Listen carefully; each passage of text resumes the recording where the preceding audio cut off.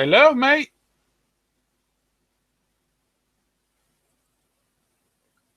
Damn, I'm fast. Even when I'm slow. Yeah. The People's Corner, D-Beck and Lyserge versus Abby. Huh. Okay. Hopefully I'm on the right fucking room. I can just talk to myself then. About A, B, C, D. And the birds and the fucking bees. Everyone's an asshole, including me. But I'm the biggest one of them all. You're all fucking cunts. And I'm a good one too. I'm a good cunt. You're an asshole too.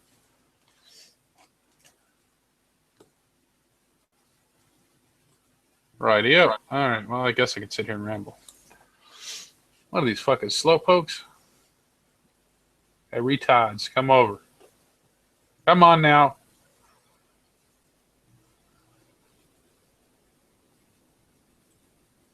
One o'clock, 2 o'clock, retard clocks.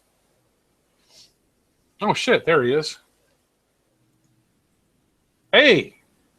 You glad you could join me?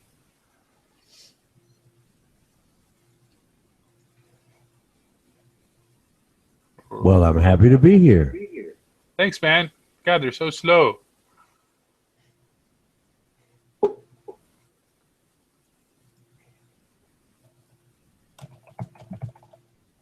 Advertisements.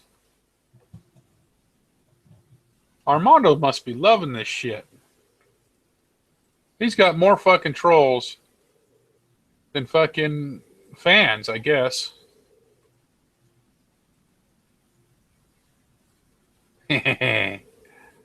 We're awesome. That's why. Them trolls are fucking fans, because they're jealous.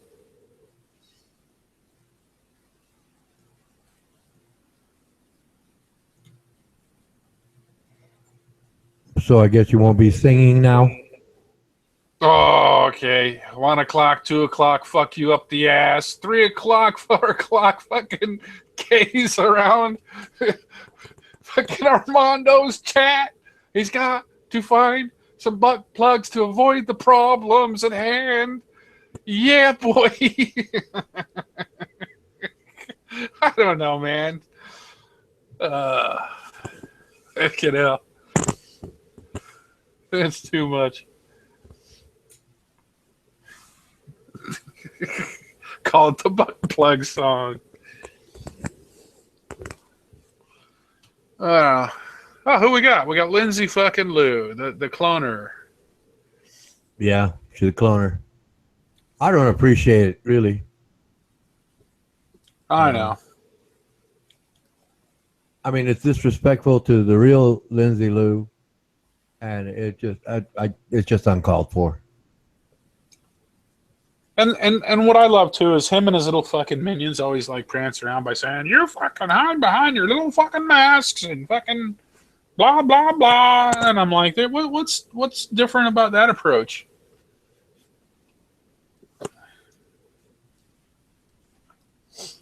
Fucking girls, man. They're all fucking girls.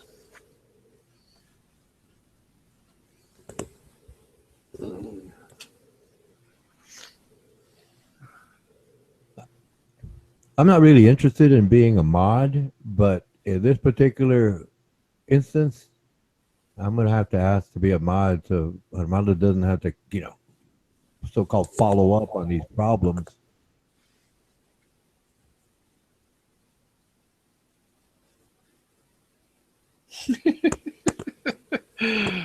Oh, it's just how sad they are. They're like fucking sad. Well, now you have a clitoris, okay, Uncle May? Oh, is that what that is? Yeah. Nice, man. Fucking sad. Jealousy is fucking great, isn't it? It's uncalled for. Well, I mean, they're my fans. They're my bitches. Oh, I'm new okay. at this, and here I'm new at this, and here they are fucking kissing my feet. Well, I don't like it. Yeah, I'm just saying. I'm not even reading it, dude. It's like fuck. All they do is come in there and act like fucking sissies, fucking shirt lifting poofters. And then they get on the mic and they say how fucking celebrity they are and how fucking mighty they are and they're fucking big ass. And I'm like, dude, have you seen you? You're like fucking wider than a fucking bar of soap, and fucking you look like you're 5'2" with no real fucking future in your fucking life. If I were to go there and be like, hey man, show me around town, they'd be like, where do we go? I don't know. Show me a pub. And they'd be like, I don't know. I don't really go to pubs. Well, what the fuck do you do here? Oh, well, I don't know. I just troll people. I admire you people. They admire us, Ronan.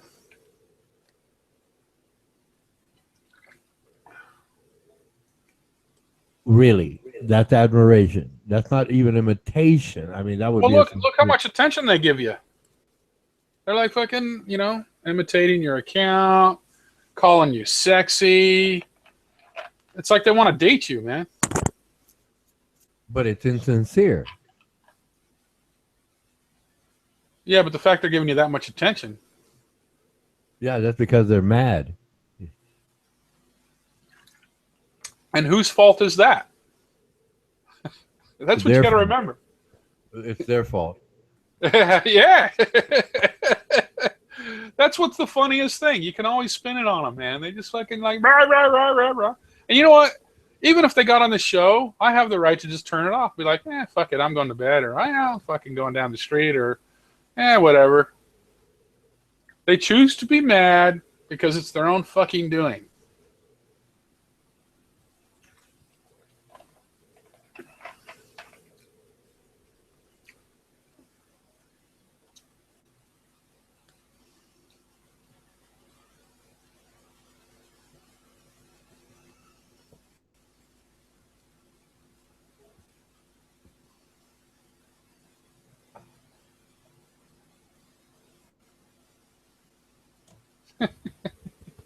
All right, what are they saying on chat?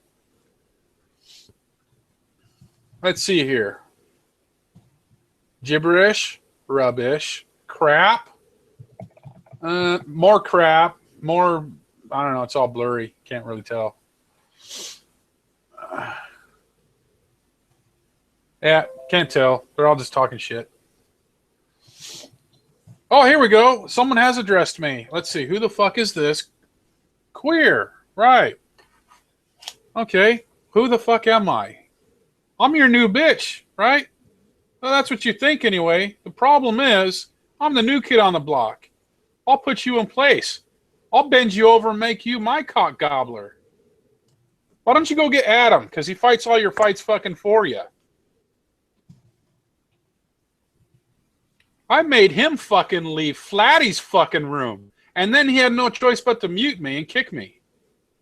That's what fucking Adam's really about. And I never met him. That was my first time I fucking met the guy. He's the one that bitch ran from Flatty. I'm not going to talk to these guys that never fucking shut up. Therefore, I'm going to cry to fucking Armando. And I'm going to fucking cry about having your ass banned because that's all I fucking do. My name's fucking Adam and I'm a fucking celebrity of 9 fucking people with my little fucking minions that follow me around because my name is fucking Adam. Whiny little cunt. Little cunt. I've seen you guys on camera. You're like fucking what? 5'2", can lift maybe like 20 pounds off the fucking bench press? Yeah. You're fucking impressive. You let them I have got it. started, man. This is like what? Fucking 2 a.m. and I'm fucking brain dead and it's like fucking... Dude, my shit fucking smells nicer than their fucking brains do.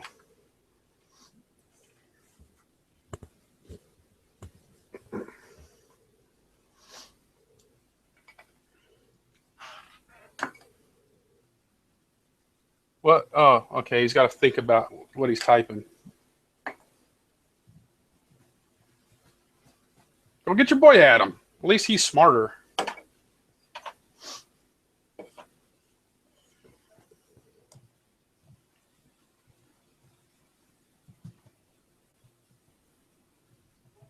I'm triggered. Yeah, right. I'm just bored, that's all. Well, I'm triggered. Is that supposed to be mean? I'm triggered. That's the ultimate put down. I'm triggered. Dude, I trigger myself because there's nobody to talk to. I got Ronan. And he's mad. And I don't like when he gets mad. But I like fucking just talking shit anyway, so I'm going to talk whatever the fuck I want.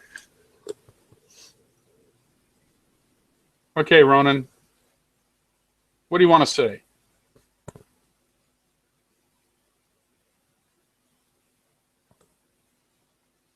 Wait a minute. You just said you were going to do all the talking. That's why I mic'd out and muted. And All right. Well, go ahead, please. he's addressing you now. The KKK Kanushi.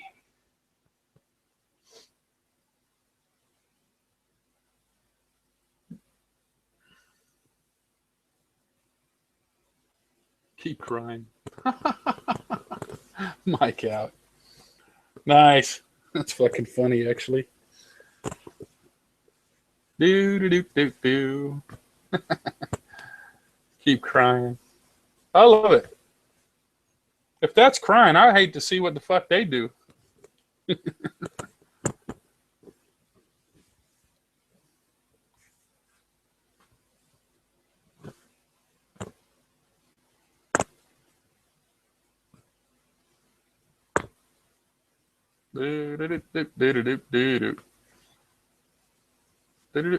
Hey, Ronan, I can't get your damn song out of my head. It's pretty catchy.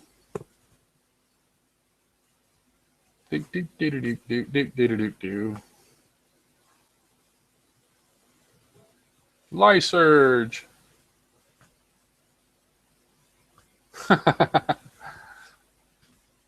Lysurge doesn't like his name being thrown in the... Dude, he's a celebrity now. He's on the mic. He will not be joining this call. Okay, that's fair enough. I'm going to be going to bed soon.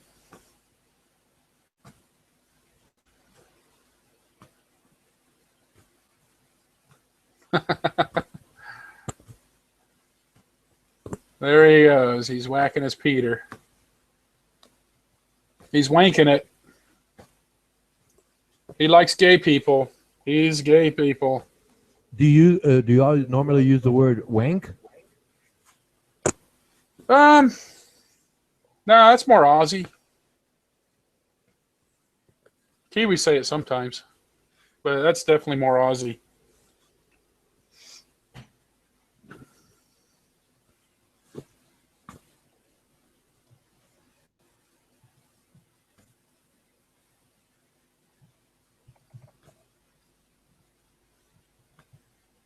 Hey, morning, Jose.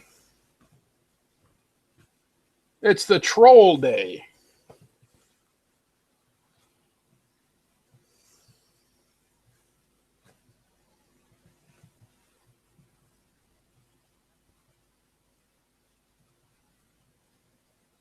Jose says, good morning to you, Ronan. Oh, are you a mod now? Yeah.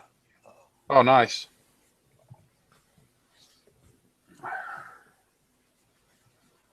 Yeah, what time is it?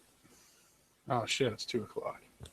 But I can't knock them out permanently. I have to click on each one. Oh yeah. Yeah, that's a problem. It would save a lot of click time.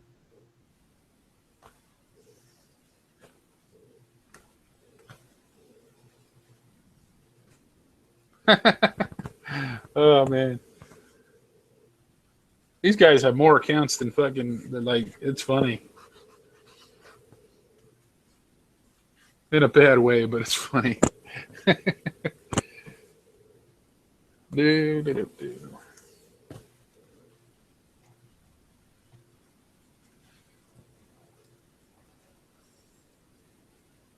Holy shit, Lysurge is a fucking mod now.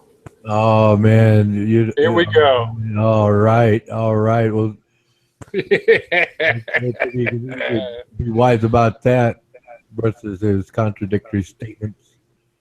Oh, come on, man. We can't sit there. What's in the past is in the past. No, right? I want to get him back in here so you catch your second wind. That's the point. Oh, you want me to have my second wind? Well, no, you'll catch it because you were trying to leave a half an hour ago. You're a dick. I love listening to you guys get after him. I really do. Well, well, put it this way. You know what happens when I talk to him? Yeah, you guys were doing pretty well. I sure was. Hey, we should have like Sheriff Lyserge, man. Yeah. He'd be like fucking. Put a little star on him. Oh. I really would like to get Lyserge in here and have you moderate between like you and Lyserge can take on the whole world, so we won't have any problem with that. Actually, it would be fun to have him go like an anti-Trump mode versus somebody that's like, and then I'll just sit there and say, well, what does that have to do? Jay Tudor, he's pro-Trump, big time. Because Lyserge, yeah, he's definitely into that political stuff. Oh yeah. I mean, that's where he really shines. Actually, Tudor's definitely a Trump fan, isn't he? Oh yeah, big time. Oh, that'd be fun. That's something they could have. Oh, that's a great topic. Oh yeah, and like I said, because I think Lyserge knows a shitload about that stuff. Yeah, I would request you moderate between them. Time limit. Like a so-called formal okay. debate. So set up like time limit rules and all that crap, and yeah. Oh yeah. You can explain the rules to them, and then send them to each individual corner, and then come up, fight. Oh yeah, man. Neutral corners, please. Okay, fight on. The Trump versus not Trump. Opening statements on both sides, and then you tell them, that whatever time limits I figure I don't know how you want to set it up, but I think it'd be a lot of fun. No, that's a good topic too. Actually, that's a fun one. I think like me and him used to have a lot of fun in the chat with that subject before the election ended. Yes. Oh shit! Is there somebody in here trying to talk? And I got the mute. Hold on, my volume must be fucked up. Oh no. Okay. All right, man. Big Ahu.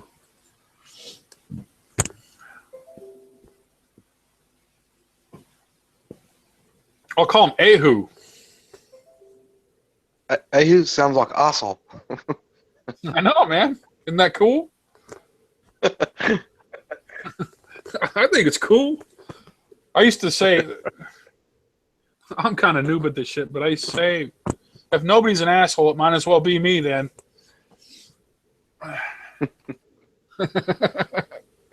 Holy shit, it's late. Ronan, you're a dick. I want to go to sleep, and then you get me fired up. Yeehaw!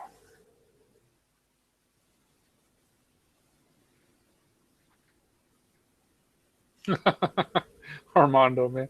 Hey, Ronan, you reached the level of being famous. You need to ban your own clones. Not funny. Not funny at all. I mean, I can't sit back and listen to you all, right? Because I got to watch this stream. See, here we go. Now Lindsay Moo wants to get modded. Yeah. No, just ignore them, Ronan. They're harmless. The fake accounts. Everyone knows they're fake. You have a point. You really do. Yeah, actually, where's this guy when I need him? See what I mean? A-hole, Ahu's awesome. A-hole, thanks. let's not say that, shall we? Dude, I'm so tired. I'm delirious, man. Oh, fuck's sakes! You calling me an a-hole? Ahu, man, a-hole. Just call me asshole, man. That's all you're. Call me an asshole. Hey, Round Dick, you better be on the job, Sheriff.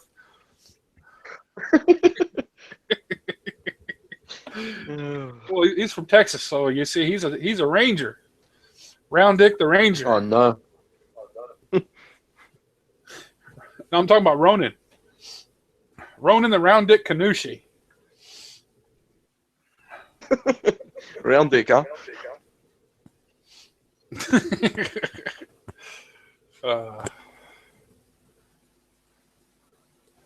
Alerts are just gonna clean house.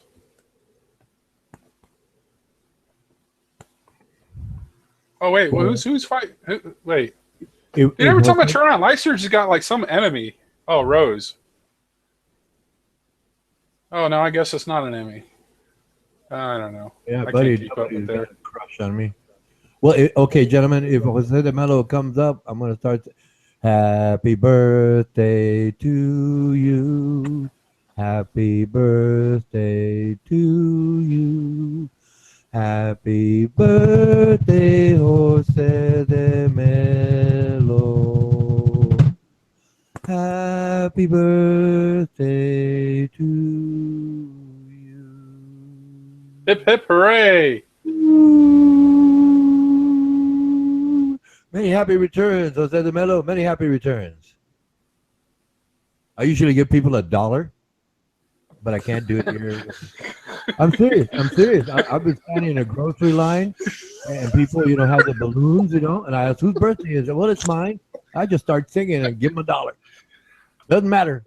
Doesn't matter. I don't know them. I don't know them at all. Just, here you go. Happy birthday, many happy returns. I've done it for decades. Look at it. Oh, you're a funny fucker, man. Oh man, if I ever go to Oz, I'm looking your ass up.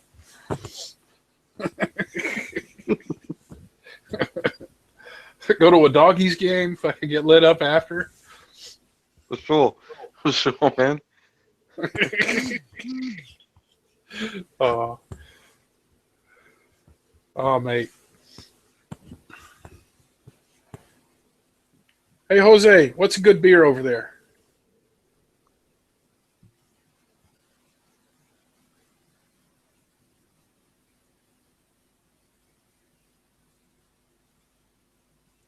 Have you seen Rose Claire's Macalvana as a new hairdo? Man, it's nice. It really frames her face quite well. Oh, true. You know they love those compliments.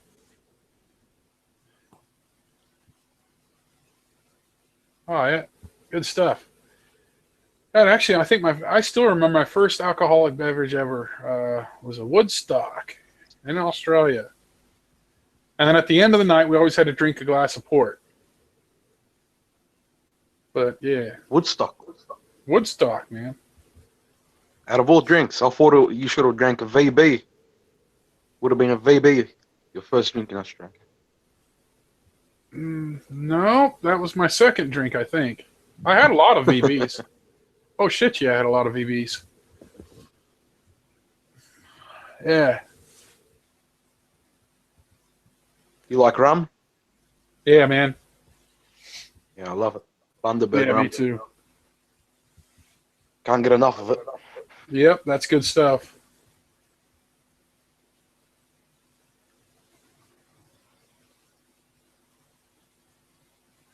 It's Petra. Actually, oh, shit, it's his birthday. Oh, okay. Happy birthday, Jose. What's your favorite beer? Or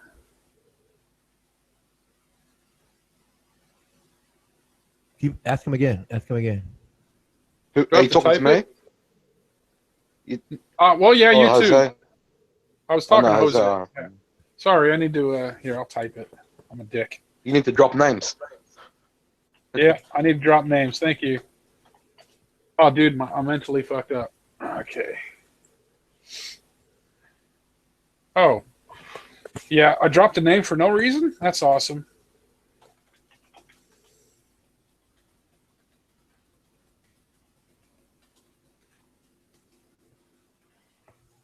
Happy birthday, Mr. President.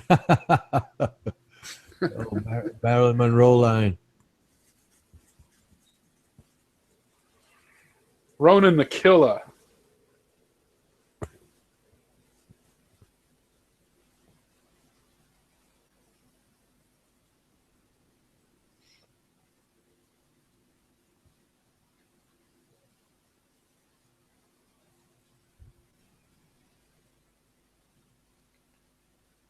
Doo-doo-doo-doo.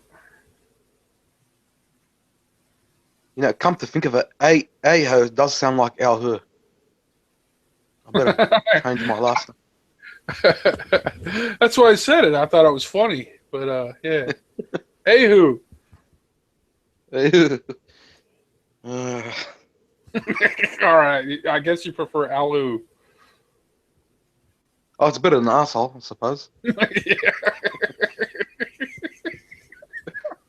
Oh, I'm a dick.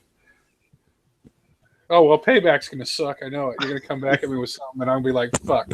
Ran into it like a fucking brick wall. Walked right into that one.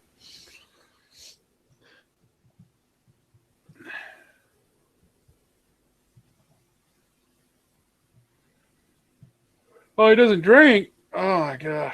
Okay. What a good man. Good man. Yeah.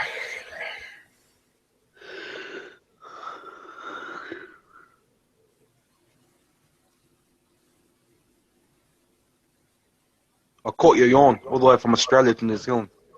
Oh no shit, eh? I forgot this mic like picks up the whole fucking room. Did you get it? No, I'm Uncle? saying I caught it from you. I started yawning as well. Yeah, See I how heard yawning that. is contagious? Yeah, definitely, mate. Yeah, see, I like that Molson. Did you get it, Uncle May? It's Molson Canadian beer. Yeah, man.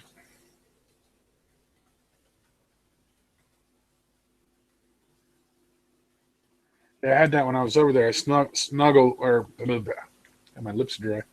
I smuggled went up to like Vanderhoof and fucking oh god, they had some good beers and they were like pretty high alcohol content in them. So I got they had like this mini keg and we had like 3 or 4 cases. I was driving the motor home back. Fucking yeah, and you're only allowed so much. And fucking I'm going through the interrogation trying to get back in the country, and I've got 1 case of wild something or other, Wildcats, I think they're called. And he's like asking me, "Hey, you got anything to declare?" I was like, "I got this 1 case of wild." I'm pretty certain they're called Wildcats. It was wild something anyway. I'm like, "Oh, I got this 1 case here, and I've only had one out of it." But he's like, "Oh, that's fine." I'm thinking, thank God he didn't search the back because fucking too many kegs, like 3 or 4 cases of just random stuff. I was shitting golden bricks, but man, it was a nice party when we got back though.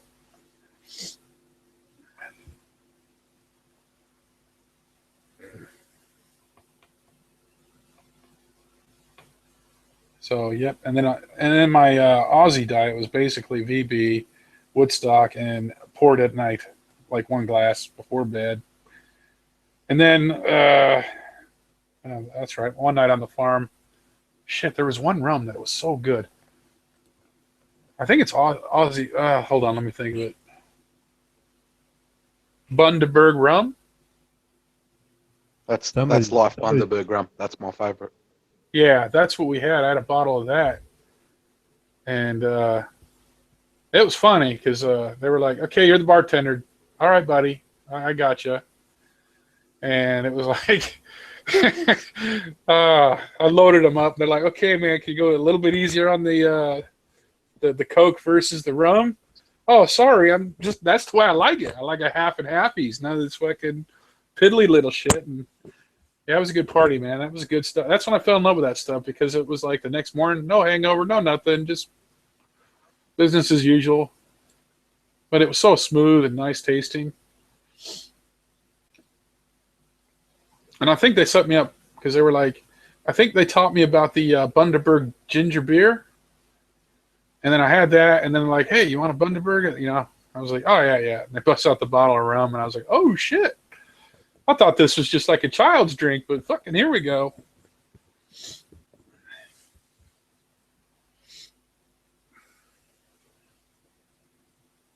Yeah, that's nice, actually. I might see if I can get a bottle of that.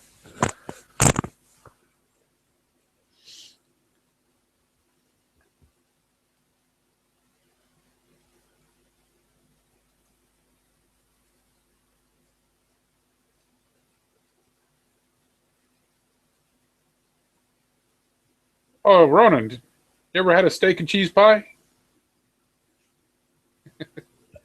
a steak and cheese bar. You said Pie. steak and cheese pie. No. That's something we like over here. Or like mince and cheese. Or, sorry, you guys would call it ground beef. But there's like mince and cheese pies and all sorts of different variety of pies. You probably love one. Okay, but it's ground beef, not like cut up steaks.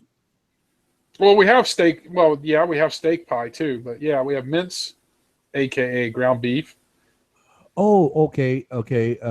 Well, here we have something called shepherd's pie. Would that be Oh yeah. the same? Oh, we have Yeah. that too. But like let me show you something. I'll give you a link, eh? Hey, I don't want to screen share, so let me see if I can find some pictures. yeah, well, yeah. If it's a video on how to make it, I'll look at it, please. Okay. I'll just show you pictures first, and then I can get you. But it's funny, Oh, you would like walk into any old gas station, and then man, it's like they're just everywhere.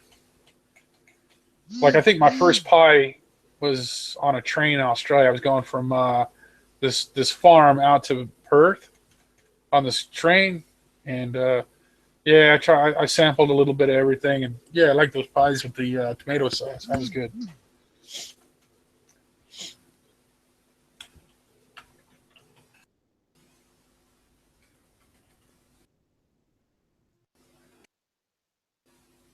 How to get fat fast. Eat tons of these fuckers.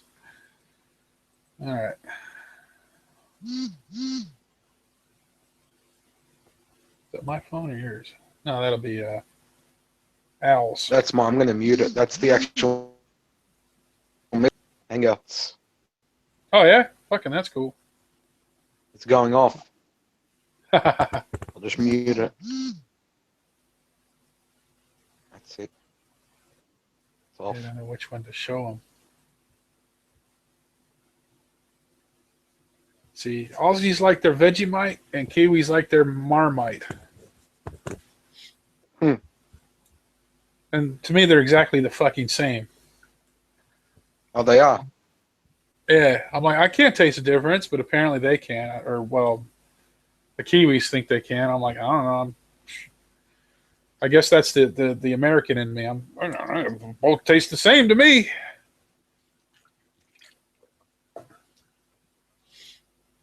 Maybe I should screen share.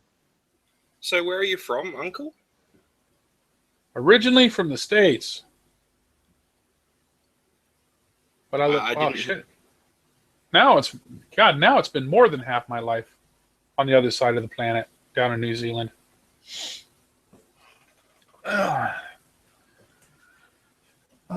Actually, I'll just send him this link. Good stuff. I couldn't tell. You really don't have a New Zealand accent. Not at all, hey. When you called me a retard the other day, you said retard funny. I thought you had an accent. Retard. Yeah, sometimes I have a little bit of words that, yeah, I guess I have a little bit of development, but ultimately I still have the huge American twang. But some words I'm starting to develop. I guess it's a accent. Yeah, retard. Car. Had me laughing. Yeah, no, that was. Yeah. You retard. I was like, Retard. You fucking retard. or whatever I said. Yeah, I don't know. Yeah, I just it was like a New Yorker accent or something. yeah. Amy was calling me a retard. Fucking yeah, broken ass fucking cesspool of a fucking language that I've got. I can't say Well, I speak very well. I taught Ronan the word bogan. Al who? Oh, he knows it now. Yeah.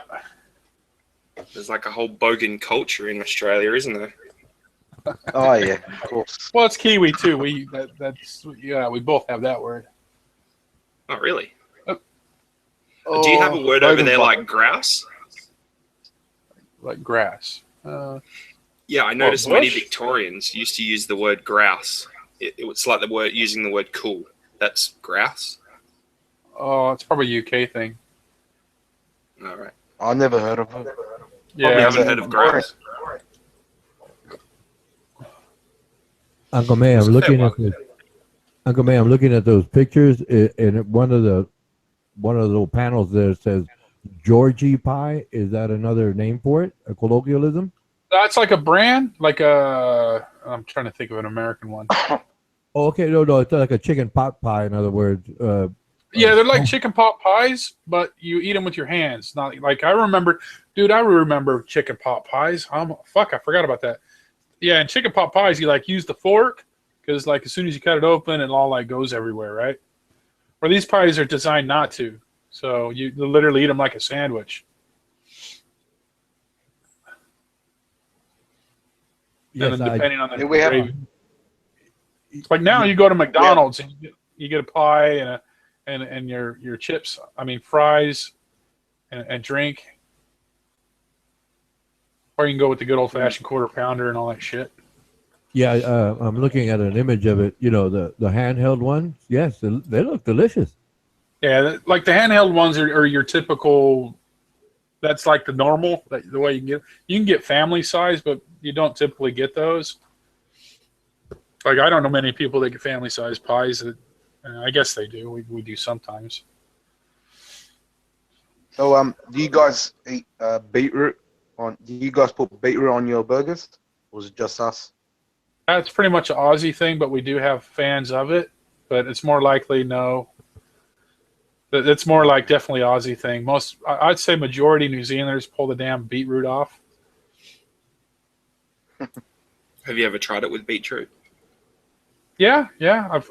It's funny. You go to McDonald's, and it's funny because I know that it's definitely more of an Aussie thing. But at McDonald's, like once a year throughout a few months, they have what's called the Kiwi Burger, and the fucking thing has a beetroot in it. Almost all of us pull that fucking beetroot out. It's got a fucking an egg and lettuce and all sorts of shit in it, with the stupid beetroot. And we're like, fucking hell, take the bun off, get the beetroot, throw it out, let the fucking seagulls fly off with it. So the New Zealand Pie Cart is like a company there. Yeah, probably. Yeah, no, it just has a lot of those carts in the image. So Oh, I imagine okay. it's I think it's some kind of, I guess, franchised company. Yeah, probably. One day I'll do like a little presentation, but yeah, you get the idea of pies. Oh yeah, they all look good. Yeah, like I said, they're like the quickie fast foody shit you can get at any gas station. It's kind of funny calling them gas stations. You call them petrol? Petrol station. Yeah, exactly. A petrol station, petroleum.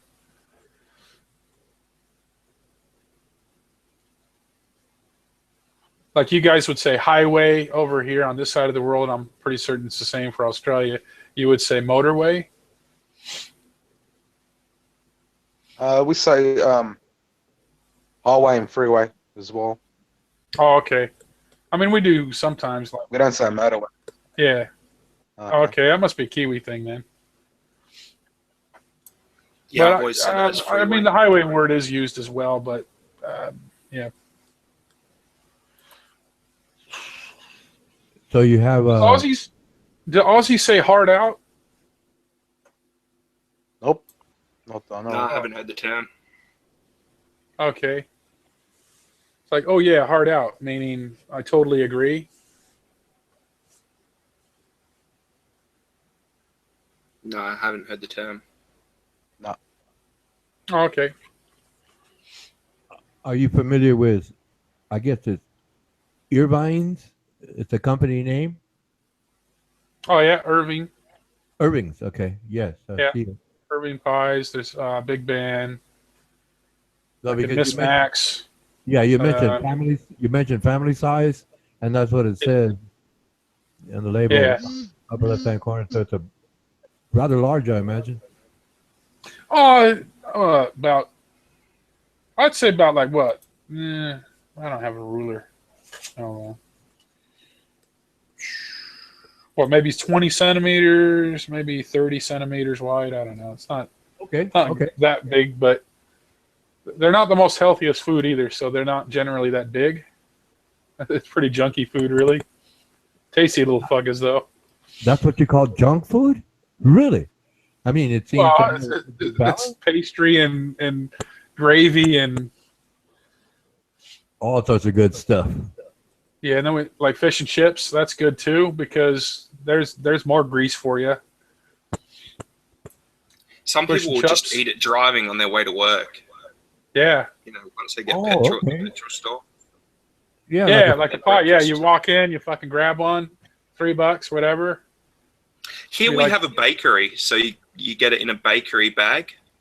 Yeah, So you just, eat it out the top of the bag. yeah. Like we have oh, go ahead.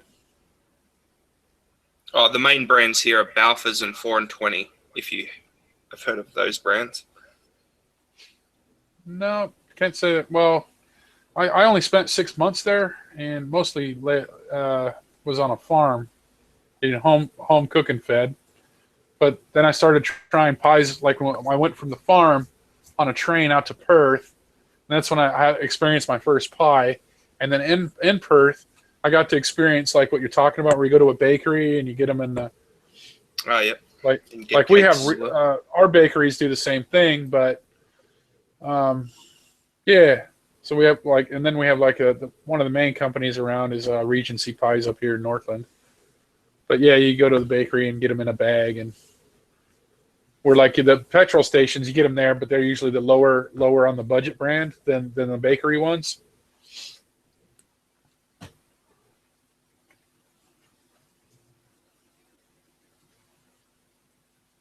Yeah, sausage rolls, those are good too. More junky goodness.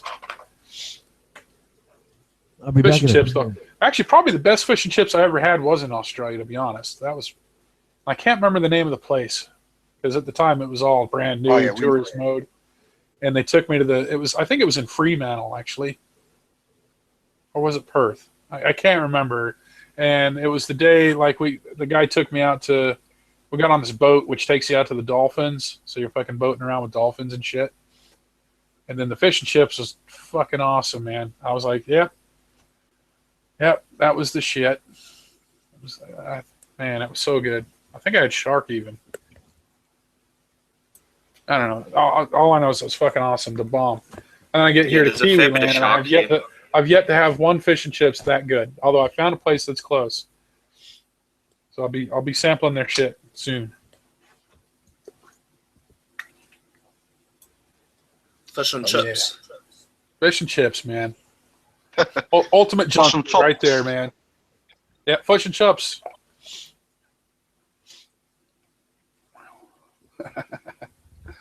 I had my woman in here earlier trying to sample some of that Kiwi accent because I think Ronan asked me to imitate it. I'm like, dude, I can't imitate that shit. I could kinda a little bit. Have you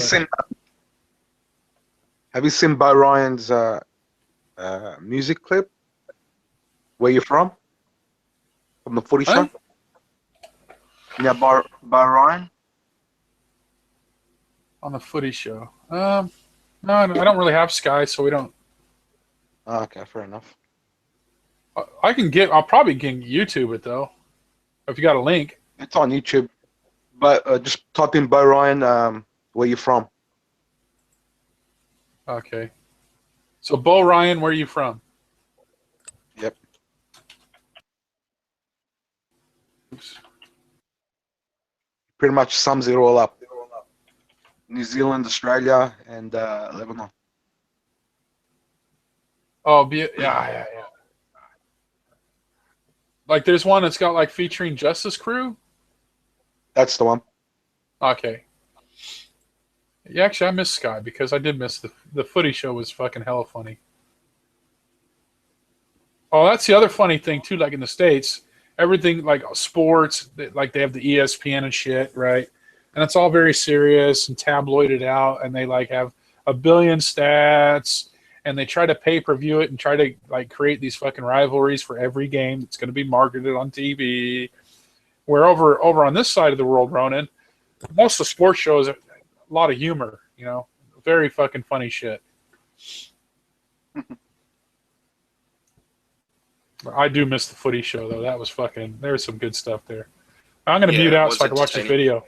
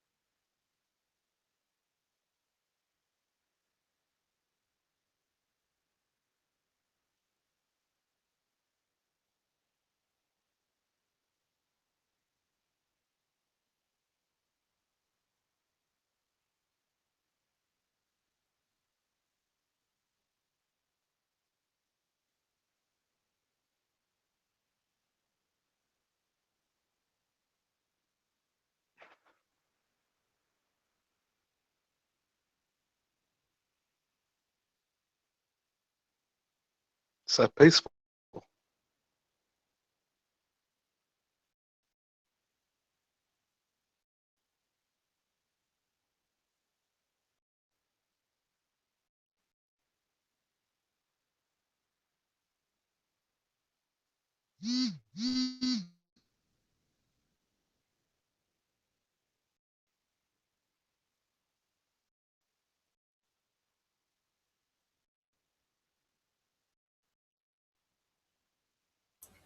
We must be in a bad time zone. It seems people go to sleep at when, you know, at a good time and night for us. Yeah. Yep. And like you were saying, a lot of those clones are Aussies, you know. They're shitty Australian lingo. Unfortunately, it's the this chat has an Aussie problem, if you know what I mean. Yeah. It's an Aussie.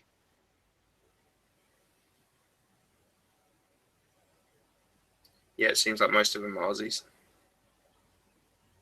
All of them are, basically. The two major troublemakers. Adam and Troy. Yeah. Have you bumped into Bulldog as well? Bulldog, no. Is he an Aussie? Yeah, he's also another Aussie. Very similar to them. Troll? Oh, great. Hmm? He's not too bad. He's nice at first, and then he sort of, you know, does his trolling bullshit. His shtick. Turns on you. Yeah. As they all do. But, you know, that's what people do for entertainment these days, I guess. Suppose so. They're just, you know, their entertainment's fucking pathetic. Claiming you're better than everyone. Adam's on another level. He's beyond troll. He's upgraded. He's the master dragon. Yeah.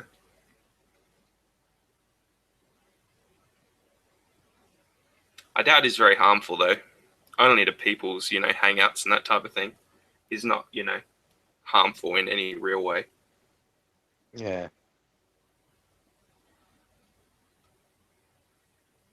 I think he's got problems. Oh, that's fucking funny, mate. Did you watch it? Yeah, fucking A, man. I love how it starts, too. It's got the fucking Hories at the start with the cuz. Fucking, I was like, oh, my God. Yeah, function chops. That's right.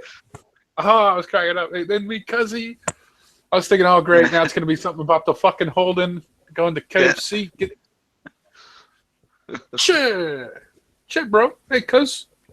Want to go get a want to go to KFC? Get some chips, bro? Yeah, chair. It'd be funny. Oh yeah, that was fucking awesome, man. Fucking, I was cracking up, man. All the different fucking that's some funny humor for sure, eh? Yeah, he does it really good. Yeah, that's fucking awesome, man. I was like cracking hard. So between like the typical Aussies, you had the fucking Hories, you got the fucking Bogans and the fucking you had it all in there, eh?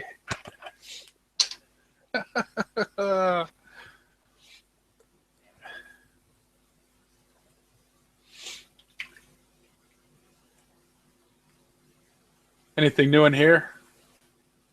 Hey, so hot dogs from Australia too, eh? Yeah, I think so. It's from Melbourne, isn't it? Victoria. No, I'm from country Australia, man. I Okay, don't where know. about? I feel weird about giving me out, where I'm located, South Australia, Oh, because South. the threats and shit. No, I didn't want to know exactly what fucking city. Just well, I suppose city isn't too bad either, is it? No, country South Australia. My population's only like 1,000 people. Really? Yeah. Huh. And the next city is like 2 hours away. Now that's some bush in the shit, isn't it? Yeah. It's away from everything. You like that? Not all the time, but it's not too bad. Yeah. Holy shit! You're not kidding, man. That's fucking right in the middle of the fucking. That's hardcore land there. It's not that bad. I live along the river, so it's it's not dry or anything. Yeah, but fucking hot as fuck. Dude, I went there. Yeah, my mate fucking specifically said, "You're coming in the wintertime, bro." But he didn't say bro, but he said, "Yeah." He was probably more or less the dude that said, "You're coming in the wintertime, mate." And I'm like, "Are you kidding me? I don't want to be fucking rain." He's like, "Dude, we get fuck all rain." And actually, that year they did too. I wasn't sure if his crops was gonna make it, but no, man, fucking hey, it was hot though. I get off the plane in no less than 15 fucking minutes. I got a sunburn on the back of my neck because, yeah, I was like, shit, man. And then that's when they explained no fucking ozone over here. Thanks to the fucking Yankees and their fucking pollution, fucking destroyed the ozone fucking hole over on this side of the world. Like going to some family members, Kapahaka was like standing out there getting baked in the middle of summer. Stinking Yankees. Do you believe in all that global warming? The global warming, you reckon it's true? Honestly, I haven't really. Well, I suppose so, but at the same token, I don't. I don't know. I'm like neutral. I don't really know enough about it if I can have an opinion, to be honest. I don't see why they would. I don't know. What do you guys think? I think it's bullshit. I think we're warming. I think we're warming naturally. Yeah. And I don't know if humans have any, I don't think humans are speeding the natural warming up. But, yeah, I think it's just warming naturally. I guess I believe in it because I believe that, like I said, the ozone's fucked over here. It's like fucking, the sun is like unreal. So does that we went through a 6-year drought, so it was, we were definitely thinking that something wasn't right. Yeah. I mean, even the fucking paint gets, like, on certain cars, the paint gets fucking peeled off just by being in the sun. Because the UV rays are so much stronger than, say, Japan. So if you got a Japanese fucking Honda import, and fucking, man, the paint's going to be stripped in like no fucking time flat. Yeah, we have to lift our windscreen wipers so they don't melt to the windscreen. Yeah. It gets hot.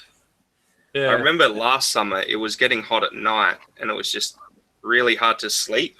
It was getting down to only like 30, 34 at night, 34 degrees. It's like, fuck, give us a break. There's like a few weeks constant of that. But yeah, winter's much better. Yeah, And it yeah. rained really well this year, so Oh, that's good. Good.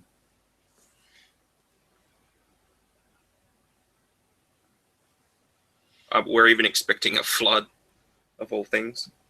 What the? In the middle of that fucking desert?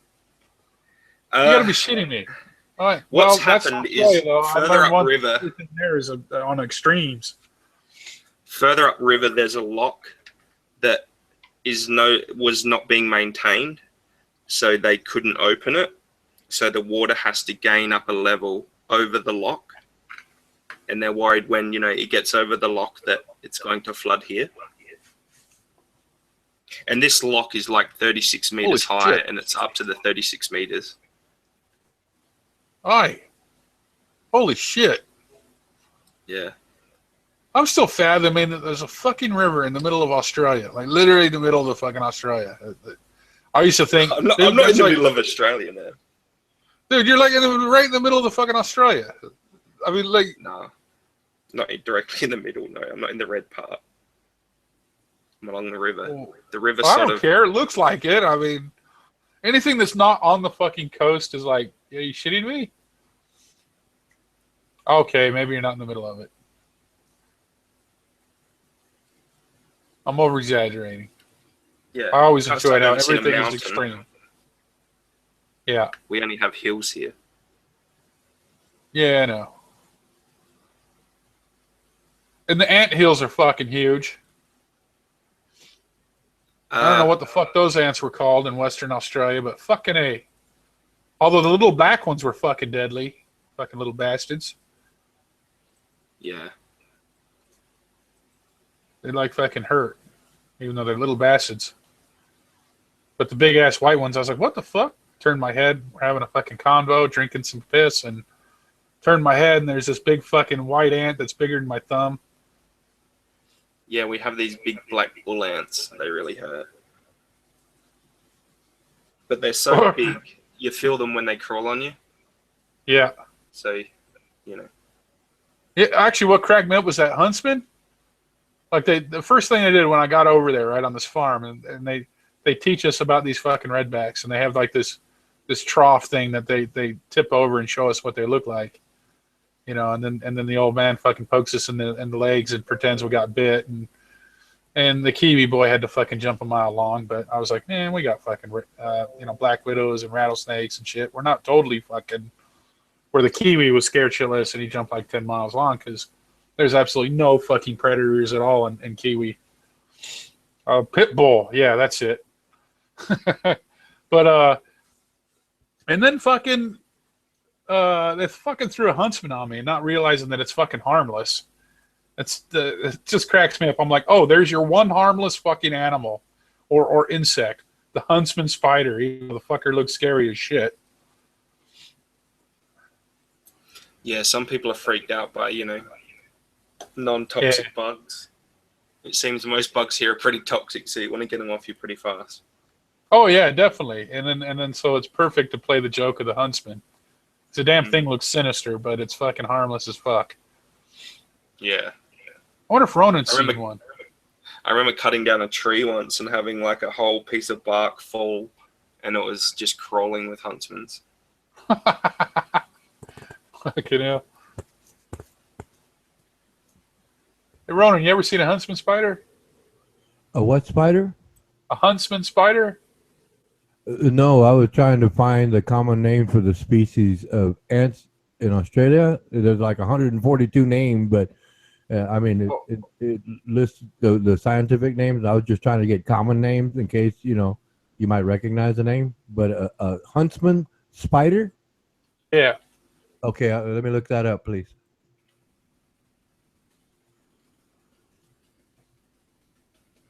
Now, they got a fucking, like, that's the thing, too. Like, yeah, they have so many fucking things.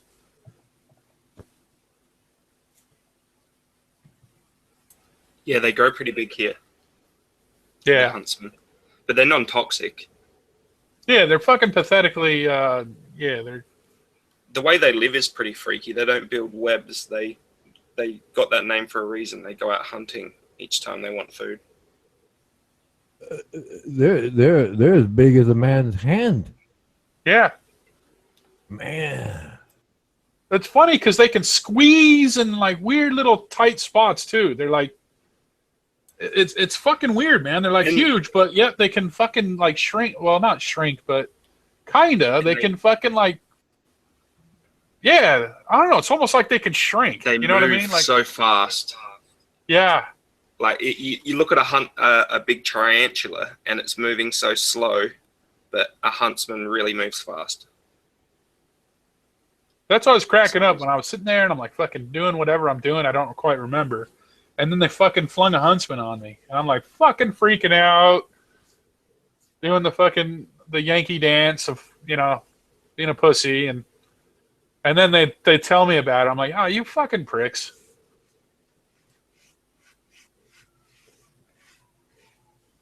The golden orb spider was kick ass though. Yeah, I was like, they're amazing. Yeah, the fucking web on those things were. Webs. Yeah, the web was so strong. It was awesome. Because there was this big fucking awesome webbing set up, and so I got to go up there and pluck it like it was a fucking harp. And he told me a little bit about it, but it was fucking awesome. They got some cool critters, man.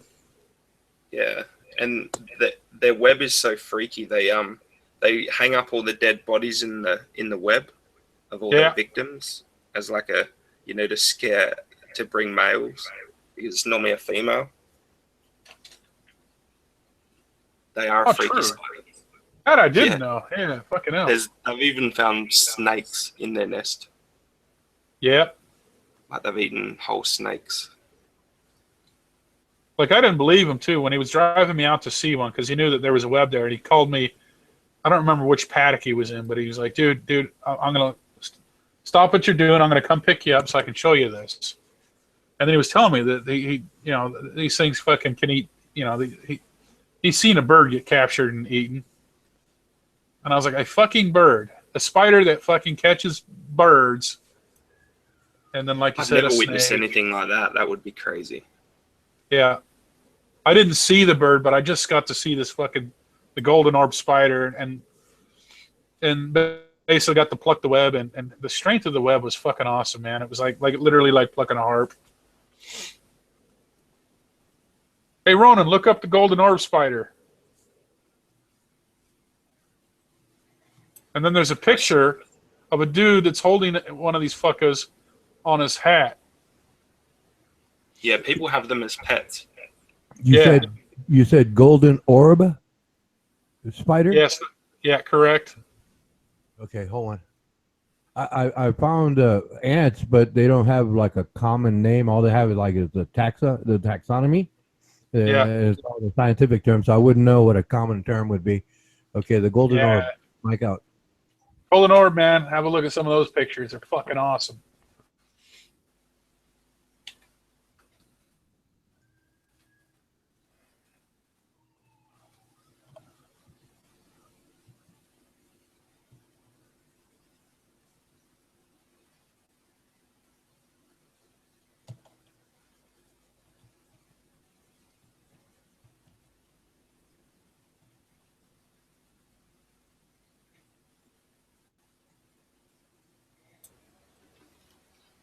I keep saying that's right all the time. Oh, that's right. Yeah. Those are big elk. They're also pretty big. What's that? They're also quite big. They're out. Yeah, they're fucking. They can get real big. Yeah, they're known to catch birds and fucking all sorts of shit. That web is incredibly strong. Oh no! I see an image here. It's bigger than a man's hand in terms of reach. Man, but they got some very, very nice designs on them too. Yeah, man. Yeah, their legs have that black and white pattern. It looks good, but also very terrifying. Oh yeah. Like I said, man, over there it's like extremes, man. Like I said, I was cracking up when I was out in the bush, as always. And like I said, there was this fucking this tree branch laid on the ground, and they made the joke, "Hey man, here's this axe, and Go chop us. Go ahead and chop it in half and bring it over, knowing that it's fucking like very flexible and very hard. So I swung the axe, bang, bounces off, and does the trampoline effect. And they laughed their asses off. And I looked, and there's like barely a dent. And he's like, "That's why we fucking use chainsaws, you idiot." Because some of the trees out there in those environments are, because some of the dust storms are pretty badass. So some of the trees are very flexible and tough, and they must have the rubber in environment's them or pretty something. extreme. And the I reason know why it's it's hard to golden cut orb is some of because the like wood when it's wet. They normally Oh, really? they normally cut the base of the tree down and then cut it into parts, and then you can split it later with an axe when it's a little bit drier. You're probably trying to cut it wet. Yeah, probably. And I cut the middle, which was trampolini. But yeah, It's never a good feeling when you're holding an axe doing that. Yeah, doing. And the webbing's gold, like it's literally golden color, by the way, which is why it's called the golden orb. So that webbing of that golden orb is literally like golden color.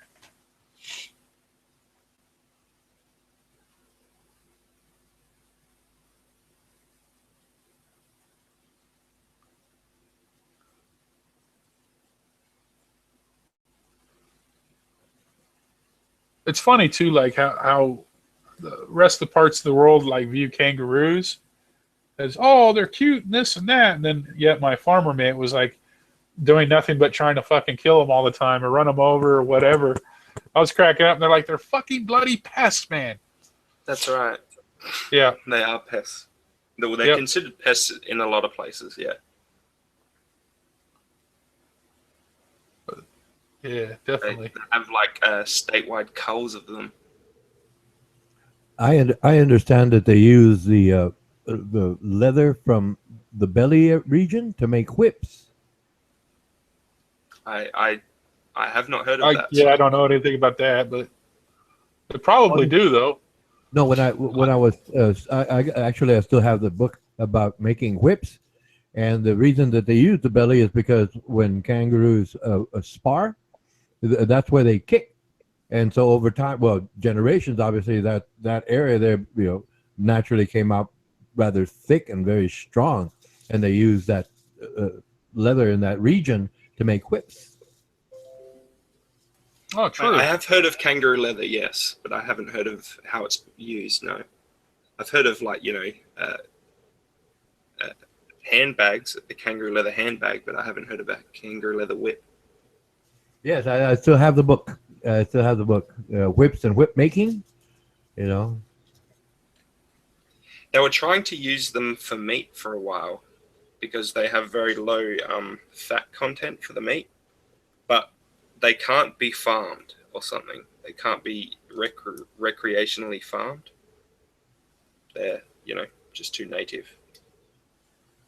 Yeah.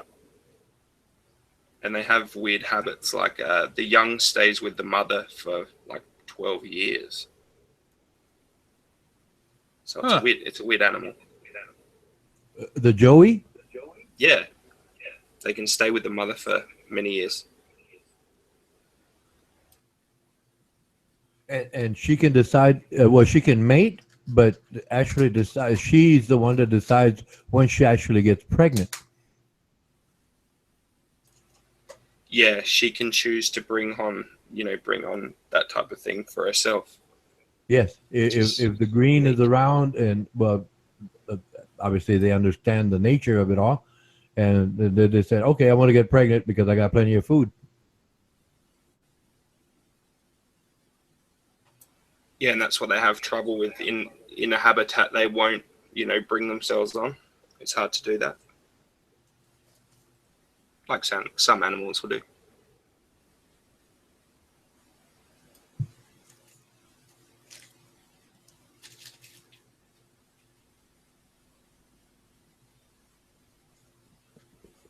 Hey, they got definitely some cool critters, man.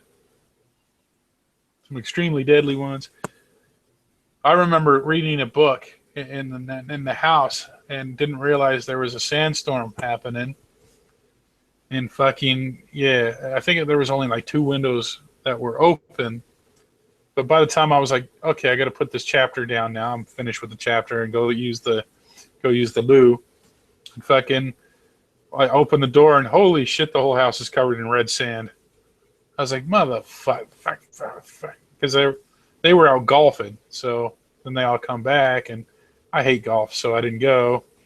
And they did the once a week golf, and fucking, they get back halfway of me cleaning, and it was like fucking embarrassing. I was like, motherfucker. Were you at a farm called Port East Station? Nope. No? All right. It's a very common farm, a very big farm here in Australia that a lot of people stay at. Oh, okay. Trying to find one of these anthill things. They were like fucking bigger than I was. But I'm trying. I mean, I see them. Oh, here we go. Here's a Are you picture. sure it wasn't a termite mound? That's what I was going to ask. Oh, it could be. I don't know, man. I'm not a fucking insect guru, man. But Yeah, I think it's a termite mound. oh, Yeah. okay. Termite mound. Yeah, I remember seeing that in a nature program. But yeah, I used to go for walkabouts. There's me getting to use more Aussie thing.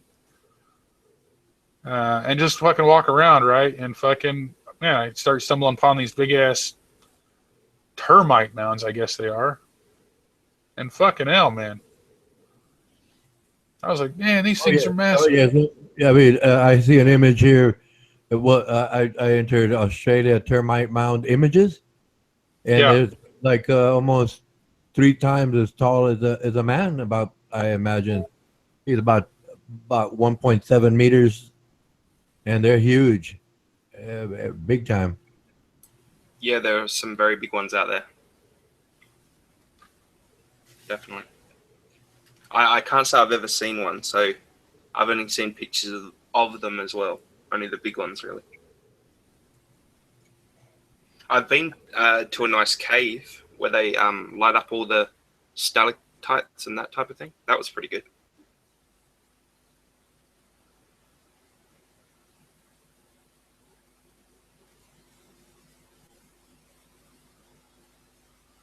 Were you singing here? According to this video, that it's an ant that's trying to steal a golden nugget.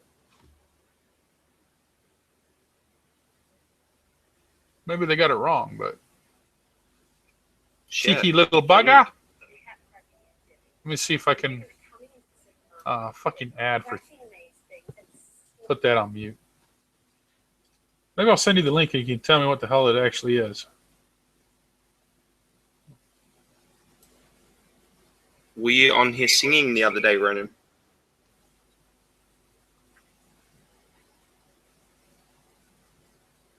I thought I read someone say that you were singing in chat or something. Yeah, he's saying. The what? I was just asking if you were singing. I missed it. At the termite mound? Oh, no, sorry. I was changing the subject.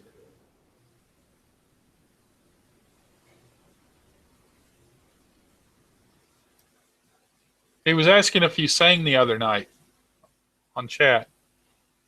Oh, the other night? I might have. I don't recall. With a guitar or just singing? I only read it in chat. Someone complimented your singing, and yeah, I think they mentioned guitar. Oh, I was just asking if you had. Oh, yes. Missed it. Oh, yes. Well, last night, let me see, it would have been Bob High. He got into his new flat in Kosovo, and he said, well, I expect you to sing now. And I said, okay. And then I sung a tune that I wrote. Yes. I don't think I'm a very good singer, but I made up the song. Do you find you can sing better in your mind? Everybody sings better in their mind. Everybody sings better. I was thinking about that today. do you think our memories could be altered because our mind might alter them? No. 'Cause, Well, I'm sorry. Go ahead, please. well, you know how we can sing better in our mind. Well, what we perceive as hearing it, we hear it like we tone perfect nearly, and like maybe our memories going through our mind as well, maybe they could be altered because we are seeing the best of what our mind sees. Okay, If it's that like makes sense. yes, it's like when you listen to music, right?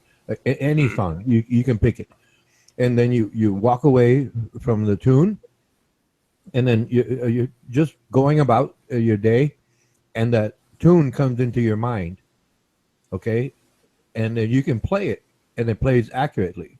The difference is that there are very, well, not very few, a small percentage of people that can think it and play it.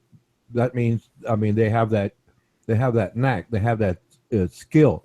They're like musical prodigies, right? Can just think of something and they'll just start playing it. Yeah, Perfect. I've read about musical prodigies. They have what they considered genetic DNA, where it was handed down from previous, their previous Yeah, their parents. Yes, family. Yeah, yes. it's an interesting Happens. subject. It happens often. It happens often. One time I was walking by this couple in a grocery store, and they had this little girl. She couldn't have been over, I'm imagining 2, 3 years of age, and she was singing perfectly. And I stopped and I said, "Hey, you have a musical prodigy there." And the mother nodded her head, "Yes, thank you so much." Yeah, oh, you're welcome. And some people are just born with that skill. I mean, other people are born with different skills, passed on from parent to the child. But Yeah, it does happen. It does happen. Like myself, like sometimes something will be going through my head, not particularly complex, and then I'll pick up my guitar and then I'll start strumming it. And okay, this sounds like I imagined it, but many a time, I think of it and I try to play it and it just doesn't add up. It's to a degree with everyone. Some yeah, have a better aptitude for it. Some people don't.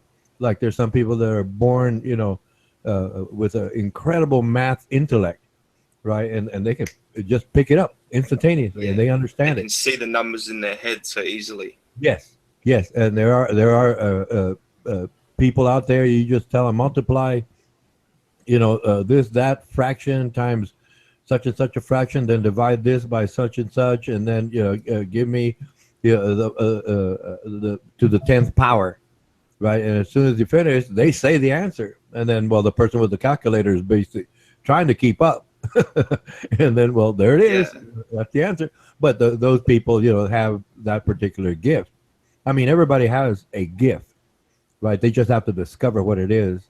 If their parents yeah, are musical, well, the children will be musical. And, if the parents have mechanical aptitude, the child will have mechanical aptitude. But it varies, it varies between parents because one may have a very good gift of music, but the child doesn't have it. But that child's children may have it. It might skip generations. It might be the next generation. That's just the way it happens in nature. yeah. I find it very interesting that we can hand down those abilities. It's like all of us have instincts, and we're handing down something instinctually. It's very interesting. Oh yes, it's like they've done brain studies, and it's called the gray matter, right? That Yes. part of the brain at the top, right? It's not down to the stem, right? And the way it's shaped, right? That it's like a muscle specifically set up to do something, and they have that gift to do it, and the parent passes it along, and then they develop it further, and when they grow up, they have that skill.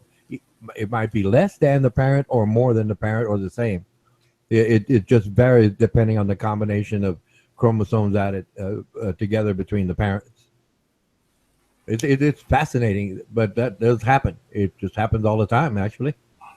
Yeah, I find it they've studied it more in the musical talent type field, where the musical talent seems more instinctual to the people, you know, like it comes so naturally for them. The patterns in music. Yes, it's also been found that people with musical talent are usually incredibly good mathematicians. It just, I mean, that's that part of the brain that Yeah. basically, well, it would have technically would be the left side of the brain for the math, and the creativity part would be the right part of the brain, side of the brain. That's the way that is. And when the brain puts it together, you have very good music or a very good mathematician, depending on. Chew, bro. Chew, bro. No, I will. I can't chew. Just dropped it, bro. You don't understand. I'm like, look, bro. But I can't chew, bro. I can chew, bro. Are you watching the Blue Whale? Give any plankton. Yeah, we played the Check over here. Do you happen to have a bucket or a hose, bro? I need to bucket get of hose, wet bro. I need pretty parched. I'm parched these, and I'm beached, bro. Oh, that's so fucking true.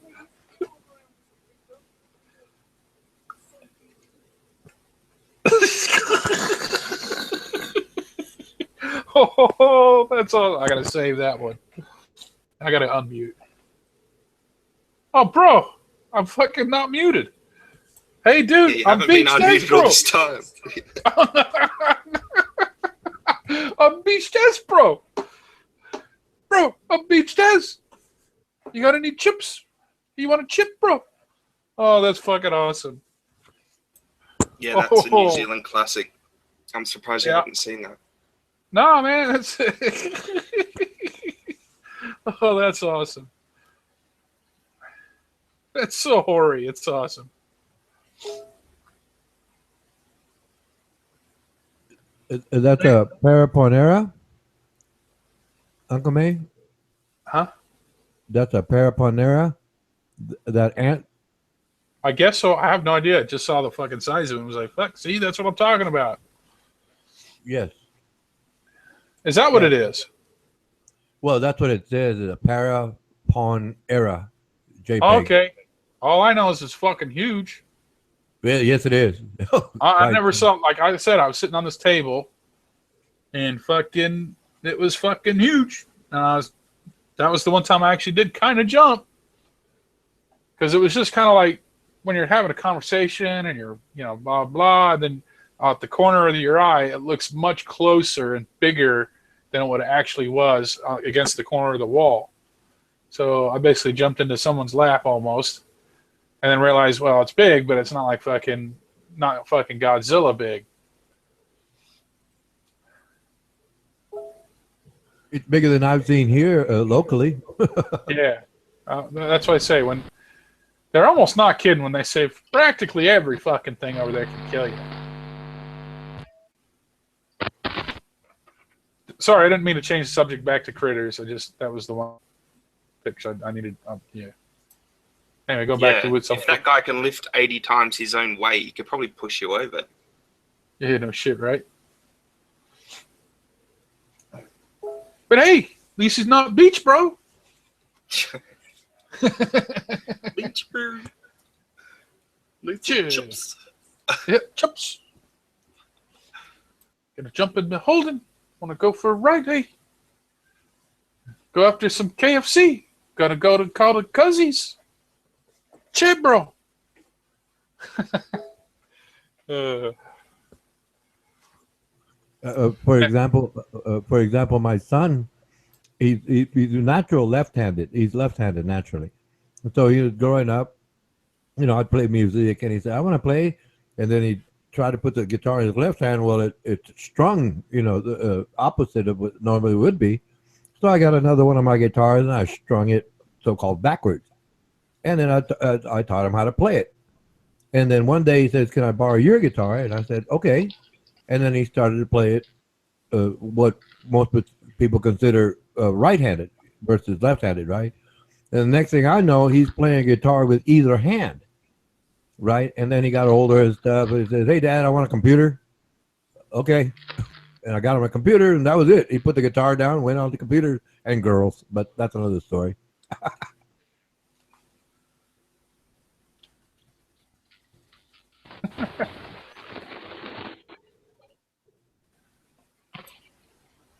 David, we can't hear your mic at all. It's only like ruffling.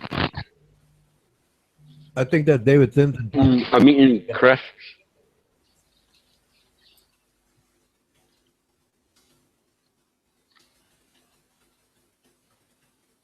Can you hear me okay now? Loud and clear, mate.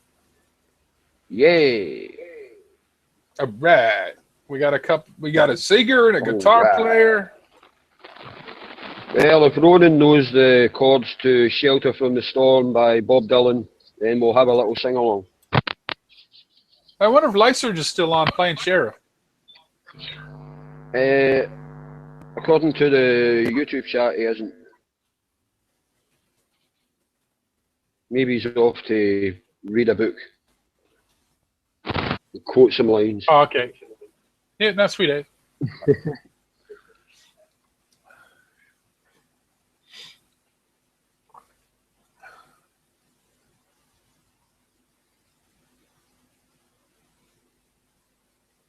I'm fucking tired. Yeah, me too, man. I should be in bed. But then he got me No, fucking laughing. it's only 2 p.m. here, but it feels a lot fucking later. It's just been a really long day. I hear ya. It's been a really long day. It was a long night and it's a long day. But I'm getting my boy back in about an hour, so that'll cheer me up.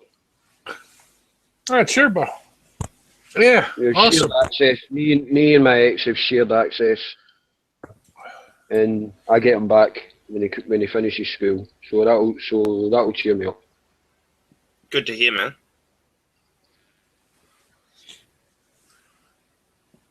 Yeah, Dave, you're doing well.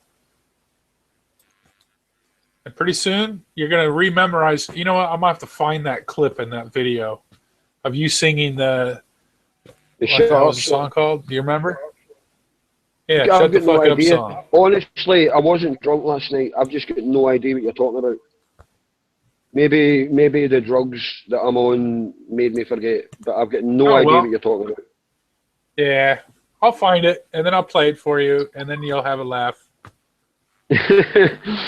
Don't play it here, because there's a video that basically on this stream that shows me as an absolute drunken idiot on camera, and that made me stop the drinking on camera as an absolute drunken moron, and that's what made me give up the drink.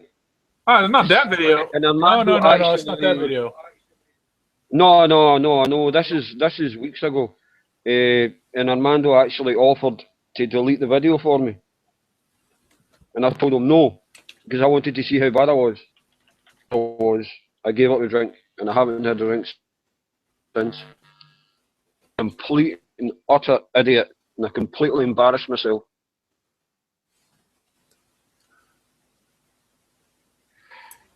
Oh yeah, that's good to hear, man. Nonsense. I mean, you know what you're like. See, when you're drunk and you think you're talking sense, but you're not. You're just rambling nonsense. Yeah, but sometimes people don't see it. It's good that you've seen it and you're wanting to improve. Well, I mean, I'm even seeing counsellors and all that. I never thought I would ever do that. Oh, that's good, man. I actually thought I was above that, but seeing counsellors now has actually helped me a lot.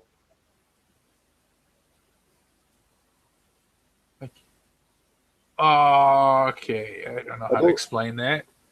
Okay, hold on. Let me explain that. Not you, this chat. I know, I'm reading the chat as I'm speaking. Dark Side of the Moon supposedly syncs with Wizard of Oz, but it's impossible. The moon only lasts about 40 minutes, and Wizard of Oz is 2 hours long. Okay. Play it. Hey. Huh. Well, I just find it crack up. I'll be sitting here talking, yondering, and blah, blah, blah. And then once in a while, I'll see between you and Jose DeMello, you just like start bleating out like songs by people, like in chat randomly. This is how me and Jose DeMello became mates. See, on Newsmax, he just used to put a song out, type my name in a song, and I would type my name in a song, then vice versa, on and on and on, and that's how we became pals. All right. Right on. Because me and him have got similar musical tastes. Yeah, yeah. That's good. Eclectic, I would call myself eclectic. I can basically listen to anything. Yeah. I could go from Metallica to Mozart in about 10 seconds. Nice, man. I'm kind of similar-ish. Probably not that well-rounded, but I suppose it really just depends on your mood, you know. yeah, I think so. I love listening to classical music if I'm out in the garden. Oh, that'd be cool. I Weather. never tried. I love listening to classical music then. Winter, I'm more into rock. I was surprised you knew what I was talking about, like when you were not remembering anything, and before you sang the "Shut the Fuck Up" song, which is my personal one of my favorites. You were like, "Name a song," and I was like, I named a very easy one because you were like, "Name a Queen song," and I was like,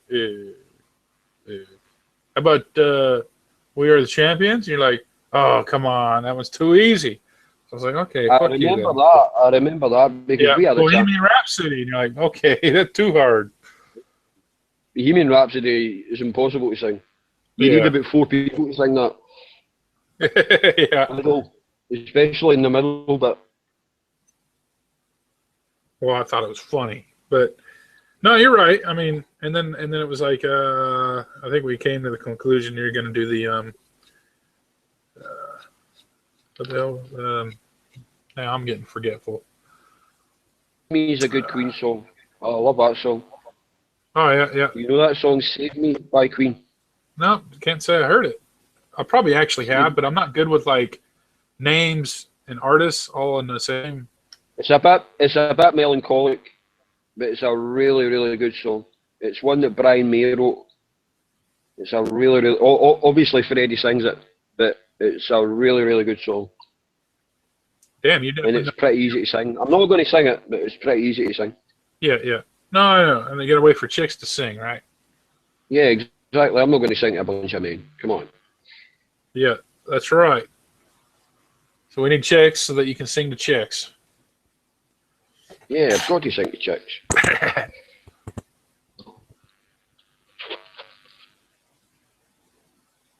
You guys can do it. Do it. Unseen Melody by the Righteous Brothers. If I could sing that, I would leave this chat and become a singer. Yeah. Oh. You ever heard that song with you too, Miss Sarajevo? Yeah. It's a Well, what about it's a this charity Unchained song, if I Melody? remember right. What the hell is that? Unchained Melody is way too hard to sing. You're in an incredibly high key. I can't. Is it Bobby, the guy that died? What's his name? Bobby something. Is Medley? Is it Bill? Is it Phil Medley or Bill Medley? The two Righteous Brothers. One of them died. The one that sings Unchained Melody died. I know that. I just don't know their names. Bill Medley. That's it. Bill Medley's the guy that sings the majority of "You've Lost That Loving Feeling." Oh, true. Huh. I know the song. I just didn't know who sang it. The other guy sung Unchained Melody. I mean, loads of folk have sung Unchained Melody, but Brothers does it justice better than anyone.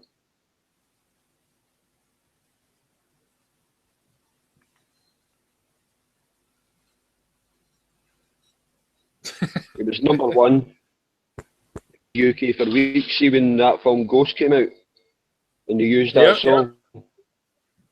It was number one in the UK for weeks and weeks and weeks, and I hated it at the time. Oh, I'm the same way. I hate it when something gets that popular and then it fucking lingers forever and overplayed. Yeah, that Brian Adams song as well, the one that he done for the Robin Hood film. Everything I do it for you. Yeah. That was #1 over here for 16. It was #1 for an entire. When I was in school, you have a summer holiday. It was #1 for the entire summer holiday. Oh, torture. That's how I mean, I it may have been a hated good it. song And I for like a still, week, 2 weeks, maybe tops, and then fucking after that, it gets a bit. you don't get that now because of all the downloads and everything. You don't get songs that charts. The charts are basically dead now. I was gonna say, yeah, it's like the culture of yeah, the culture of music back then versus now is so different, and yeah, I'm old. I mean, I'm only 34, right? But my musical taste can go way back. I can listen to Billie Holiday. I mean, I'm not just talking about classical music. I'm talking about like contemporary stuff. Yeah, no, I hear you. I can listen to Billie Holiday. I can listen to Ella Fitzgerald. I can listen to Dizzy Gillespie. I can listen to Led Bailey. Anything, basically. I'll give anything a chance. What If about it Bob moves and me, Bill? Bob Hotfield and Bill Medley. that's the guy. Thank you. That's the guy. That's the guy that died. Sadly, the voice he had. Yeah, Jose DeMello, man, he's smart. Yeah, he's a good. Knows his tunes. Yeah, I was cracking up when I said Moonlight Sonata, and you were like, "Oh, yeah, there's no word in that." I was like, "You knew what it was?" Because most people don't. I know what Moonlight Sonata is. I can play it. I can play the first, 7 or 8 bars, but it starts getting difficult towards the end. I mean, it's pretty fun. Right, exactly. But it's. I mean, I could play Chopin. Chopin's my hero. If I could play Chopin, I'd love to be able to play Chopin. Just impromptu. If you've got the time, Uncle May, listen to Fantasy Impromptu by Chopin. If you like piano music, it's amazing. Yeah, man. Good stuff, man. I think I might go to bed now. It's a late over there, isn't it? Yeah, it's like 3, after 3 Oh a.m. now. God, you're as bad as me. I thought I was in insomnia. Oh, fucking Ronan keeps getting me fired up, though. Won't let me go to bed. I've seen seeing the election night, the Trump versus Hillary election night. I didn't sleep at all. Yeah, no, that was a hard night for me, too. Over here, the actual election result wasn't confirmed until like 8 a.m. and I was still up. Yeah. And I think I never sleep. And Ours was over. Ours was over around nighttime, like 9:10ish, I think it was, when the finals came through. But it was like, I think the whole world was just in shock, man. It was weird. Yeah, I still can't believe that they voted Trump in. I know, like, through Newsmax, are Trump supporters, but I still can't believe that they voted him in. Oh, same here. I can't believe it. I mean, it's insane. Do you know the Foreign Secretary, Boston, the crazy guy with the white hair? Okay, what happened? It's the equivalent of him becoming Prime Minister over here. Is Trump becoming president in America? Because Boris Johnson is completely insane. That's how we feel about ours. And yet they made him this guy named John Keyes, and it's like, I was cracking up because when he got voted, I was like, oh, great, you get John Keyes, except for our guy's smarter than Trump. So our guy's actually has Who is your Prime Minister? Uncle, who is your Prime Minister? I don't know anything about New Zealand, to be honest. John Keyes. So John Keyes is your Prime Minister, yeah? He's had 2 terms now, or is it 3? I lost track, man. He beat out Helen Clark, and since then, I hadn't looked back. been fucking forever now. The way our electoral system works is you can only be, well, you can serve for a limited time. It has to be stopped by 5 years, and then you have to. You can be prime minister for 30 years if you keep getting elected. Yeah. Whereas No, it's fucking... in America, you can only be president for 8 years, which I think is a That's good idea. correct. Yeah, I wish that was, The because... only president, as far as I know, the only president that served longer than that was FDR, but that was because of World War II. Yeah. He was president for, I don't know, maybe 12 years, maybe longer. I've no idea, to be honest. I would need to Google it. I don't really do it. Well, it's like our guy, man. Like, it's like, oh, I don't think he's going to win again. Well, I hope he doesn't anymore. We're like, oh, man, any longer, we'll be like fucking... We'll be like the Philippines with a bunch of homeless people and shit. These fucking bankers is fucking driving us nuts. See our Prime Minister, Uncle, she wasn't get thrown in when David Cameron resigned, which I think is wrong. See if the Prime Minister resigned, I think it should be Oh, dude, your mic is static. same as what happened with Tony Blair. When Tony Blair resigned, Brown just walked in. I think there should be a general election. If a Prime Minister resigns, there should be an instant general election. Shouldn't just walk in and go. She would probably won because the Labour Party's in tatters, but still, there should have been a general election. I don't know if it works that way in New Zealand. I've got no idea. If Prime Minister resigns, do you walk into the job, or do you have a general election straight away?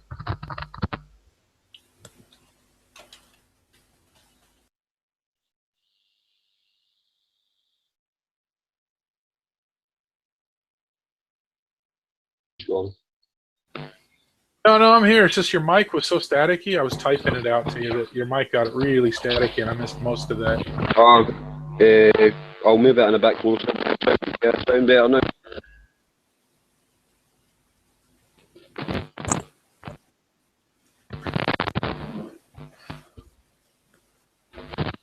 What I was saying was,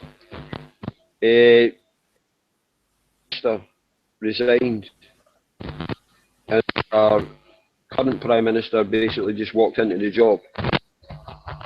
He didn't have a general election or anything.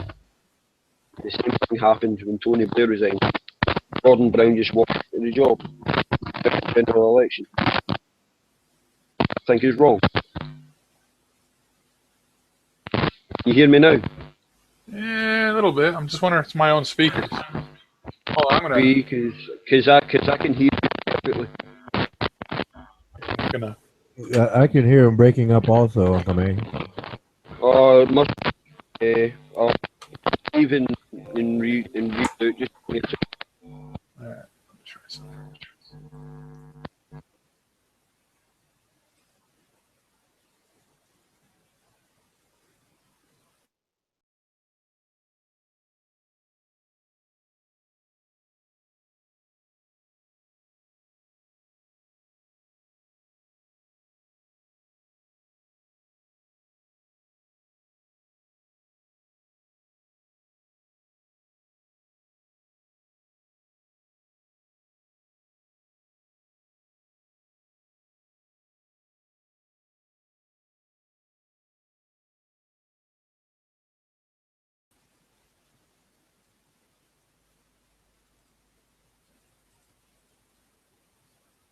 All right, how's that?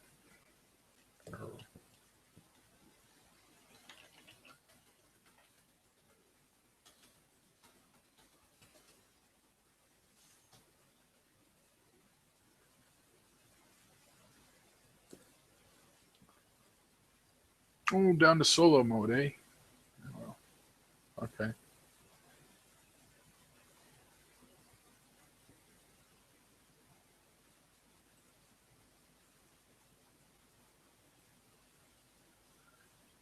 All right, let's see if it happens.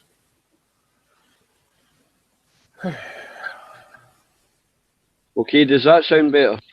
Yeah, yeah. Okay. Oh, I just needed to refresh. oh, no, it's not quite good enough. Are you near? Are you Oh. near like any lines or anything?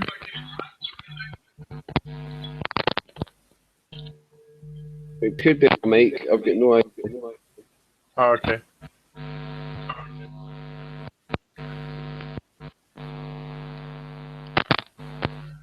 I've rebooted a few times.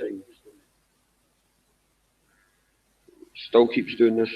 Yeah, like I can hear you most of the time, but there was a point where it was like there's a lot of static. I know, like we I think you're D-Beck is. Yeah, it's nothing like that. No, yours is literally like you're rubbing it across sandpaper or something, or just random static. Like when it's not static, I hear you perfectly. Well, if it's static, I can't really do anything about that. Yeah, like right now, you're absolutely perfect. So No way. What I was saying was about the general elections. What I was saying was two of our prime ministers basically walked into the job. Gordon Brown walked into the job when Tony Blair resigned. He was never elected. And Theresa May has true. done the exact same thing. Theresa May has done the exact same thing. She voted as prime minister. She just basically walked into the job. Holy shit! Yeah, Damn. because I don't think David Cameron resigned, and basically the Conservative Party had a of who their leader should be. So then she became prime minister. Holy shit! Which is, think about it, it is ridiculous. There should be an instant general election when a prime minister resigns. Instant general election, and I'm not just saying that because I'm anti-conservative, because I am. The same thing happened when Tony Blair resigned. Gordon Brown just walked into the job. Holy crap! Yeah, exactly. I mean, it's totally insane. I don't know if it's the same in other countries. I've got no idea, but over here, that's how it works. Yeah, I don't know how that would work over here in New Zealand. Just say probably just do a quick election. Resigned. Your prime minister resigned tomorrow, and I don't know, the foreign secretary just walked into the job. Would you not feel a wee bit aggrieved? I'd be pissed. I didn't vote for him. Yeah, no, that sucks. Exactly. I didn't vote for him or her.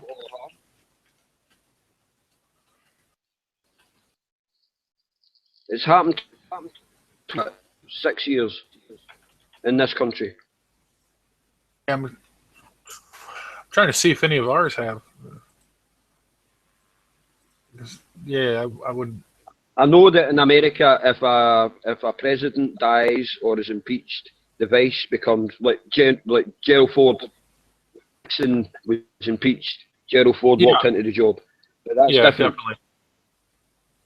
Definitely. But this is just cronyism. Cronyism.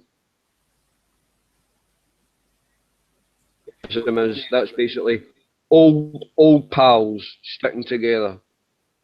Yeah. Huh.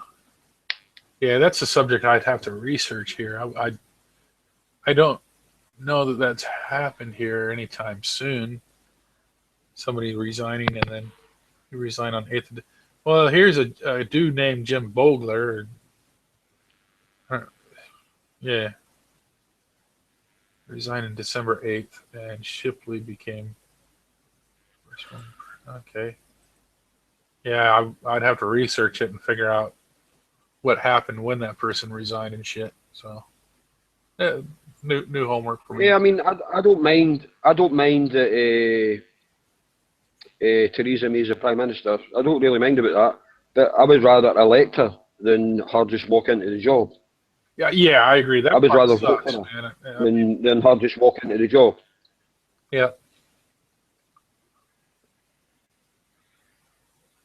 Yeah, definitely. Huh, it's interesting. I'd have to research that over here and see how we would handle that. But probably the same thing, though, really, because a lot of our government's based on yours, really. I think even Australia a little bit. Where yeah, the vice president would take over, and then Yeah, I know that happens in America. It's happened before with JFK and with Nixon. It's happened before. yeah. But here, to me, it's just not right. If a prime minister resigns, there should be an instant general election.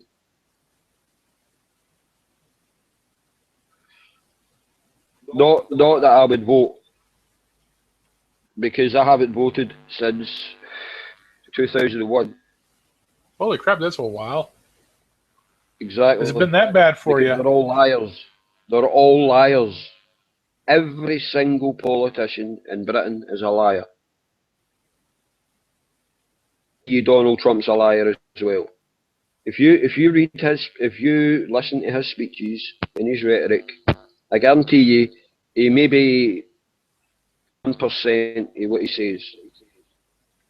It's all lies. Every president, every prime minister is a liar. The politicians suck. Believe me, they do.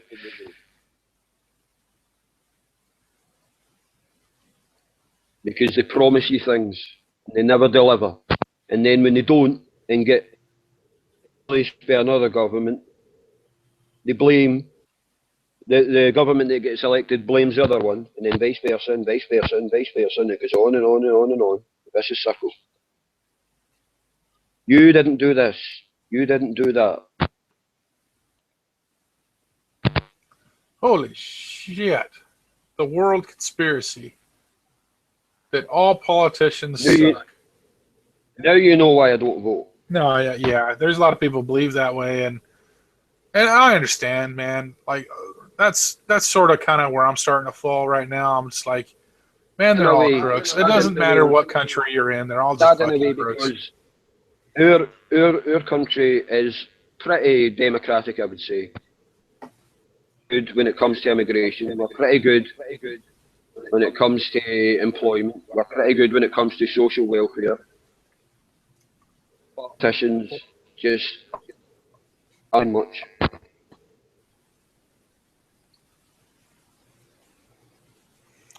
I'd run for office, but I know I wouldn't make it. I know. Ronan, you would never make it because you speak the truth. Well, yeah, that's why I wouldn't make it. If you lied more, you would become a politician. Yeah, no, I can't do that. Nope. Exactly.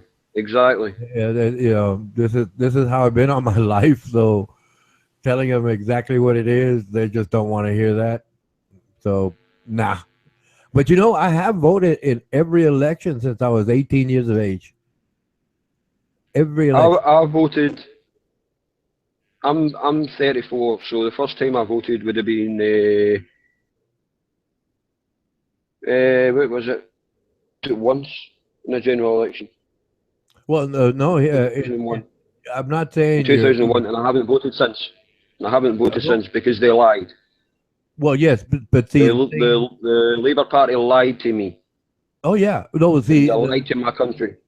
Oh yeah, no. Here's the same thing. The majority of the people here don't want to vote because they feel they don't feel like you do. They know the same things you know, right? That the politicians are liars, and they just don't make the effort because it's no reason to. There's no point to because they're liars and they. What was the percentage, Ronan, of the people that voted? Do you know in the American election, the recent one? It was okay. 70%. I doubt that. Well, yes, but we put it this way: we have a population of 307 million, but only 146 million are registered to vote. Exactly. Well, although how many were registered to vote? Because 307 million mean. Well, yeah, maybe 50 million because of kids. In other words, a third of our population is registered to vote. And yeah. Only a third, 2/3. Just no, forget it. They think they know exactly what you know. The politicians are liars, and there's no reason to even try. It gets to me sometimes. I mean, generally, I'm a happy guy.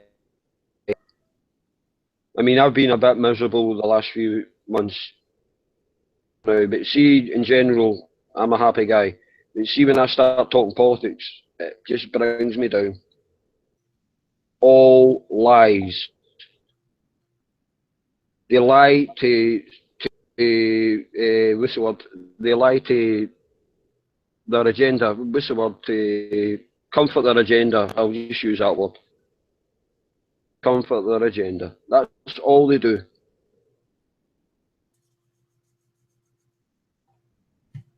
It appears that's all they've ever done. I mean, you can name me some great presidents. I'll name you some. JFK. Yeah. Yeah. Well, I guarantee you, they were all liars as well. oh yeah. I mean, FDR wasn't like a great president, but he basically helped us, because he created work programs, and basically He got moved. you out of the great. He got you out of the Great Depression. Oh yes. Not him personally, but you know what I mean. No, his policies did. Yeah, his policies.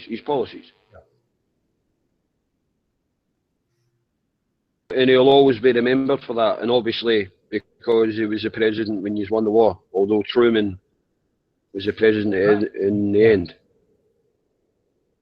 I would say Truman's one of the worst, along with Gerald Ford. And there's some people here that still like Nixon. I never liked him, but they like him. Okay, but he was not a good president. I don't believe.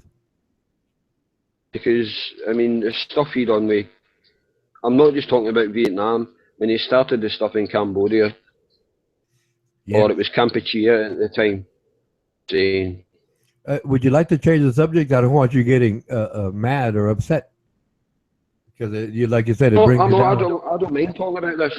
I actually like talking about this. It's better than talking about fucking music all the time. No.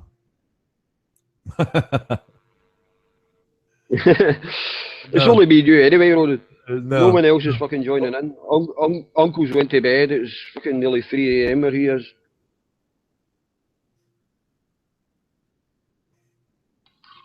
No, no, I'd rather talk about music because myself, I've listened to all sorts of musics in my life. Classical music, jazz, rock, blues, contemporary, modern, pop. I like it. I like it all. I mean, there's good songs in every genre of music. I mean, I've got a. If you, I'm not asking you to sub to me because that's ridiculous. On my site, I've got playlists for every decade, from the 50s up to now, and I've got classical ones, and I've got movie themes, and I've got all sorts. Listen to anything, basically anything. Oh yeah, I'll give anything yeah, a chance. I like to listen to it all. It's like I ride bicycle every day, and I went out of my way to get a little speaker and a little radio, and I listen to music that I haven't heard before. I just put it on, one of the. Well, here we have FM music, FM band, and I just the FM radio, yeah. Yeah, and what I do is like from time to time I'll just change it to another station and just listen to it, and obviously over about a week or two it loops back around to the original music, and when I hear all of those, well, I just move to another station and then listen to them. Before me and Athena had our little falling out, she sent me a load of great new music, and I've still got it. And it's amazing. I mean, stuff I've never heard of before, like stuff. It's not foreign music, foreign lyrics. It's just new music. It was really, really great. There was and I've still got it. I still listen to it. There's this one chat member. I don't remember. It says Bronish something Irish or something Bronish. Irish. Oh, Bronick Irish era. Yeah, but yeah, and one day he put just the names of two songs. I forget them now, but I think I got them in my YouTube history, and they were Irish tunes, and they were Yeah. very very happy songs. But they talk about the struggles but it was just so lively of music, Yeah, there's a lot of stuff like that. The Chieftains and the Wolf Tones and the Clancy Brothers, they're the stuff you need to listen to. Yes, Proper Irish folk music. I would recommend the Chieftains. yes, I would recommend Wolf Tone, and I would recommend Yes. the Clancy Brothers. The three of them are really, really good. Oh yes. The Well, Clancy Brothers is more like the Clancy Brothers. If you would see if you went to an Irish pub and you were all sitting round having a Guinness or whatever, and people were singing songs, that's the Clancy Brothers. The Wolf Tones and the Chieftains sing more cool stuff, especially the Wolf Tones.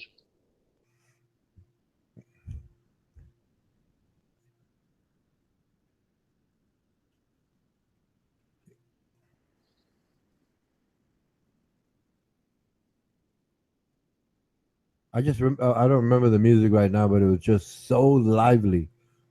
It was full of spirit. Yeah, I mean, It's there's a theory that Irish actually invented the blues. oh really? It wasn't in the south of the USA where you're African Americans. There was a theory that the Irish actually invented it because the African Americans were all singing gospel music That's when right. they were slaves. That's right. Yeah. Irish folk music and gospel music merged and created the blues. There's a theory. I mean, I'm not saying it's true. I mean, I'm sure they changed the rhythm a little bit, modified it a little, to their taste, Yeah. and it had to have an origin somewhere, So it No one really knows where music came from. Obviously, it came I'm from sure. Africa. Everything came from Africa. Well, yeah, but obviously, due No to one really knows where the blues came from. There's a theory it came from Ireland. There's a theory it came from in America, where all the slaves were. well, But God knows. God knows where blues came from. well, yes, but I'm pretty sure some of the melodies and music patterns, right, migrated, across the world. So that, whatever originated in one spot was taken by the travelers or immigrants to somewhere else, and then the other people that were there listened to that, and then they tried to copy it, and then they made an original style of their own. But I'm sure there's Yeah. a lot of I mean, I would love to go. I mean, I'm not a religious person, but I would love to go to an African American listen to their music because I've seen some of it Oh, yeah. on documentaries and whatever. Hey, And Ronan. it is amazing. It is amazing. oh yes, it's The beautiful. music that they sing. I mean, they sing hymns better than anyone. They've got their organs, they've got their drums, they've got their guitars, they've got the 20-odd choir. It sounds amazing. Oh yes, actually, the banjo originated in Africa. Yeah. Yeah, and then the Spanish guitar, well, Spain, right, and it migrated to the United States, and people put those things together, and they came up with what we call here bluegrass music. And it's like it's very, Louisiana. very fast. It's played very, very fast, and it's incredibly lively music. Hey, Ronan, Yes, Nolan. did you say Memsies? Oh, I don't understand the word. I'll be back in a second, guys. I just need to do something. I'll just mute myself. Okay. Yeah. Yeah, you were saying, Memsies and music or something spreading across the world. Well, yeah, melodies. different melodies. Oh, okay. Yeah. Yeah, Okay. melodies. Like I was telling David Simpson that the immigrants bought their instruments, they played it, and then other peoples would hear it, and they would try to emulate it. And then when they emulated that music, they put a little bit of what their origins had, and then they would come up with a whole new concept. And that's how music evolves. But I'm sure I was going to tell David Simpson, but he was giving me information at the time. But I was going to tell him that I'm sure there's musicologists out there, PhDs, all those real smart people that devote their lives to the study of music. They can probably trace origins of many different styles to the original countries, and explain how they all gathered at a certain point, and then obviously that evolved into some new style. Yeah. Yeah, I don't know much about the history of music. You got to wonder too, like, that's complicated. That's a whole new. Oh yeah, that's a separate field altogether. I claim no knowledge of it all. I've just listened to different styles all my life. Yeah.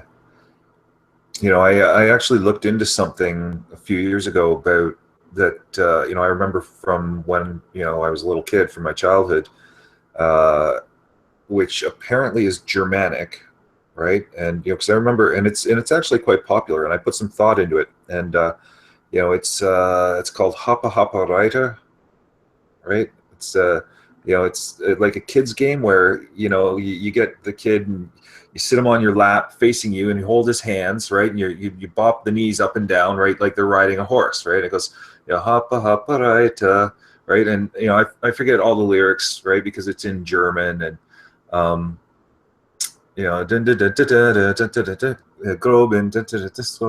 and then in the spoon, knock that right up, poops, right? And then you spread your knees and let the kid, fall through a little bit, but you're holding on to him, right? So it it establishes trust. And kids love it. There's not a kid that doesn't love it. Now, the history of that, right? It goes back like a long way. It's thousands and thousands of years old that it's been in the culture. And what dawned on me is the similarity in the melody of it with that and Ring Around the Rosie.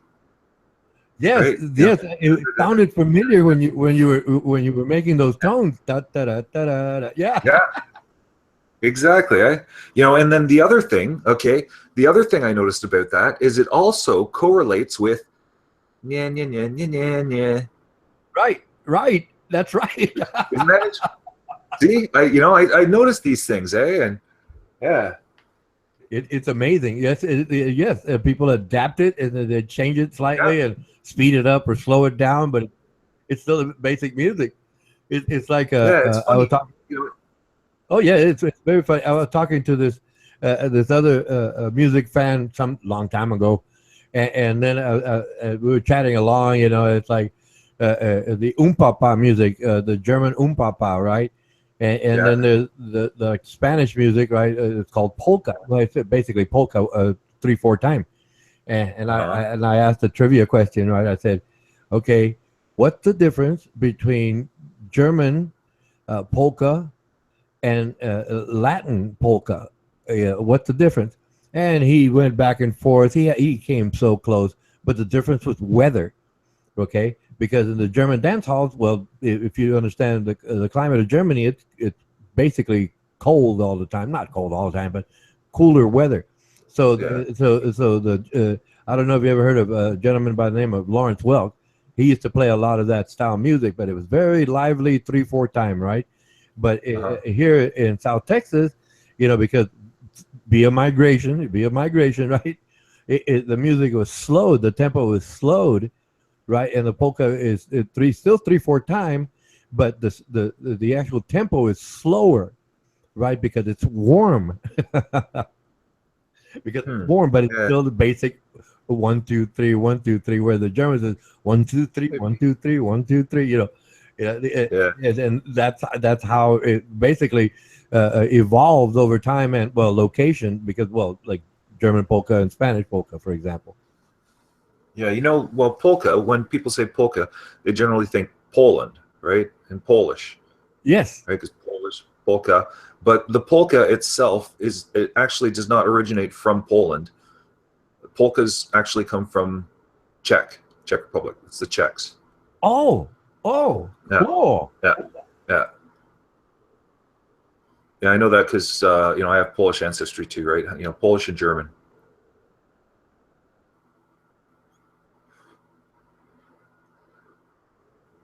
Oh, Excellent. I learned something. yeah, Excellent. yeah. That's just things. Yeah, yeah. That's a little trivia point. I was just, I was thinking too. I went back looking at the conversation from last night, which I don't know if you were around there, and but with Tudor and Grizz and Uncle May, right? And it's dawned on me at the core of religion is where, because they'll say that theists are in denial, right? And that's actually, or sorry, atheists are in denial, right? And the way I look at it is that they're flipping it, because they live in like a perpetual denial and delusion where it's like their security blanket, right? Where they're wrapped up and they it gives them a good feeling, right? That makes them happy, right? But it's it's a false happiness. It's delusional, which I can understand what's appealing about it, right? Because it's happier. It's happier to have that. It's like a blanket. It's like a certain warmth, and Yeah, it's like an imagined form of identity. yeah, to escape from accepting the reality of our mortality, that because it's the difference between a warm world and a cold world, and to understand that we're going to die eventually is not a very pleasant thought. And so yeah, like I say, it's that's why they do it. That's what what they're fighting to maintain is that glow of like warmth and happiness and all that, where they feel that attachment to God, so to speak, regardless of the fact that it doesn't actually reasonably make sense. Like, it's definitively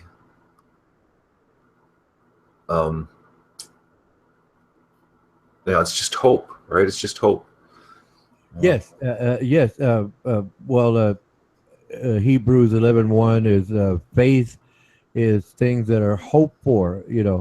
Well, I forget the actual quote, but there's 4 instances that I've observed where people are of faith.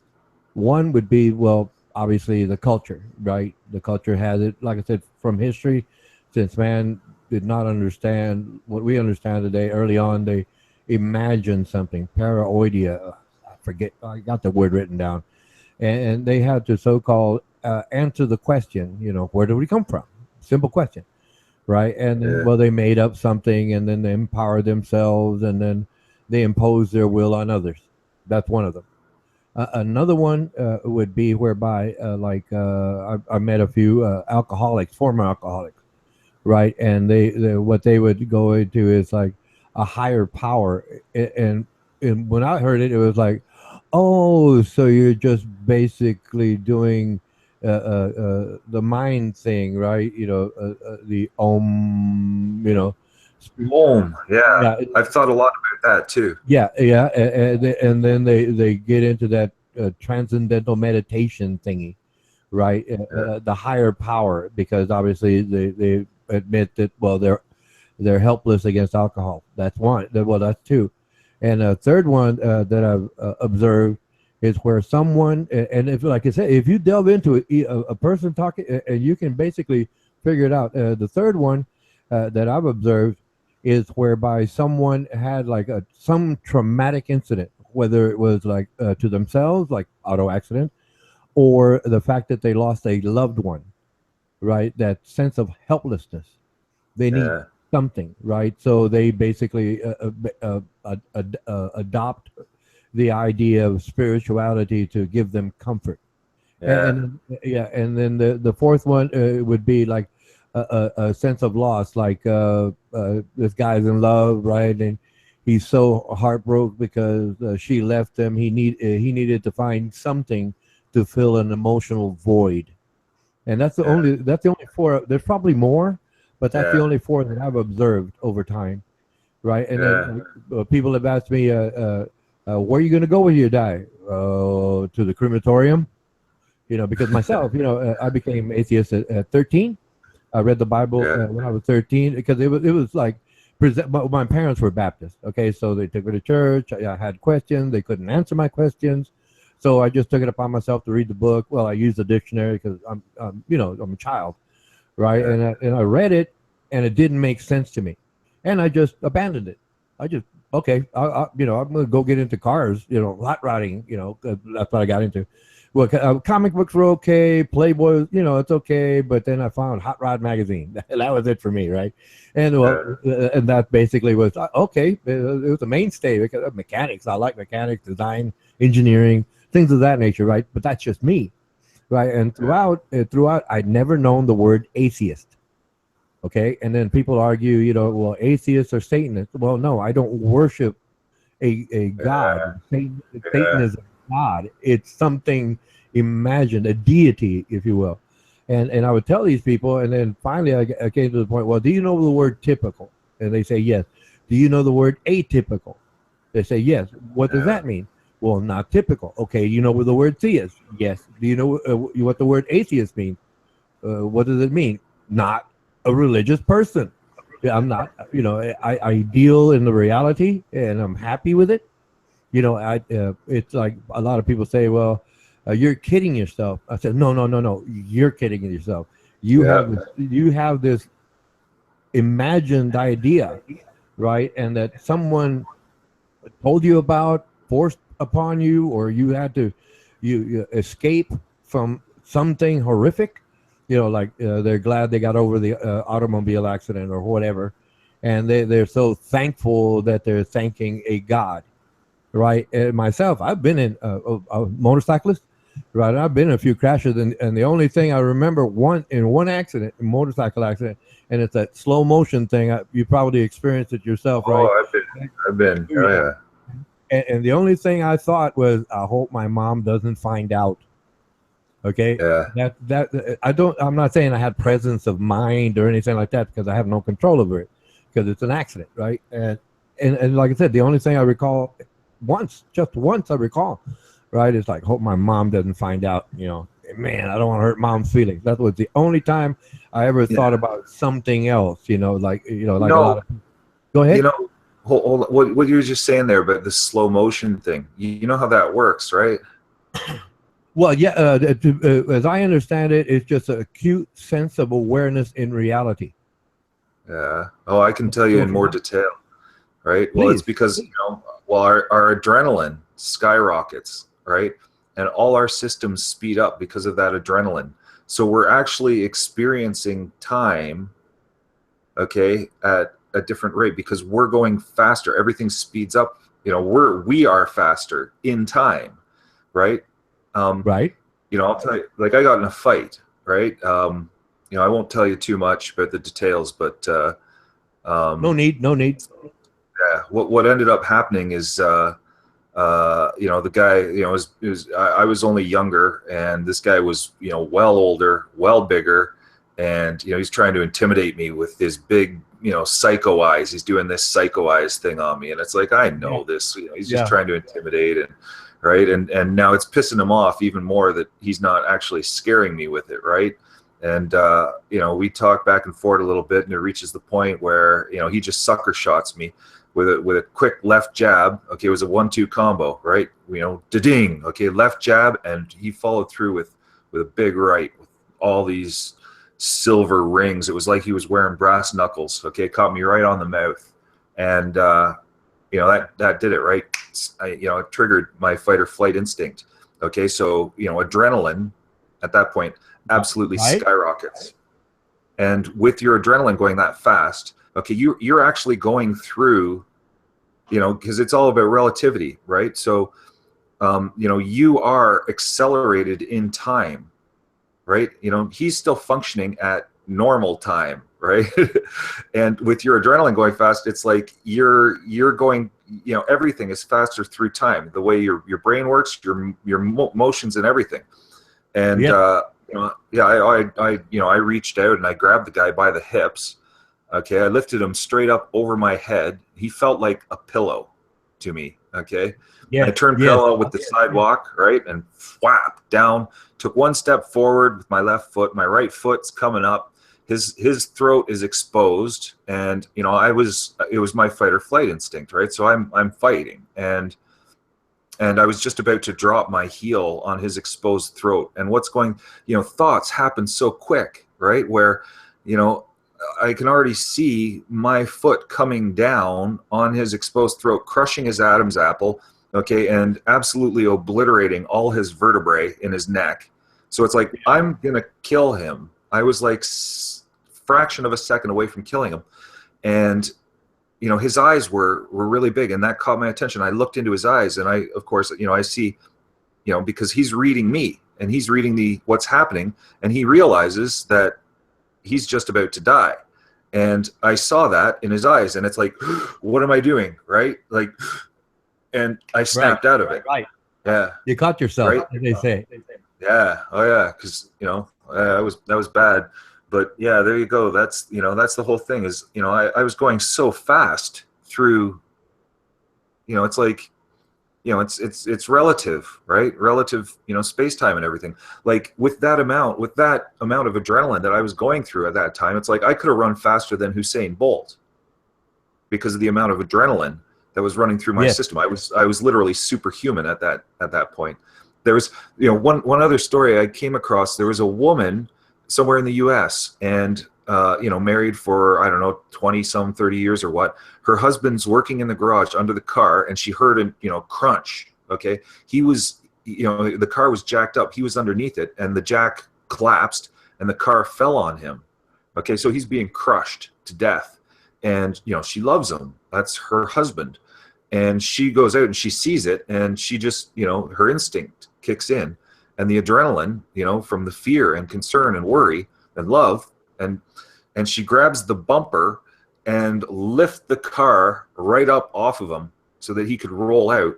Okay, and the amount of adrenaline that she had at that time, she was hospitalized for months afterwards because she put so much into it, and she actually lifted the car, but it tore all her muscles right off the bone. Yep. Right? Yep. Yeah. Yep. I've heard similar stories. Goes to show what what we're capable of. Oh yeah. There's no doubt. But like that the spirituality thing. It's like I said. After a while, it's like, okay, I accept that I'm going to die someday, so I'm going to make the best of the now. See, that's what occurred to me.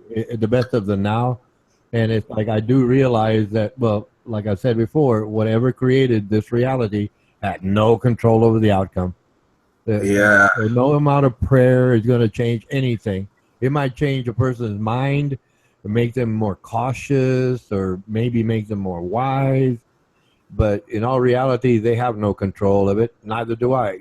Something may happen to me, yesterday, for all I know. But it didn't happen, so I'm in the now. But a lot of go ahead. Hold on. So just the way that you speak, okay, so you use the word created, right? I don't like using the word created because does... How would you describe...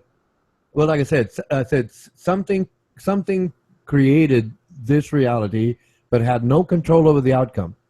I'm acknowledging something before. I'm acknowledging something before the Big Bang. I understand the Big Bang. The expansion. Technically, it's called an expansion, a singularity, if you want to say it. It's singularity. Singularity. But what created what caused? Okay, fine. What caused that singularity? That's the question. I mean, that's a science question that's going to be worked on for I don't know how long. Really, I don't. Yeah. You know, man. Well, there's so many questions like that. Like, okay, you look to black holes, right? Right.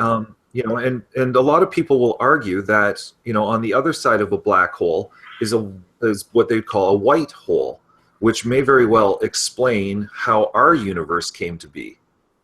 Yeah, but then the question still follows: what created that, right?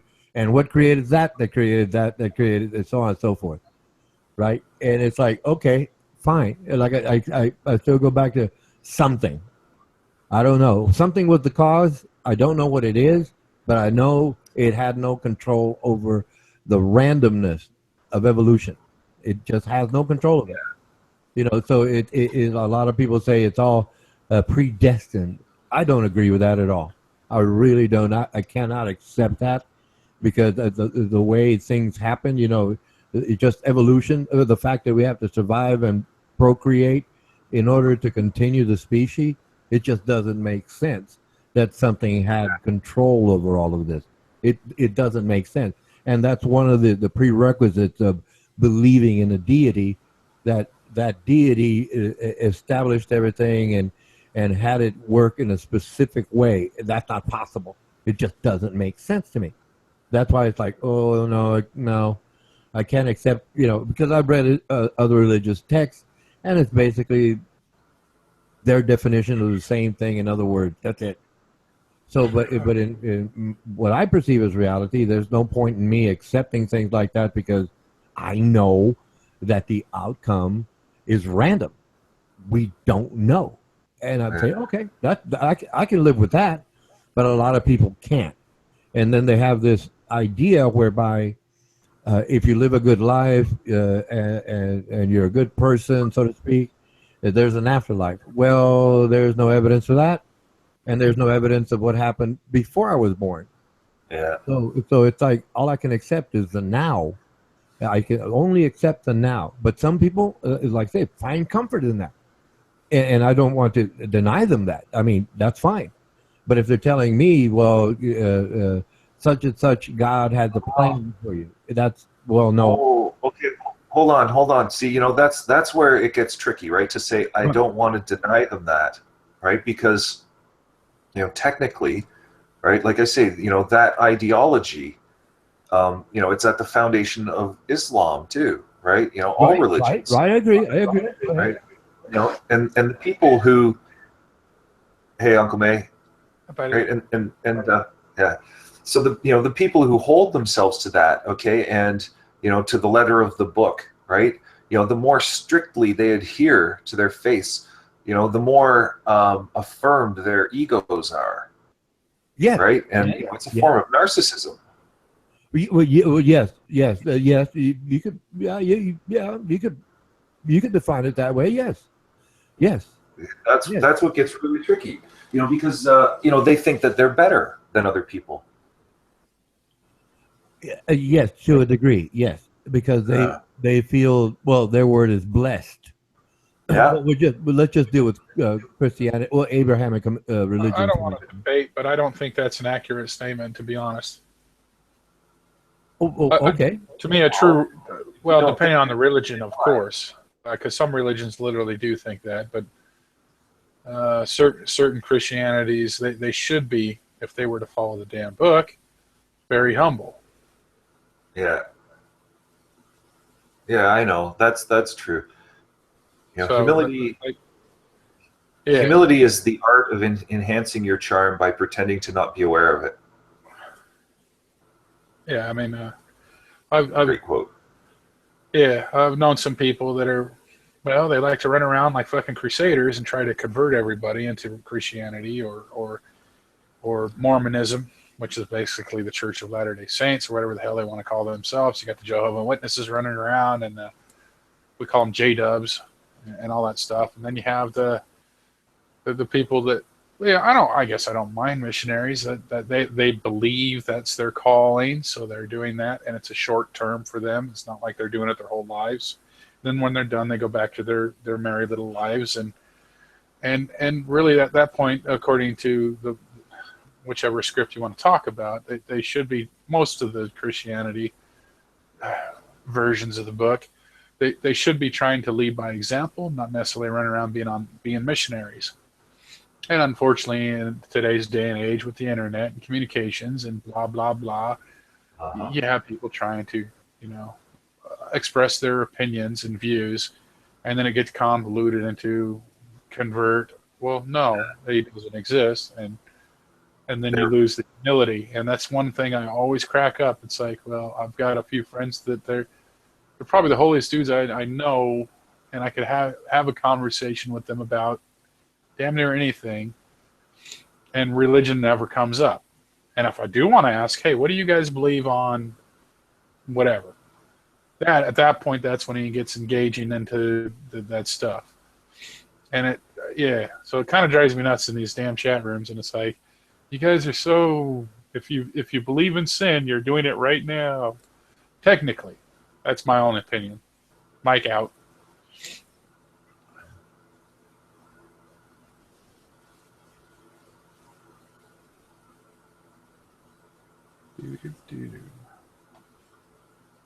Geez, I don't know if Dave's coming back. Oh yeah. Oh, I didn't mean to hijack your conversation. I'm sorry, guys. I just You didn't. had to let. No. I'm waiting for the damn cat. It's open mic. Yeah. Well, no, no, it's not like you're interrupting or anything. You're contributing, and well, with that same token, there is that idea that there is something later, a reward, if you will, and those people believe that. And well, the question logically would be, well, do you have evidence for that, right? And they say, well, I just believe. And I say, I come back with, well, that's just in your mind. There's no observable evidence. We can't measure it, so I can't accept that. For me, if a person likes that idea and they think, well, if I'm a good person and I do well, I'll have some kind of reward later. But then the parallel to that is, a person could be an evil person throughout their life, and on their deathbed, they accept God, Christ, whatever, and then they also get to enjoy the rewards of an afterlife, which doesn't make sense. Why should a person that was so-called evil all their lives get the same reward as the people who were good all their lives? That just never added up to me. So it's like, oh, okay, so you believe in an afterlife, you can't prove it, fine. I respect what you want to believe, but you can't have me believe what you believe if you can't prove it to me in reality. You just got me thinking we should throw them like a total major curveball and have them question to themselves, well, what if, you've got everything backwards and the devil was smart enough to trick everyone into believing that he was God, and reversed morality, so that when you think you're being good, you're actually being evil in God's eyes. So the better person you are, the more likely you are to go to hell. Right. Yeah, that's the way of looking at it. Yes. But Nasty thing to say. the accepted methodology is that a person is good and they get rewarded in an afterlife. But I don't really see the difference whereby there are good people within a given religion, and there's bad people within that same given religion. If it's a person's nature to be grumpy or happy or mean-spirited or just docile or aggressive, and they all believe in the same so-called God, what's the difference if they don't change their behavior? They can't. They can't change their behavior. If they're prone to be grumpy or happy or anything, that's who they're going to be. But they're in the same religion that says if you're a good person, but then if the bad person does bad things, they can say, well, God forgive me, and then they're forgiven. But the problem is that those people keep doing the same things over and over and over again, whereby the good people who believe in that never do bad things in the first place. So that's a dichotomy that I can't reconcile. I just can't reconcile it, because I know people in a group that believe the same God, or just regular nice people, and the person right next to them is a mean-spirited person. And well, no, that doesn't make sense at all, because obviously whatever they believe in has no power over them, because they would have changed their behavior automatically. Go ahead, Uncle. I was say one of your strategies probably will not work, because, and some of the things you're talking about, pretending I'm a Christian, of course. The problem that you're generalizing without looking at the overall game between the fallen angel and the omnipotent, angelic, all-seeing, wonderful, beautiful God guy and his son who is him. Okay, a lot of these things, and that's, I don't want to get into it actually. Yeah, keep going. Like I said, I don't really want to hijack it. But the main strategy of doing a flip-flop, that's sort of the whole point of, and that's the misconception that almost everybody fails to debate, even Christians themselves, is they don't like to talk about the overall. They get too caught up in specific scriptures and points of a story rather than generalizing the whole conflict between Satan and God and the battle they're having. So the battle is in the mind or in reality? Well, Tudor would argue reality, apparently.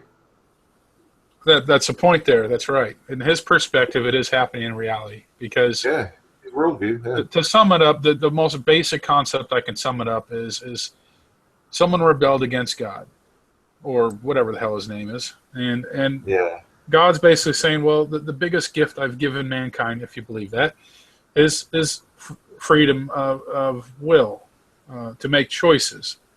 So, if you think you can do better, go for it, because if I smite you with my omnipotent power, I've taken away their free will to love me or choose you. It's up to them to decide, and I guarantee you, in the end, they will choose me, is basically what he's saying. Now, on Devil's side, he's like, dude, you got to be shitting me. And he's jealous. He was, I guess, apparently in the story, he was a very beautiful, most handsome angel. Well, I'll skip it. Okay, I'm going to skip it. I don't want to get too much into it. So then he's like, okay, so God's like, if you think you can do better, have a go, and let's see how badly you muck it up. So he goes, okay, you got the planet Earth. So the first thing he does is, in their belief, he corrupts what God had created, which was mankind, and made them sinful. And so basically, skipping ahead, I don't want to go through details. You got 5 more hours. At that point, it becomes a chess game. So he does one thing, and then God does another, and then it becomes sacrifice after sacrifice of a pawn moves to rook, and it gets kind of that way. So okay, they here, believe, I have a question. So I have a question. with your argument of flip-flopping, basically they believe that Satan can appear in any kind of form, talking through different people and thoughts, and he's like the mischievous one, I guess. So for you to argue that the strategy that you impose of what if he's made himself to appear God, they will find a way to justify that. They always do. So that's basically the whole emphasis of the Bible, is he's the main villain, and that's what he's doing anyway. So you're just reinforcing their belief. Well, okay, I don't know how much you know, and my question is did, according to what they believe, did God grant Lucifer free will? Well, the angels did have free will, which is why he got all jealous. Who got jealous? Satan. Well, How did he? Okay, yeah. Well, hold on. How he got That's a jealous? misconception. Like Free will, according misconception too. Like everybody thinks God is absolutely fucking perfect and knows the everything all the time. And in fact, in the Bible, he does explain that he regretted making mankind at a certain point in time. And that's kind of the whole point of the Noah's Ark story, was that there was one man and his one family that never was corrupted, I guess. And so he asked him to build the boat, and he had all the fucking animals come to him. And I always loved to tease him about, hey, what did he feed the lions? If animals went 2 by 2, because some people believe that literally all the animals was in a super big boat, but then the Bible does say that they came in twos, 2 by 2 by 2. But I'm like thinking, man, if that was a big ass flood, what did he fucking feed the lions, man? they would have to come a long way too. Yeah, you know, for continents, like how do they cross the oceans? Well, let's also remember that back then, the planet looked a lot different. You know, with plate tectonics. And, yeah. Well, I don't want to sit there and justify the Bible and science, but yeah, there's a lot of things. No, we know it's all, you know. It's not about justification, Uncle May. It's more of this is more of an analysis approach. I'm not trying to ask for justification, but if we're going to analyze it for what it says or claims, I think that's a fair perspective. Would you agree? Well, I would not want to bust up in the book, to be honest. No. Well, like a simple story. It's a well-known story about Noah's Ark. I agree, but a lot of theists have told me, well, the lions were vegetarians, which doesn't make sense. Oh, wow. Well, they're going to justify it strategically by saying, well, he's just that awesome. He can change his laws, which I've heard that before. When I used to play around with Noah's Ark story all the time. I used to play with that one all the time. What did he fucking feed the lions? And what did he, you know, if you think about all the animals and the Mother Nature's, what the hell's the word? Oh, it's so late here. I'm so tired. I'm waiting for my goddamn cat. The chain of, or what the hell is it? This dude eats that dude, that predator hunts that predator, you know, the chain of, you know what I'm getting at anyway. Yeah. So I'm like, well, if that's the case, man, well, by the time the flood and shit was over, wouldn't there be like just the fucking, the top of the food chain left? Yeah. But, no, apparently he like changed the rules, right? He made everything, so technically he's like fucking Superman. He just fucking thinks it and it happens in their eyes. Well, exactly. That's the thing. This, you know, no constraint. They don't hold themselves to the constraints of reason. But like you can just pick up anything. But how do you disprove that, though? I mean, the Big Bang is a pretty fucking omnipotent situation. That what caused the Big Bang? That's the big mystery. Like now that we know there's a Big Bang, well, what the hell?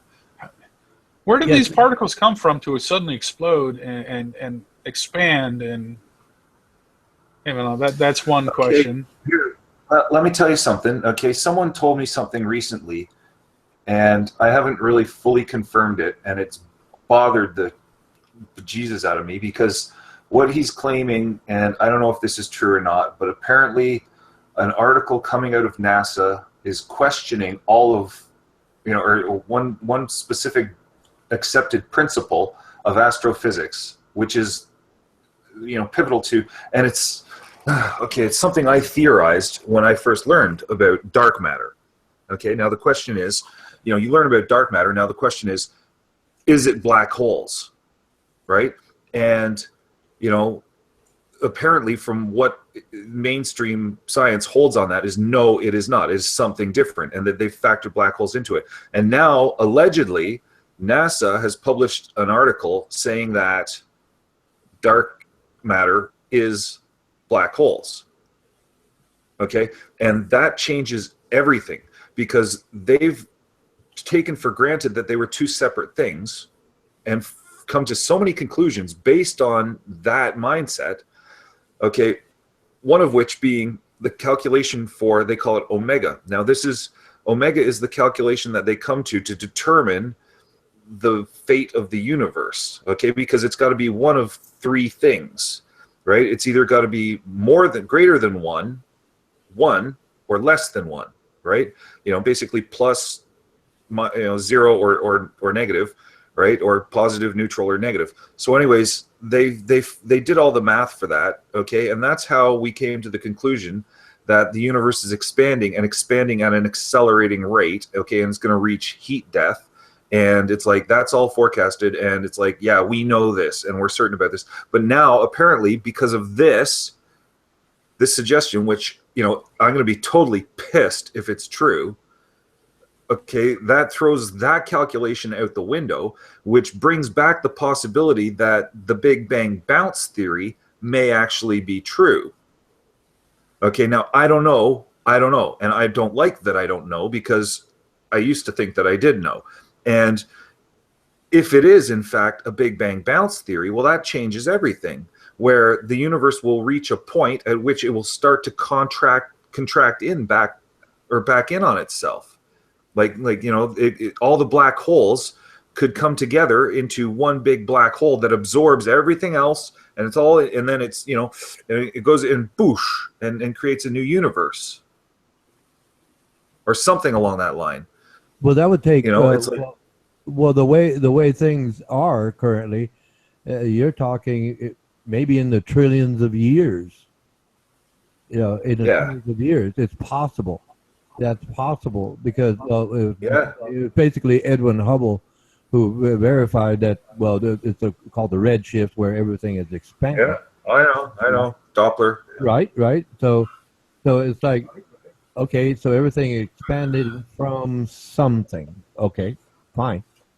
Could we have originated out of a black hole, whereby you got this a star, our sun, right, runs out of hydrogen, which it will in 4.45 or 3.5. Closer to 5. Yeah, closer to 5 billion. Yeah, they say. When it runs out of hydrogen, right, it's going to implode on itself, and that would create a black hole. Supernova. Right. Well, possibly. And draw everything in and compress everything. Even light won't escape, as they theorize. And then when everything goes in there and compresses all over again, something's going to shoot out, right, from both ends, both sides of that plane, if you will, right, creating a new expansion, right? But like I say, if we trace that back to our initial expansion, singularity, where did that come from? Like I said, but I still say, because it is, as nature goes, random, there is nothing that basically dictated what will happen. It's random. It's just part of the evolutionary process over time, space-time, should I say. Yeah. Right? And I can reason that, but for the fact that we don't know enough yet to go back that far or go forward that far. We don't know that. But within those two points, there is so-called existence, which we can observe with the five senses. And like I had said prior, the human species being a higher order thinkers, species, higher order thinking species, well, we wonder what it is. The animals on this earth don't wonder. All they know is they got to forage for food and defend, whatever lion pride or whatever it may be. So actually, go ahead. I disagree. I want sorry to jump in.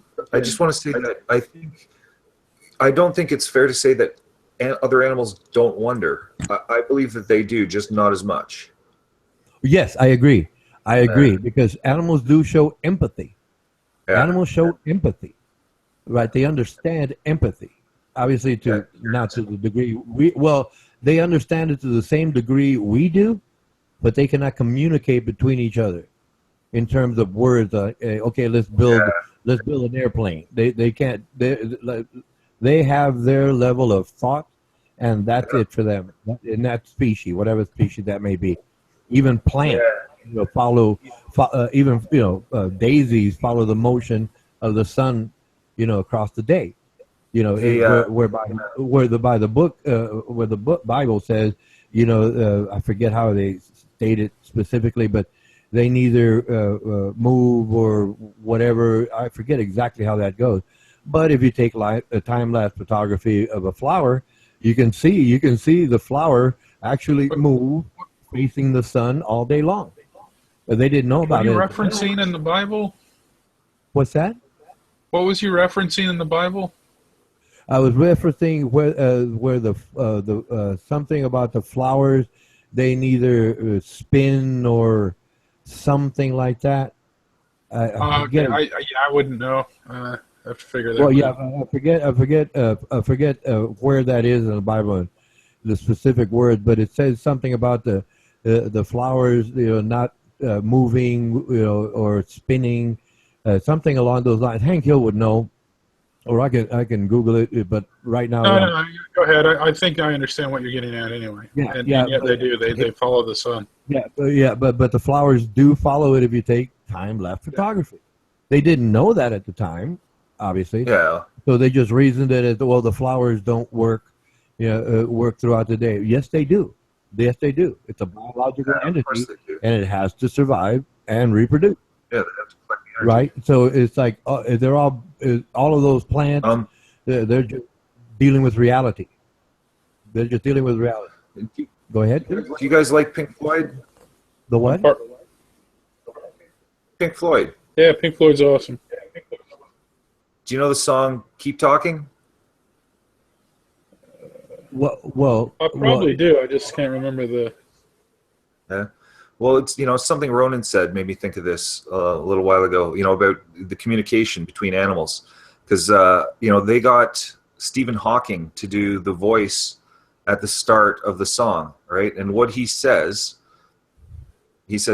for millions of years, mankind lived just like the animals. Then something happened which unleashed the power of our imagination to talk. Great intro to the song. That song always slays when you play it on the internet too. People love it. Nice. Okay. It's the gentleman's name is Concordance. The O's are just zeros actually, and he explains in a video he was talking about this gentleman named Nephilim Free. He's a young Earth creationist, but Nephilim Free was talking about something that he believed in about the Bible, and this gentleman Concordance basically called him out on it and says, no, X number of years ago, the majority of the apes that we're related to, right, were stricken with an endogenous retrovirus, a triglycerides. That's what it's called. But we as humans weren't, and over time, you know, and changes in allele frequency, right, we developed the higher order thinking abilities, right? Thereby, that's why we separated from apes and became Homo sapiens, right? Yeah. So it's explained scientifically. Oh yeah, that's super complicated. As to why we became higher order thinking species. Okay, but then that higher order thinking was obviously full of curiosity, as we are today and will be and have been. So the idea is, well, how do we explain the unknown? Early man didn't know. So they created this image in their mind saying, well, that must be it, and we're entitling ourselves, and we will impose this on everyone else.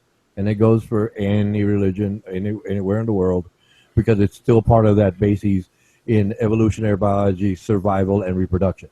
That's the fundamentals of it all.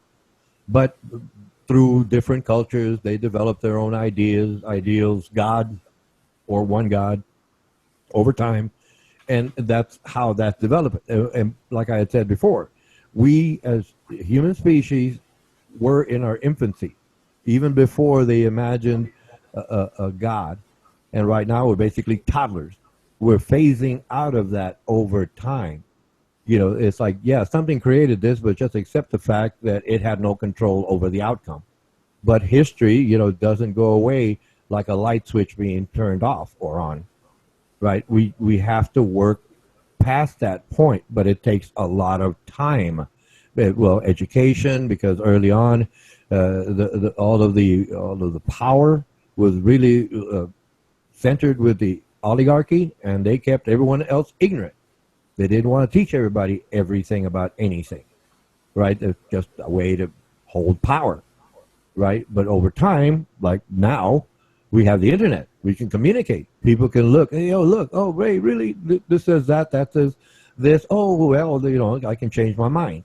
And then, but for the fact that they are still within that social group, they can't change their mind, even though they might know better, right? Because hey, dad won't leave me the money, or my mom's not going to like it for whatever reason. But that's a transitional thing. It's not automatic where, hey, just forget it, drop it, move on. It doesn't work that way. It just has not worked that way. It takes individuals deciding on their own to just say, oh, okay, this is my reality. I address the issues and circumstances as they are, and I move forward. Much like you, Lyserge or Nolan, I don't know which to call you, but it says Nolan right there. You've already made up your mind. I have no issue with that. But the idea of trying to change someone else's mind is difficult because they want to change your mind at the same time. That's where the friction begins, right? Myself, right? Because I am open-minded, though, and that's the thing is my mind is free. Your mind is free. Well, yeah, right? yeah. But see, I'm trying to be. But so is theirs. The argument. No, yeah, they're wrong though. Yeah, but I'm trying to be myself. Well, look, I appreciate you being so-called hardcore about it, and we need more people like you, right? But then again, that profile, right, is really, really combative, especially in their minds, where they. I know. Yeah, whereby they've been conditioned and used to the idea, the practice, if you will, of believing in something greater than themselves guides their lives. And so it's like, I can't force them. And if I'm just diplomatic about it and say, oh, okay, that's what you believe, that's fine. But if they try to impose it on me, that's when I start asking questions. If a person if a person tells me God is real, and oh, really? Well, give me real evidence. If they say, I believe in God, oh, okay, that's fine. We can get along. That's fine. That's what you believe. That's what you believe. That's fine. I accept science. I accept my reality. That's how I perceive things. That's how I address things. But I'm not going to try to change your mind over it, right? But a lot of those people, because of their fears, their conditioned fears, the boogeyman will get you. The boogeyman will get you. You won't get to heaven because the boogeyman will get you. It's that scaring the child, if you will, into believing something, or else something bad's going to happen. You better do this. And they've been conditioned over time to believe and accept these things. And that's where I do understand. That's why I do understand. We need social pressure against it, and it should come from the top. It should be political and through social authority, like the authority of the state. Right. No, but see, in America, well, I'm in America. So in America, the thing, the politicians still use that as a tool, a weapon actually, to suppress others. In Texas, I can run for office legally. I mean, I've been a hardworking man, no real crimes. Okay, fine, a lot of speeding tickets because I like going fast on motorcycles. Blah, blah, blah. Right? Quoting Uncle May. Blah, blah, blah. I love that one. Blah, blah, blah. But if I go out there and try to so-called run for office, they're going to ask me at one point, do you believe in God? I'm going to tell them no. I could have lied, played politician, said no. But they won't let me. They won't let me get any further than my answer because they've been conditioned to believe in a higher power, and because it's a male-dominated society and men are only in charge because of physical superiority, right? Everyone has to play along, and the women play along because they've been conditioned to do so, right? And if they go with that, they'll be safe. They're not stepping outside of those bounds, and they are going to get a job. They're going to get the inheritance, a husband that has, a secure job or whatever combination you can imagine, right? Yeah. And over time, go ahead. The coin. See, that's the wrong side of the coin. The coin. Right. I agree. But the coin is constantly flipping. That's what I have to realize. Go ahead, please. We need the reason dominated, okay, where it's the prevailing view and the majority. The social pressure should be against belief-based ideologies instead of knowledge-based ideologies. Well, you're no better than they are then. Yeah, no, I am better. You're not. See, that's the thing. You're oppressing. You're oppressing their freedom. So the fuck what? That's why wars were fought. Yeah, well, that's a like shame. You yourself earlier, I believe I saw you type just when I thought I was going to bed. Damn animals. That you had an epiphany of some sort of how it's a blanket for them. Yeah. And I was trying to steer that conversation back that we had that what makes Christianity so bad. I mean, I know you don't believe in it, and Ronan doesn't believe in it, but what would this person be like without it? A raving lunatic, I imagine, because it gives them guidance and a moral compass and gives them. Yeah, but look at how you've used the word. Kind of a hope. Otherwise, these people go nutty. They are nutty. Okay, in what way? It manifests in things that they say. Because you let it. No, I have nothing to do with letting. Well, for crying out loud, because I let it. For the things that they say, how is it me letting them say when I'm the active voice against it? I'm not letting them say it. I don't let them say things like that. Right? I bring it into question all the time. Right? I consider it an ethical obligation. Yeah, but as soon as you see a cross, you pretty much seek them out, right? Or you announce yourself, all Christians are dumb. That pretty much is like walking down the street with a big ass sign saying, y'all should be shot. No. I don't personally feel that way, but it's like, well, that's kind of what they're viewing it as. Yeah, I know. And a real Christian, to me, the way the book is read, I've read the damn thing, is they should just turn a blind eye to you and let you carry screaming and ranting about how they're dumb.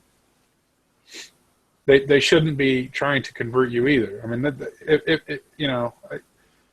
that's the problem, man. There's a lot of rules in that book that they don't follow, and they should be. And then they're going to justify it. Yeah, how can they even call themselves Christians? Not everybody's like that, though. And same thing with people like on your side. Some people get to the point where they're like, fuck it, let's make an organization called the KKK. So on both sides of the coin, you have your extremes. And then you have the guys in the middle of the coin that are like, well, this guy's a fucking loony, but he ain't affecting me. The same thing. There is a difference. Okay, right? And it's fundamental. It's these sides of the coin. Okay, now one side of the coin is better than the other. Okay, I don't see it. I absolutely do. I absolutely see it that way, because that's why I kept doing the tapping thing, right? Because I'm. It depends. Where they draw knowledge from. Okay, so you're knowledge bound, and that's what gives you strength in your life, right? You have a certain understanding of things the way you see them. Yeah, basically. Now they're on the opposite end, though. They're driving through life, which is contrary to. But they also have, some of them are very, very hardcore scientists, though. I try to point that out. I know. But when it comes to some of them don't have that gift of and so what hope do they have but think that if they strive to be nice to people, I don't see how that's a problem. If they believe that some higher power is telling them to not steal, not kill, not be an asshole, basically. I'm going to sum it up. I don't want to go through all 10 commandments. Yeah. Then I don't see a problem with that. And if they want to sit there and try to push it on me, I'll tell them I'm not that interested, man, and I've already told you that. And then I'll get loud, because you know how I get loud, right? If that doesn't work, I'll get fucking loud and I'll let them know. You're fucking full of shit. Get your shit out of my face. or we're going to have real problems. And then they're going to sit there and say, oh, see, that's Satan. Well, that's good. Then you should run like a little fucking minion. Hold on. This is not the difference between like a yes and no. It's not binary, okay? With these perspectives where, really we're far more similar than different, okay? It's a difference of opinion, basically. If, I don't even really want to use the word opinion because, it's not. It's actually like perspectives, okay, and worldviews, and from which point to base it from, right? And that's what's objectionable that I find about theirs, okay, is that they're basing their worldview through a spiritual lens, right? And it can lead to all sorts of false conclusions, right? That's like I said, they don't hold to the constraints of reason. Where if you're willing to accept something that isn't valid or true, then it like there's like anything can be true. Like basically they could believe in like that leprechauns are real and the tooth fairy is real, and and that comes down to a matter of like intellectual honesty, right? Like it's wrong really for parents to tell the kids that Santa comes and the whole mythology and all this and that, because it's fictional, okay, and you're tricking the kids, right? Now that's dishonest, right? And is it okay to allow people to trick themselves on the most fundamental thing of all, about existence and reality and origins? Because to accept an answer without it's like it's wrong. They feel that they have the conclusion and that they're happy with that, okay, when really what you're doing is you're surrendering the search. That's one of the things, like the blanket. That's the point you're missing, though. They do have a search. They have a vice to keep going. Without that vice, man, the world's going to get ugly for them. Yeah. And you're treating them like they don't have science. That they walk around magically, being controlled puppets by God. That's not what they believe in. At least certain Christians. Well, most Christianities anyway. And then you talk about leprechauns and this and that. They have an explanation for that would be considered a false god or Satan playing tricks. They're very skeptical people, to be honest. Almost, you know what I mean? Yeah, except about one thing. What's wrong with that one thing? Well, does it affect you and many others? I don't really see that it does. It does. Absolutely. There's huge influence of religion around the world. Okay, that's political leaders influencing, though. No, they're using it as a weapon. Churches on the streets and priests. Right. People See, that's what I mean. You're using history in the wrong context. Because there's been plenty of non-religious leaders that are a-holes. Yeah. Now we're talking humanity and the nature of humanity, never mind religion. I mean, robberies. Most crimes in America are not religious people. You could use that as an argument and a statistic and a debate. How many of these criminals in prison are, following religion? And that's the hard part about debating. It's far more likely that someone does something and gets sent to prison and then finds God while they're in prison, right? Than it is that someone is religious and goes to prison and comes out an atheist. Possibly. Usually, I mean, that's the problem. It's a coin. You flip it, and there's your side and there's their side. There's almost no way to. Man, I've been trying to figure out how to argue that argument, and I just can't find a strategic way for a win. Really, it's literally a yin and yang battle. You just it's one of those things. Well, that's it comes down to relative measures, in the value of these perspectives. And that's the way I see it, is that it's more important to hold to the constraints of reason than to abandon it, because there's no way to actually if they do have a search to know God, okay, through science, that's like contradictory to their belief and their faith and everything, right? Because they're actually using science. They recognize that science is the authority on knowledge, right? That's the problem. They do recognize science is the authority on knowledge. So if there is a God, only through science can they actually know for certain, right? So, in effect, they're actually very atheistic.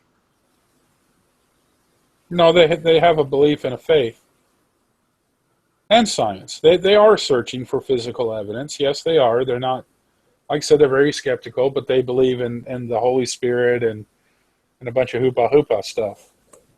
Yeah, but that doesn't mean that they're following blindly, because that's why they've implemented whoever the author is, this evil villain guy that could be appearing as a freaking talking snake or some whatever. He's been depicted as a dragon and blah blah blah. There's no reason for it. I'm gonna go at him, Tudor, because Tudor has hinted. Okay, Tudor's actually said. Okay, so Tudor's the one to go after on this. I agree. Like Grizz is really hard opponent because he's very fresh. I find if you're gonna have to pick an opponent who could, you'll never strip, I don't think, his faith, but you could tie him up in some of the words, and I believe it would be Tudor that would be the one to go after. Yeah. If I had to coach you. Yeah. Tudor, I want to ask. I'm curious, right? Because he's said that he's basically he's inferred that he's witnessed miracles of some sort. Okay, and getting him to talk about that openly, I don't think he's going to do it. I think he will. He's very open and he's very patient and he likes to share things. Yeah, Grizz won't. Yeah, Grizz usually likes to stick to the Bible strategically. Yeah, he's too guarded. And Tudor does too. I mean, he's got a very good understanding of it as well. So, but he also, I think, is a lot more patient and likes to talk about other stuff. He's very, he loves science and theory and all this weird stuff, that geek talk, I'll call it. Yeah. So you can identify with him as well and put it in different perspectives and play around with that. It's messed up for me, like hearing, Grizz say, he was an atheist and then he became a Christian. I'm wondering when and all that sort of stuff. And, what he would think about, whether or not everyone is born atheist. Oh, that's a hard question.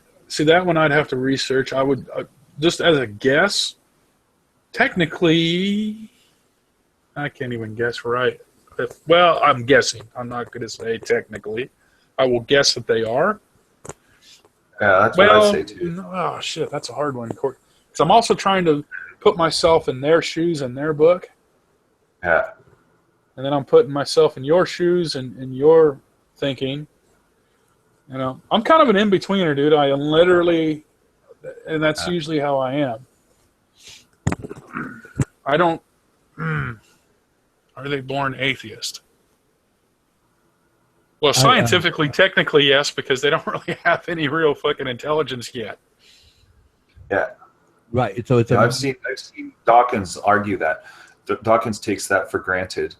Like, I've seen him bring it up in debates and stuff and not, go into a deep rationale of explaining why. And, it's something that I've always held, but, my memory is not so great for, remembering exactly why I thought things and all the thought processes that I've gone through. Right. So, I have accepted that children are born atheist, right? It comes into blank slate sort of thing. And, you have to acquire knowledge, right? And, it is ultimately, that they don't know, right? And I think that's one of the things that even the theists admit, is that they won't make the statement that they know. It's very rare. They do, though. Okay, they will say that they do know God, right? And of course that can't be defended, because then you've got them, because they say, oh well, I know, and it's like, okay, well, how, right? And then you get to pursue pursue it, and of course it's untenable. They can't actually say that they know, because they can't provide evidence, and blah blah blah blah blah. But they don't need to. That's what I'm saying. You're to validate the you're statement winning and they're winning. Therefore, you both win. They're losing and you're losing. Therefore, you both lose. Only truth ever wins a debate, right? And that comes down to whether or not their minds are free. And I don't think they are. And that's how they feel about you, though. That's what I'm saying. It is literally looking at each other in a mirror. Except for they have their beliefs and you have yours. Yours is purely logical, and theirs is religious with well, to me, they're, like I said, if I'm looking in between the mirror, they are actually more open-minded than even you are. It sounds fucked up. I'm not trying to put you down. Well, yeah. Well, there's certain types of open-mindedness are not good. I mean, have you read any fantasy novels or comic books or any of that shit? Yeah. That's what I don't know. To me, that's sort of like what a Bible is. It's like, well, and let's pretend the Bible never even fucking existed, right? And then we have Shakespeare, one of the legendary fucking authors of all these different plays. Although usually that's a bad example, because most of his stories are fucking tragic endings. Yeah. So one could argue, well, he's fucking satanic. I mean, come on, incest and I don't know, all the other topics he usually likes to write about. Incest, murder, betrayal, da-da-da-da-da. And then you could turn around and pick a children's book. And now this is the new book of not quite religion. I'm avoiding that topic. But a book that teaches people morality and how to deal with making friends and how to deal with loss of friends or something. It's this other. I don't know, man. Like I said, I don't see a huge problem with religion. I see a huge problem when people abuse it. It's like a gun, man. I mean, you can have one to go hunting or go with sport, but then as soon as you put it in a criminal's hands, well, look out. People are going to be dying. Well, hold on too. And that's religious people. There's the thing is, Tudor was arguing, and this is the question of religious tolerance, okay, and whether or not it's right for me to have them question their beliefs. Jeffrey fucking Dahmer, okay, his parents were both Christian fundamentalists, okay, and it influences the child and his environment and his upbringing, okay, where his parents were both like Christian fundamentalists. Okay, so they were extremely homophobic.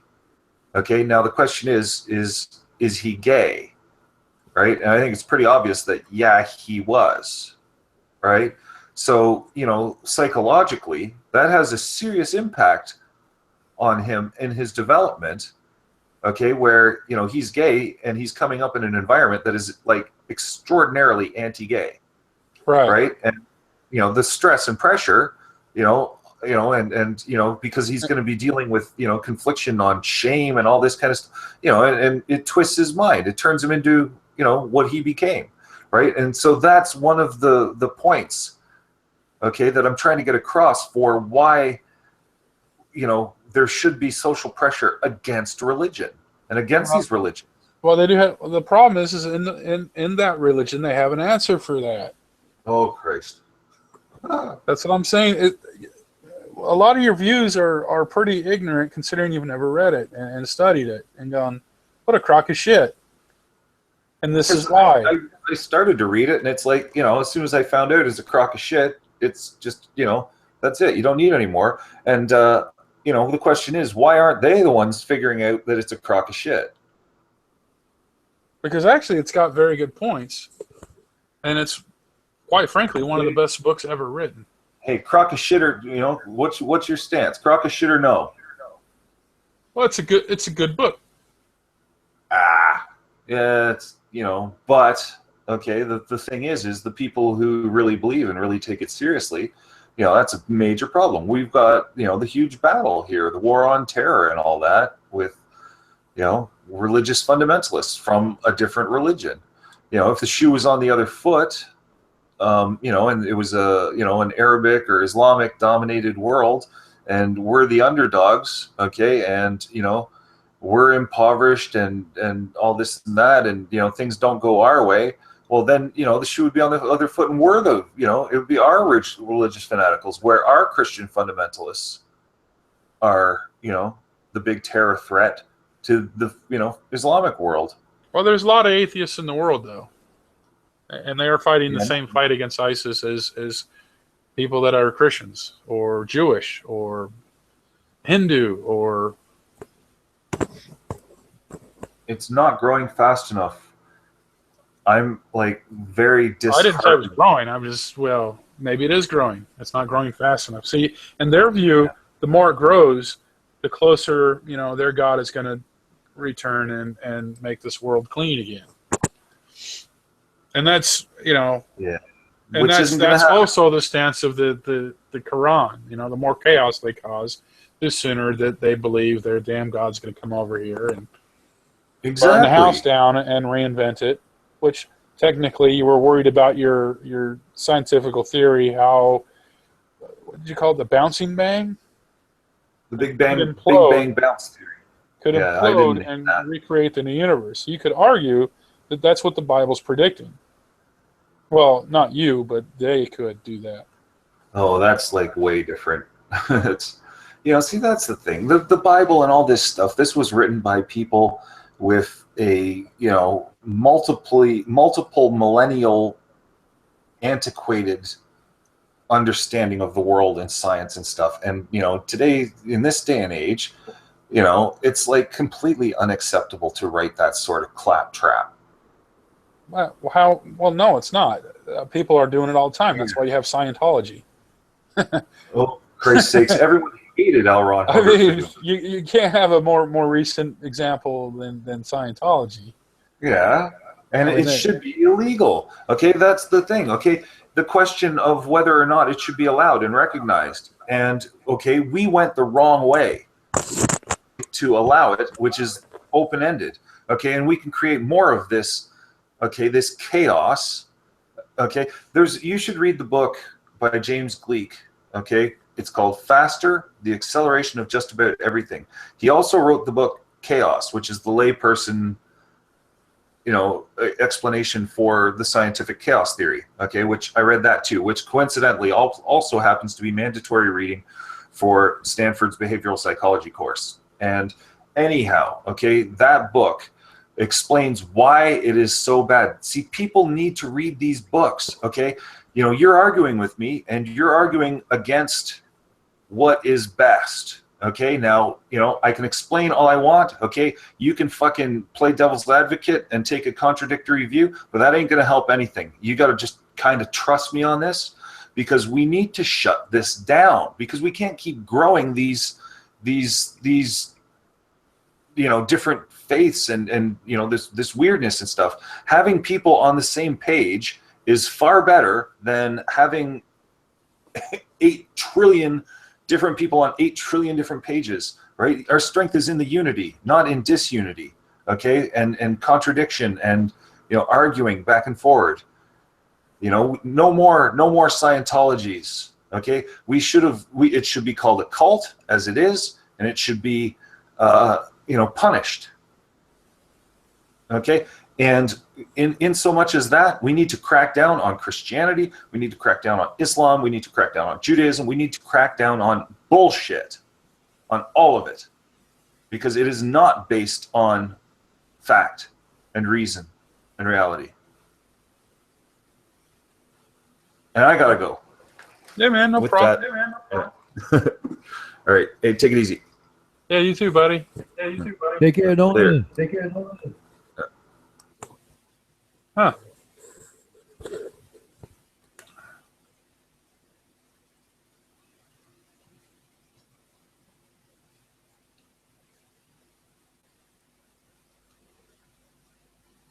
Well, Wow, no, I'm just been taking a lot of.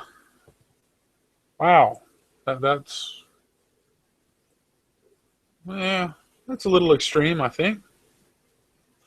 yeah, he's like basically the counter to a hardcore fundamentalist. That's what I mean. I see, like you are kind of. We're a little bit opposite in a little bit of way because I am still open to the idea that well, there is a God actually, and now there's this dude Jesus, and a lot of people wrote about him. But I've always said I don't take the book literal. It's a story based, like if you take a biography, you're going to Hollywood it up to make it fun for the audience to watch. I don't want to watch so-and-so sit on the toilet and then go from there to the shower and then go from there to, blah, blah, blah, blah, the mountainous. Let's get to the good bits. And then of the good bits, it's never as exciting in real life as it is in Hollywood moments, even in war. But anyway, I'm kind of generalizing it in a very timid way, but I'm pretty open-minded. But even if I don't believe in the Bible, it's still a very good book. Like it's an amazing power struggle, and there's a lot of shit in there that's just wow, that's cool, But at the same token, I understand, people need that kind of inspiration in life. I liked when he discovered that, hey, it's a blanket for them. Well, it kind of is. Or else these people could not cope. And then, yes, some people go to prison after being pretty antisocial and, and some of them find religion, not often. In fact, most of the time they don't find anything in there, but more that learn how to do it better when they get out. But that's not the point. The point is well, you have one extreme to the coin and then you have the other. And I don't see a difference when it gets to that point. I agree. So I just see different ideologies. Like he believes in complete science and they believe in religion, but they have science. That's what I mean. I'm like, man, you don't understand that there is a lot of Christian scientists out there. But man, that's literally one opposite end of the coin, and that's just not a winning battle ever. Yeah, like you can't force somebody to disbelieve something. You can only give your perspective and your lessons in life and hope they learn from that and take example of it and maybe think for themselves and go, oh, this guy's onto something. Other than that, you can't just be running around being kind of extreme like that. That's like, wow, that's pretty deep stuff. And I don't want to put them down for it, but little extreme. Well, like I said, I think he's a good dude overall. Like I said, I find Tudor a really good dude. I find Grizz a good dude, and I think Lyserge is a good dude. I just think it's literally yin and yang to me. Literally, that's the epitome of. I'm like, man, wow. Yeah, I like stirring up my vanilla and chocolate ice cream. Yeah. Yeah, that's true. Yeah, I kind of like throwing strawberry in there too, but that's another story. I might play with his idea about flipping the coin on them, though, as far as the devil disguising himself as God. I've tried that technique before and lost, but I didn't have the same knowledge I had nowadays. Well, to me, it's like I had explained, I believe, before you came into the chat, that it is basically a coin spinning or flipping, doesn't matter, the plane, that's what it is, because it's got to be that way based on the evolutionary process. Way back in time, there was a singularity, and then they call it the Big Bang, which is really just an expansion of space time. That's all that is. Technically, we're going to take technical. But what created that? And I call it something. Fine. Do you want to call it a God? Great. Call it what you want. But I do say, and I can prove, because of just nature, that something had no control over the outcome. So because we are higher order thinking creatures, and there's evidence there, like I said, I can post links, by actual scientists, that hey, we're just in our infant. We were in our infancy. We didn't know better. We had to come up with something. So we came up with these stories, and part of those stories, they're not fictitious. Okay, they're not fictitious. Yeah. It's a history book of events that happened. Right, because that's what it does explain, a history of something, right? Whether it's made up, an amalgamation, or just exactly, it's based on something. It's based on how shit actually happened. Well, right, whether it happened or not. It's like a fishing story. The fish keeps getting bigger every time, and then eventually, hey, I caught this big fucking great white shark on a 10-ounce line. Yeah, yeah, right. Yeah. Unless it's the old man in the sea. It's actually just a story, but there is history in there. Okay, I will agree. There is history in there. How accurate it is, well, that's up to, all those scholars. They've argued, debated. Yeah, they've proven it. It was a flood in a floodplain called Shirapot, where Noah's Ark was supposedly happened. Right, and then there's the counter to it. Well, how do you feed lions? It's like you can go round and round in circles. It goes round and round in circles because that's all they had at the time, and that's all they could imagine. So they explain partial history, part what they imagine, and that's the way it continues. And it to this day. But the difference being today is that sense of spirituality, like you pointed out. There are scientists. I mean, real scientists. I take my hat off to, and I listen to those people intently, but they believe in God. And I would agree. Okay, something. You believe in something before the Big Bang. There might have been more Big Bangs. We don't know. They haven't found out. Maybe they never will. That's not the point. The fact that something, they call it God, created all of this. And it brings them a sense of comfort, a blanket, as you alluded to, quoting, Nolan or Lyserge. Let's call him Lyserge. But Lyserge just wants to take a strict fundamentalist atheist position and just dismiss everything out of hand and assume, this is what it is. There's no other thing. And he doesn't understand that people have emotions, right? And a lot of people have to fill that void of curiosity, and emotions fill that void. Well, and that I was going to say that the biggest problem is you're going to have a lot of people that as soon as some tragedy happens, they'll be like, what's the fucking point? There's nothing after this anyway. I might as well end it now because I'm so fucking miserable. Bury me now. At 16.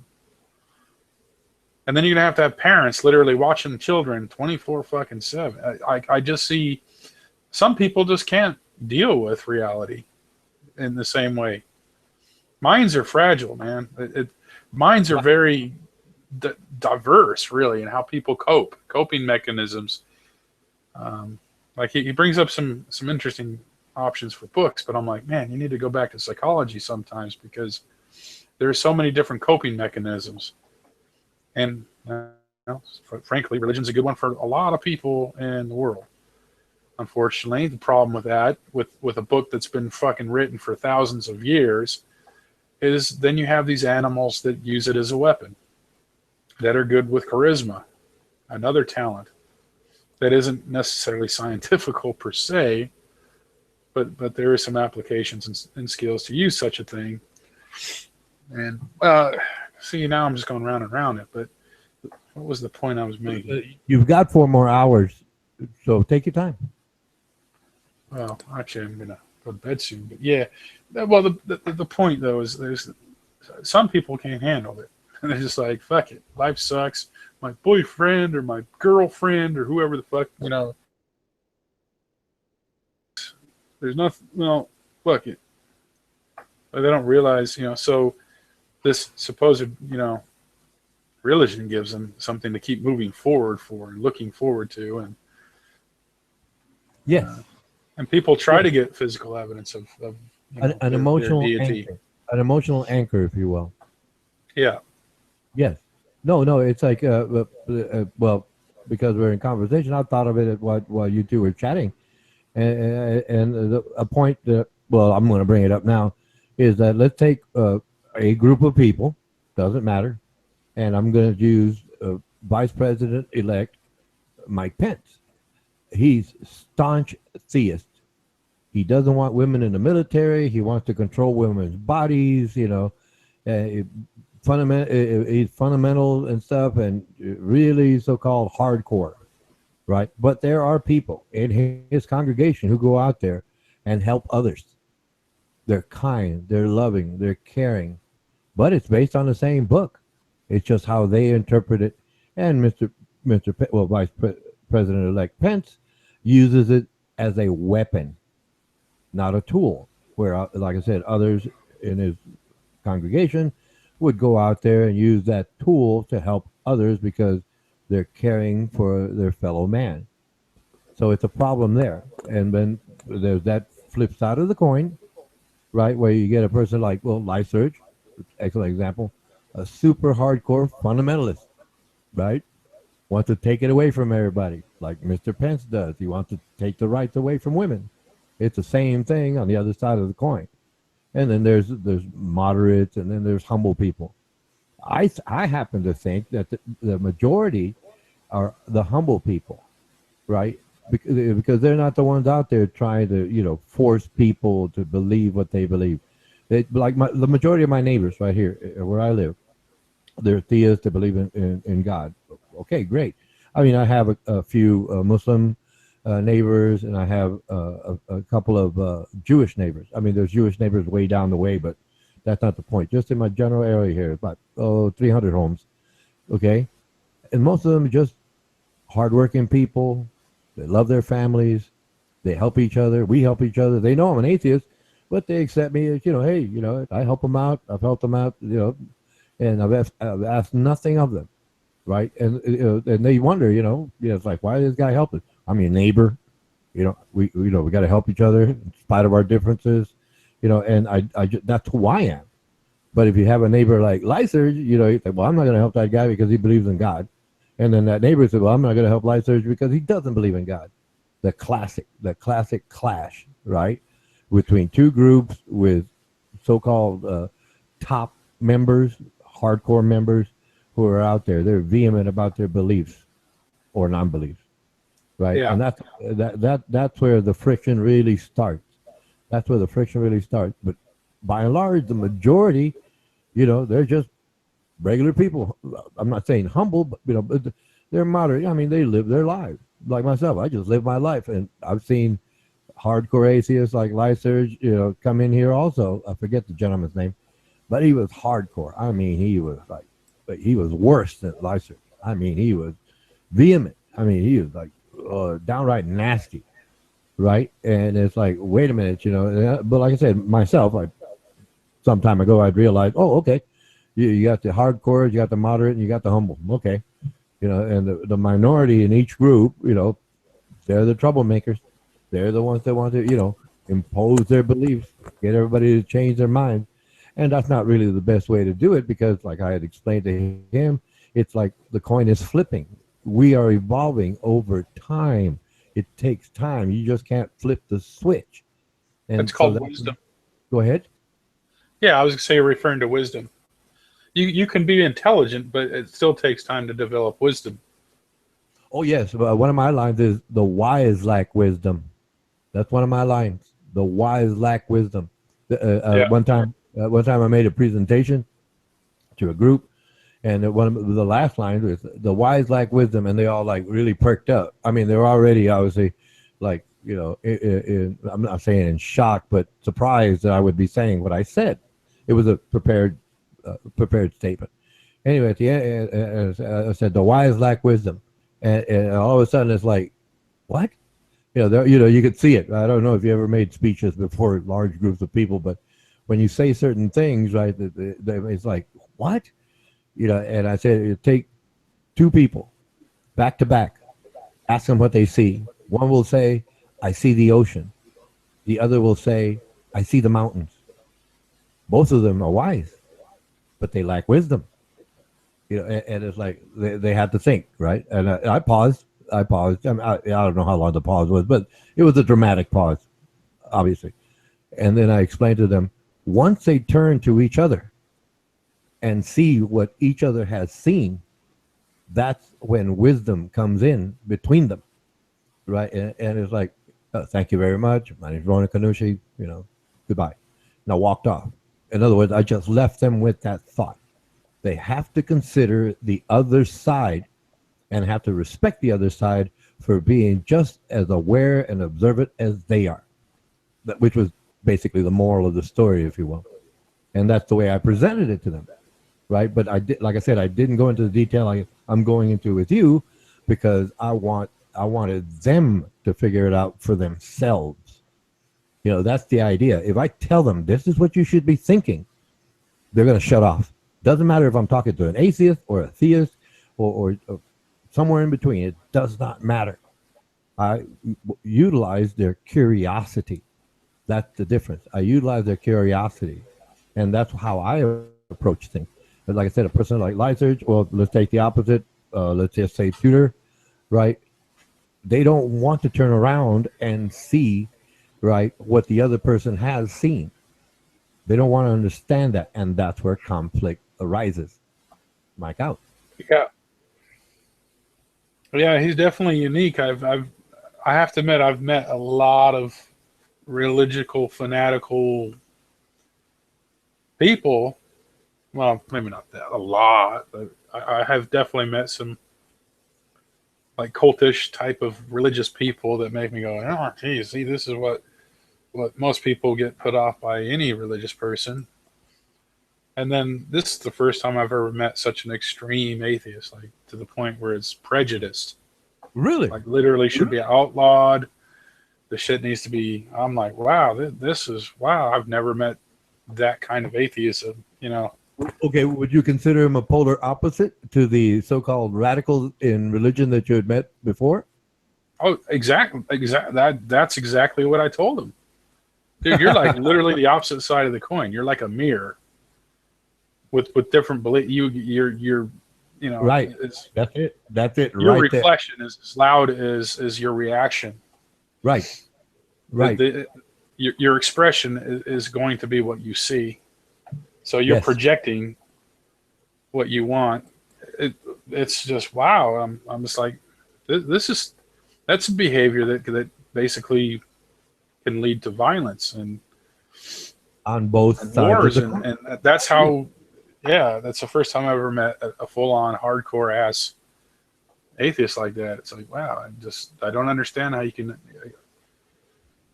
There's certain freedoms, and that's it's almost like a Nazi type of behavior, really.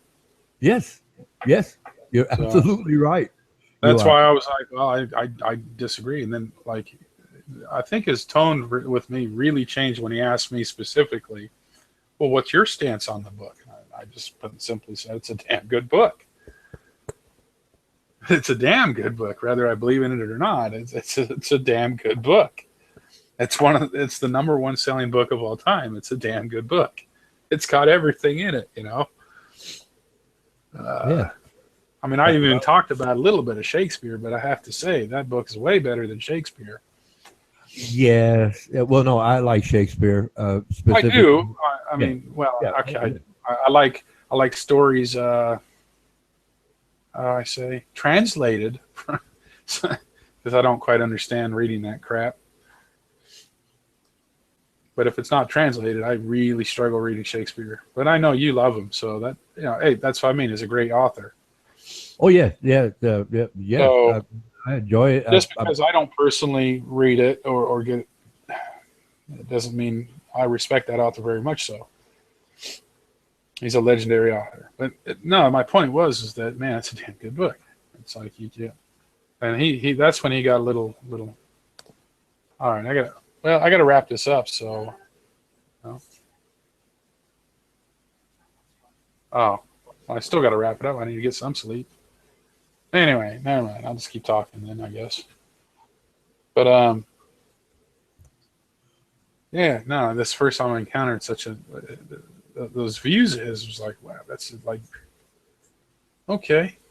Now we got that out. That's pretty good.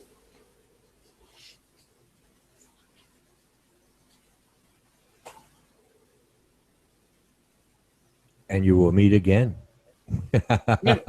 Yeah. No, I mean, it's just, I wasn't even trying to argue. I was just trying to point out the flaws in his. If he's going to debate with those two guys and expect to win, but see, he wins always in his mind. Yes. He doesn't even have to say a word, and he's won. And I'm like, yes. Well, yes. How is that convincing them that the Bible is, that God doesn't exist and the Bible's full of crap? I mean, that doesn't do anything for them. Yeah, I think diplomacy is a facet that he needs to just say expand upon. I'm being polite. Yeah, you pointed out what your expression is, and everybody knows where you lie on that, and that's all you can really do. I don't. Now, to suddenly have a bunch of like martial law soldiers and change federal governments and laws to outlaw, I can't even put that in words, man. That's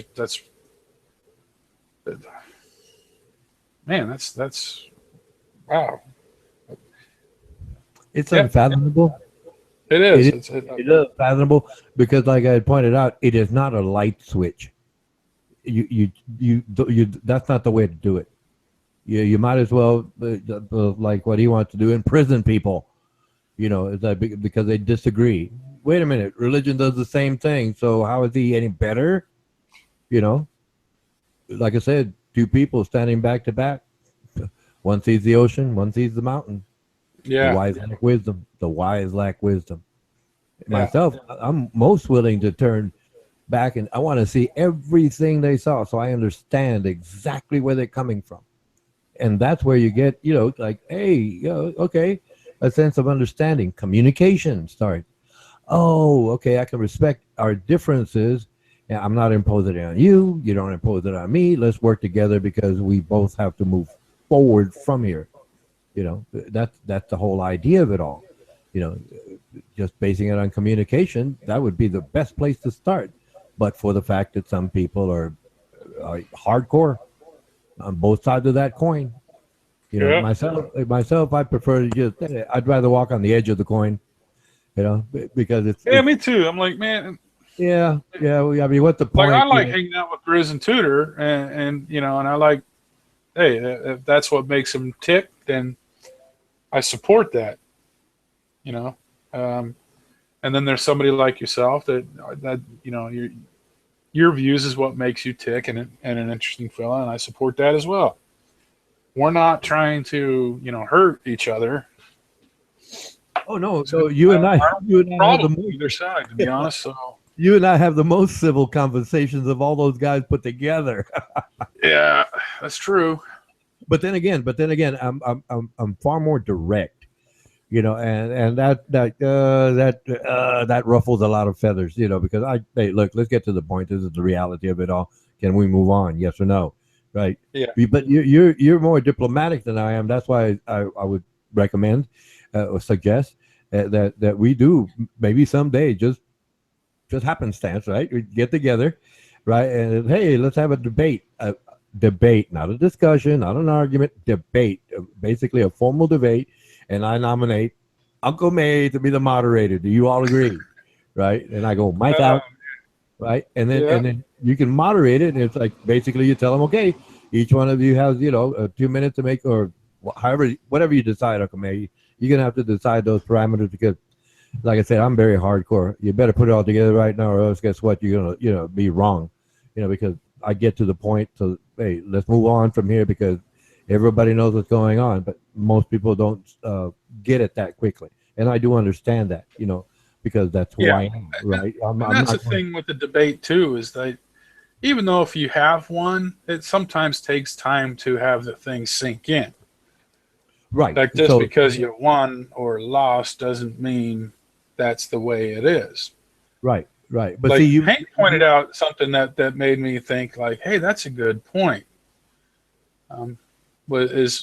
Now I'm totally going away from debate mode here. I'm just saying, like, philosophy wise, just because someone presents an argument, an accurate argument, a correct argument, poorly doesn't mean it's BS or whatever. I can't remember the way it's worded, but that's basically what it comes up with. Is basically someone argues a great point that is accurate and scientific and logical, but he does it poorly, doesn't make it inaccurate or something weird like that.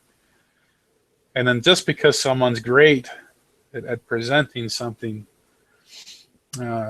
I forgot how it was worded, but basically it says that just because people are charismatic and tell you this is the way it is, doesn't make it true.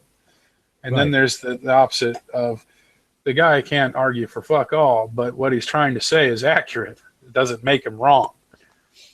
And that's the other and that's the other thing. So debates are cool, and because you can try to pick a team that has best strengths. Like one guy may not know shit ass nothing, but he's good with words and getting people to understand whatever the hell he's trying to talk about. But then that kind of person needs somebody that knows their shit that can sit there and whisper in his ear and all that. So yeah, I think it'd be cool to have like a 3-on-3 or a 2-on-2 or a based with moderated rules and a time limit and. Oh yeah, because ideally we'd have the whole 8 hours, but that's not going to happen. I figured we could set it up for maximum 2 hours. Obviously with Armando Vargas's support, and we could present the idea to him, and if he says, hey, it sounds good, and then he can get a couple of people, and that would make 3, right? Because I wanted to include him if possible, because I was thinking ideally it'd be a 2-on-2 with one moderator, right? Because like I said, it's 10 is the max, so 2-on-2, and that's basically half the room.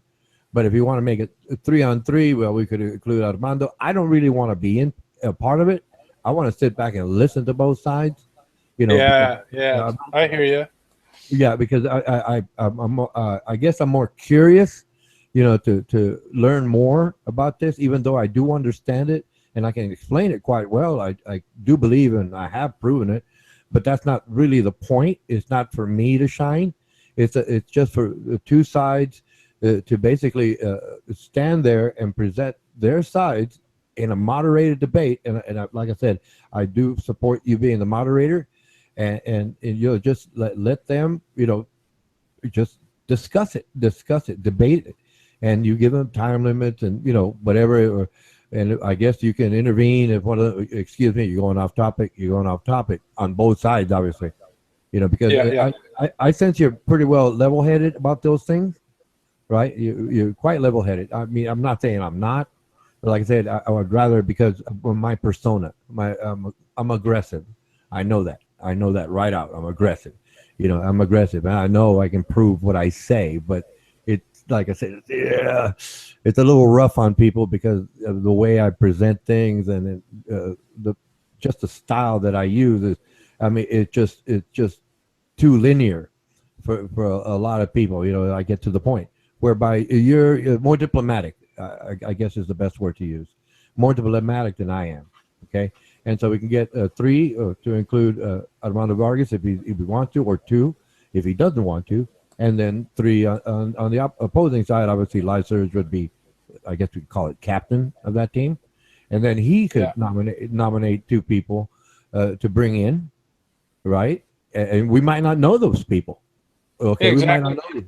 We might not know those people. We're fucking arguing against Richard Dawkins and some other dude. Right. So we could chat for a little while, this and that, and set parameters and stuff. Everybody's listening and talking, and then I say, okay, it's time for the debate, and then okay, that's it.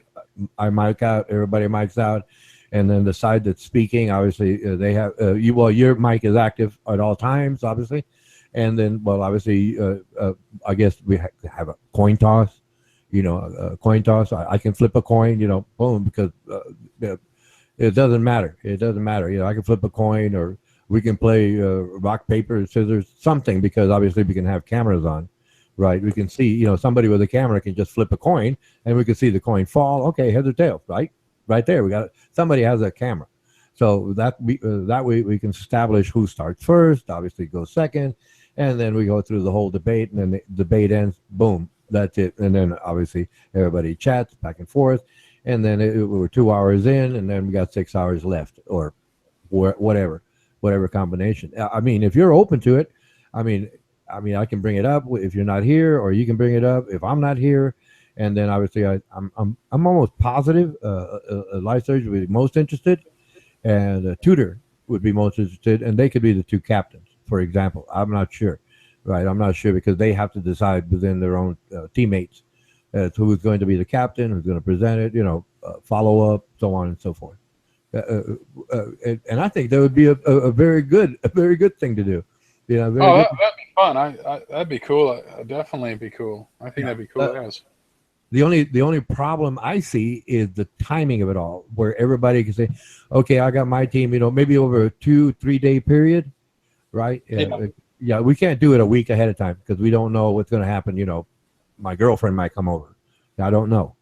But if it's a 2-3 day window, 2-3 days, maybe not 3 days max, right? Okay, 3 days from now, you open, blah, blah, blah. Yes, no, okay, we can postpone it, or just, just make it before that, whatever. Around a 3 day window, I think would be best for now.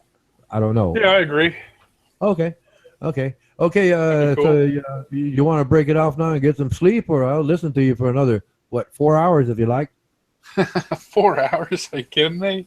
You're gonna kill me. No, time out, Uncle May. Every time you say this stuff, right? Something catches your attention, and you just take off, and I'm happy to listen to you. I mean, your sail unfurls. I don't know if you know sailing. Well, yeah, you got to know sailing. You live around a bunch of water. Your sails obviously catch a second wind, and boom, you keep going. Yeah. Off with the wind, eh? Yeah, gone with the wind. Oh man. Yeah. Yeah. Well, yes. Well, I don't know. It's up to you. You're the one that said you wanted to catch some shut eye, as they say. And whenever you're ready, I'm most happy to listen to you. Or like I said, we can adjourn now, and we can catch up later. And like I said, if I see Armando before you do, or vice versa, I'll bring it up, or you bring it up, and we can go from there. Yeah, man. All right. Well, the other thought I had with the opposites of the coin was, the Christians got a bad rap because they like to try to push the Bible on you, right? Well, excuse me. Since you are the moderator, you can set the limit. You can use. You can say, well, you can use 10 Bible quotes, and then, obviously you tell the other side, okay, you have 10 points, and the Bible 10 points, and you elaborate on 10 points, or 2 points, or 1 point. However you decide, it's going to be apportioned out. That's fine. That's fine. I mean, like I said, I'm yielding to your authority. That's it. I'm just supporting the idea. That's all. No, that's a good idea. Okay, well, now we can do that. And yeah, think about think about it. Yeah, we could even start on an easy, like a neutral, everybody can relate subject as well. Because, yeah. However, put it this way: however you want to set it up, like I said, I can imagine how I would like to do it, but that's not the point. I would ask that you but I'm not saying think of it consciously. Yeah, obviously, let the back of your mind work on it, and you just come up with, whatever simple, standards we're gonna have here. Okay, you got 2 points in the Bible, and you got 2 points for atheism, and you're gonna debate those 2 points, and that's it. Those are the parameters, no more, no less, or 5 points, or however you imagine best. Yeah. No, that's a cool idea. Cool. Like you could even have it where it's like, hey, who invented jazz? I think that was one topic or something like that. Oh, that's a totally different debate. We're talking music history now. Oh well, it could be anything you want. That's what I mean about debates. You Well, no. Well, put it this way: we can have multiple debates. Yeah, and music will come up later. But since I mean, like in this room, let's face it, the two subjects that are always talked about is the Bible and Jesus. Right? okay, That's probably more or less the main topic okay, that this room tends to fall back on for some reason. Armando, Tudor, and Grizz, and anybody else that gets involved with that versus the atheists. yeah, And then, yeah. So, yeah. Well, no, I put it this way: I might as well have the Duke out. You also be out, yeah. So that could be, yeah, definitely. Oh yeah.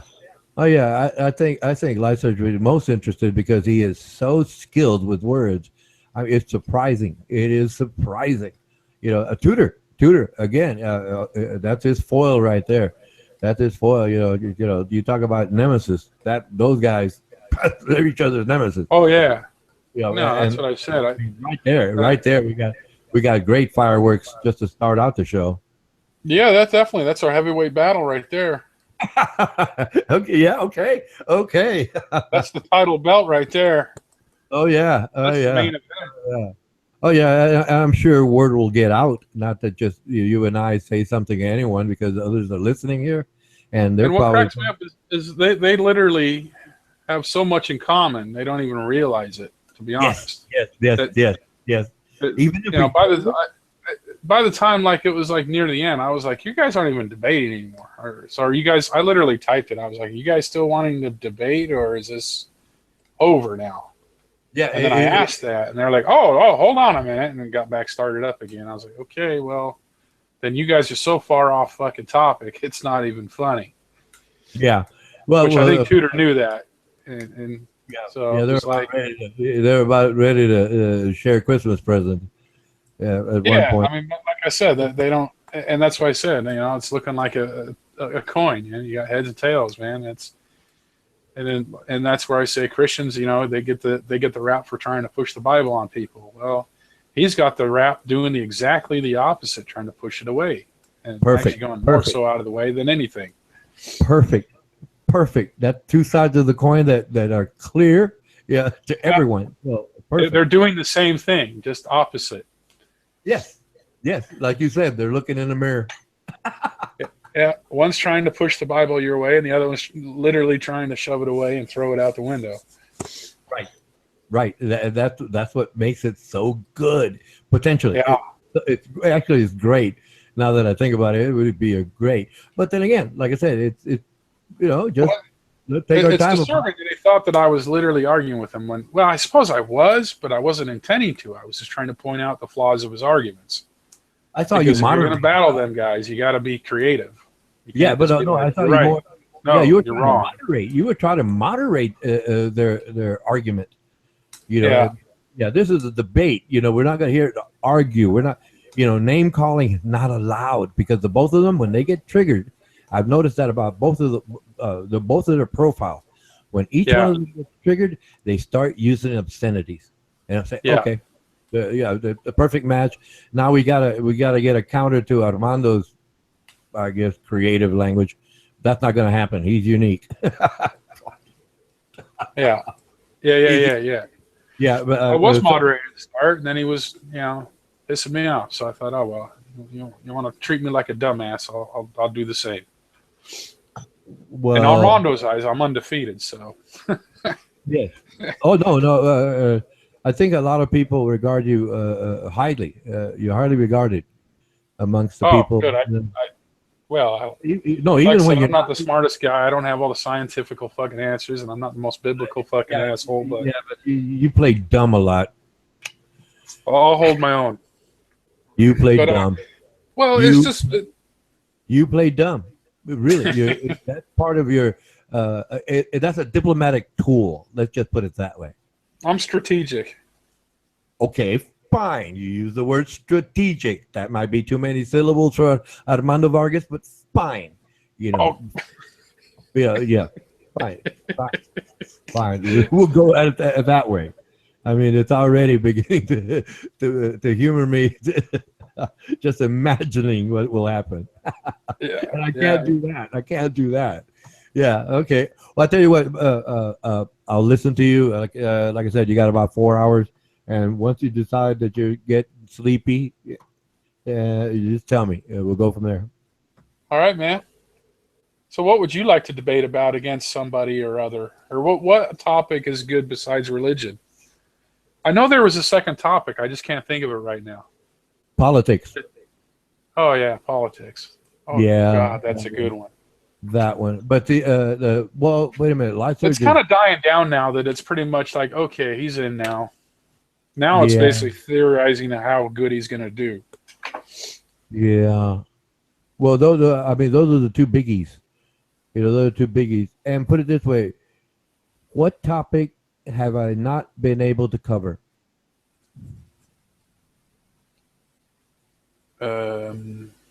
Yeah, that's the difficult part. That's why I don't want to be, in on it, because I can cover a number of topics. I didn't say all of them. Okay, here's one. Abortion. Boom. Oh, that's a good one. That's another good. I'm sure there's other ones. Other. No, that's what I mean. You got some good ones. The world financial markets. Yeah. Yeah. We're on to something now. Yeah. Well, no. I can come up with some more. It's like the end of the world. We're going to discuss 3 things that are possibilities to the end of the world. 1, nuclear warfare.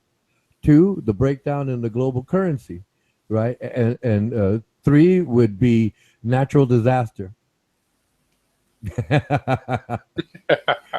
Yeah, I can come up with it. Like I said, but I've studied those things, so it's like, well, what topic would I like to discuss? That's why I don't usually say anything when I come in. I just wait for the topic to come up. Okay, I want to discuss that. Oh yeah, that too. I'm interested in that too. It doesn't matter to me. If I haven't studied it, I'll study up on it. Yeah, okay, I'll discuss it. I'm curious. Like I said, it's not that I'm better than anyone. It's just that I have a specific skill set that's different from everyone else's. That's it. Not that I'm better or less than anyone. Yeah. But like I said, I'd rather just sit back and listen to these people, because they could put ideas together and words together that I would never have imagined. And that's what fascinates me. That's what really fascinates me. But like I said, I wouldn't know what topic to debate against whom. It's like, oh, I don't know. It don't matter. It doesn't matter to me. Name it. Name it. But like I said, I want to be just an audience member in all of this. That's all. No, I'll put you. Yeah. Well, I might need a backup moderator though, because sometimes Mother Nature happens. Oh yeah, you have to eat. That's right. You get hungry. That's right. Well, then there's the toilet problem. If you got to take a shit. Come on. I can't be in 2 places at once, then I might have to put you in the big judge chair. Come on, I was being diplomatic. We don't have to say those things. Like, we can, use alternate, ideas. You have to eat. Oh, okay. You want me to butter up nicely? Yeah, I got to eat. Well, no, because I gotta powder my nose. You know what? The ladies are going to hear about this. The ladies. Powder in my nose? Yeah, I know. The ladies are going to be chatting. Why can't we hear Ronan's voice? Oh, I know. So you know me. Actually, you're right. We definitely need you to have. You need to be, part of the judging panel, because on occasion you're going to have to be sponsored by Ronan's voice. Well, welcome, ladies and gentlemen. Today we're going to have a debate between atheists and theists. Our modern. Oh, that's perfect. You could be like the intro guy too, the ring announcer. The perfect Kiwi for any situation. I'll make something. I'll make something have a theme song going. Yeah. The one. Bust out that guitar, do some sort of like jingle for 2 hours. No. I want to get to the mic out on my part, so y'all can. You can separate these guys. Because I think Right. there's some great ideas that have a lot of potential. Like I said, we can talk.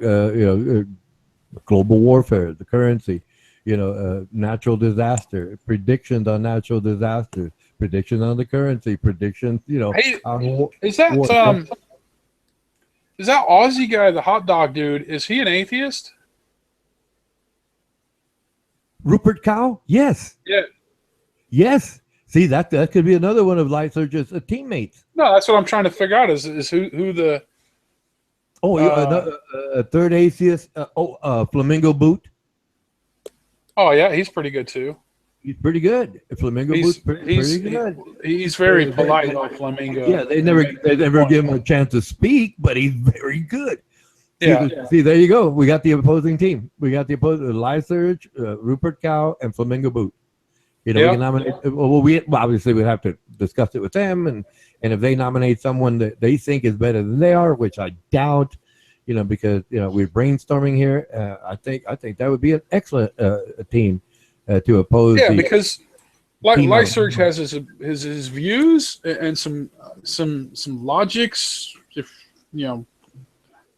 but man, his charismatic presence is like zero. Like he has zero idea how to get his points across, kind of.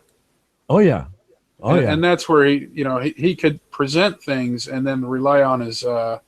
Because I find that hot dog dude, Mr. Cow, he's very intelligent and charismatic, and he's the almost total package for that team.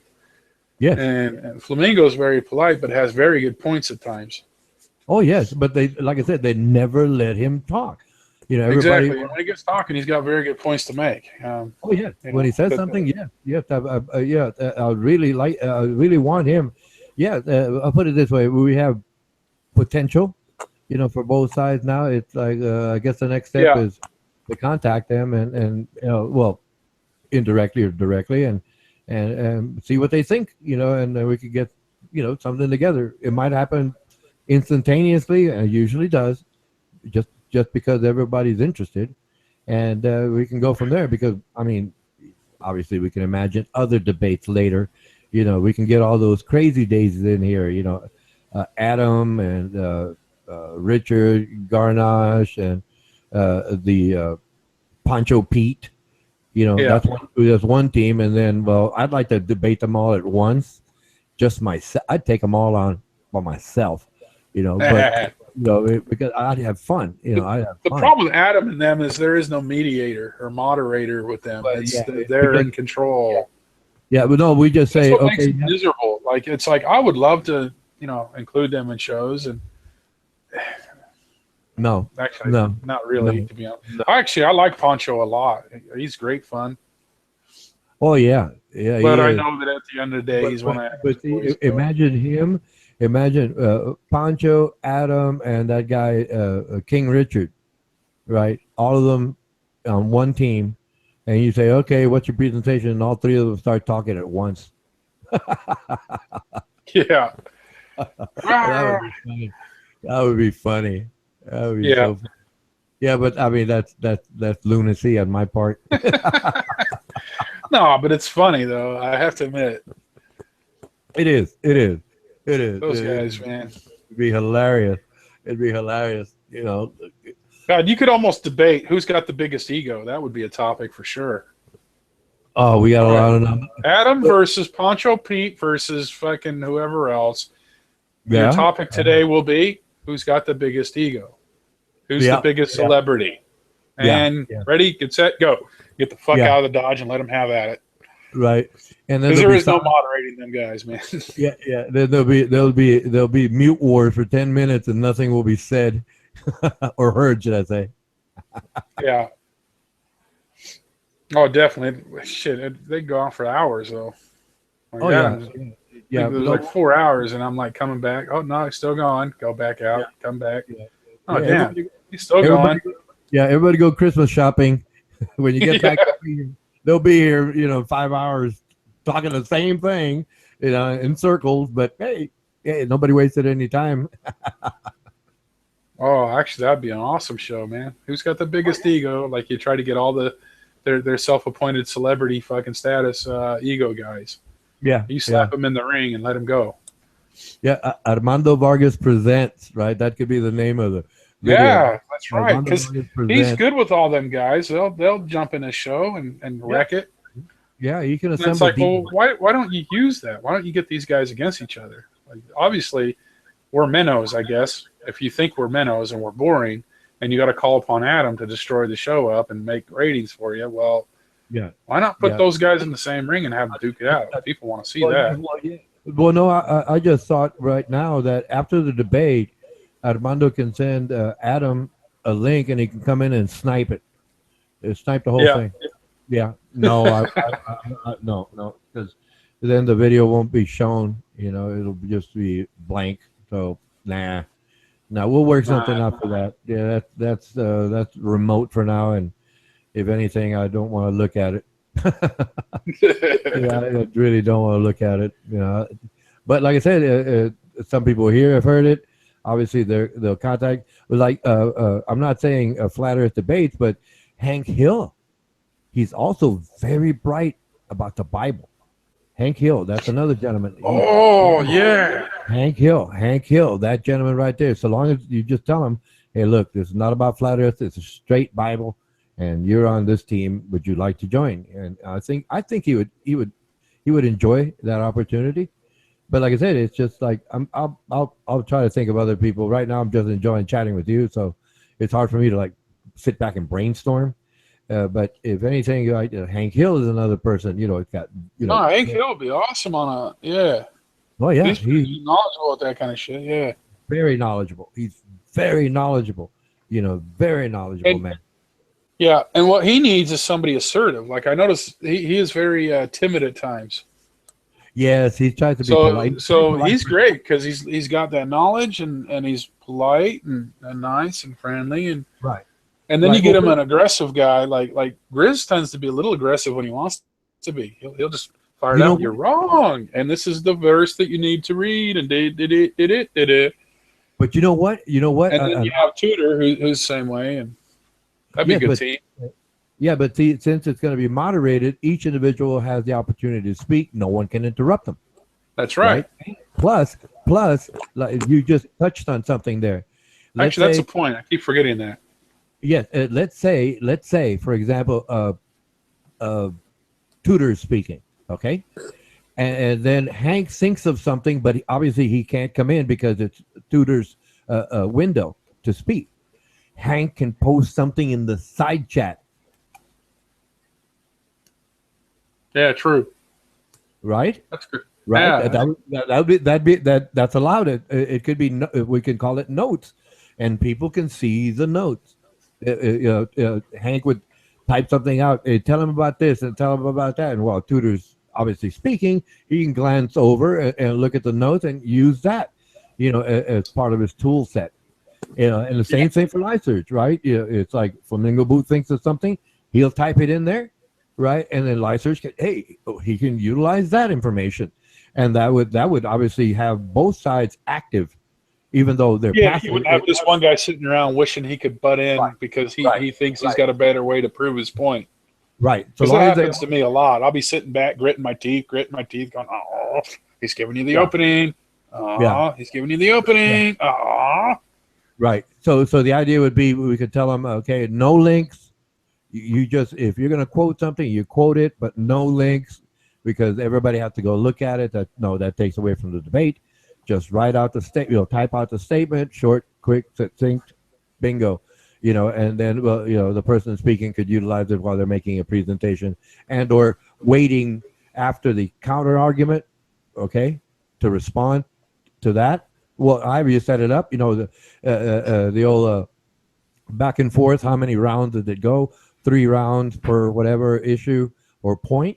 And obviously, while that person is speaking, if they speak, that's fine because the individual that has to, once they finish their presentation and can say nothing, they can't speak because everybody's mic'd out, but they can communicate in the side chat, right? You can give them that option, right? They can compare notes, right, in the side chat, and then the next speaker obviously has the notes right there in front of him, right? So nobody nobody needs to speak when you can just type it out.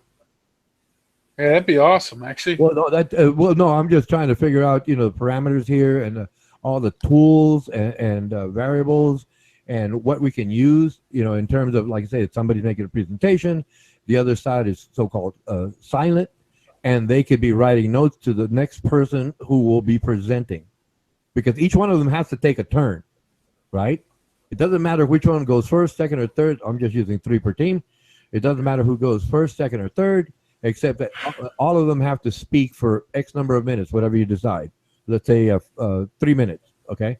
But since they can't speak to each other in the interim because the opposing side is presenting, their presenter is speaking, should I say, they could just type up what they want their speaker to say, and their speaker, obviously, they have to decide, edit what he wants to use, and obviously what he doesn't, he just ignores it, and when it's his turn, he makes his argument. I think that would be fair on both sides, and everybody can contribute at the same time. Yeah, that's cool.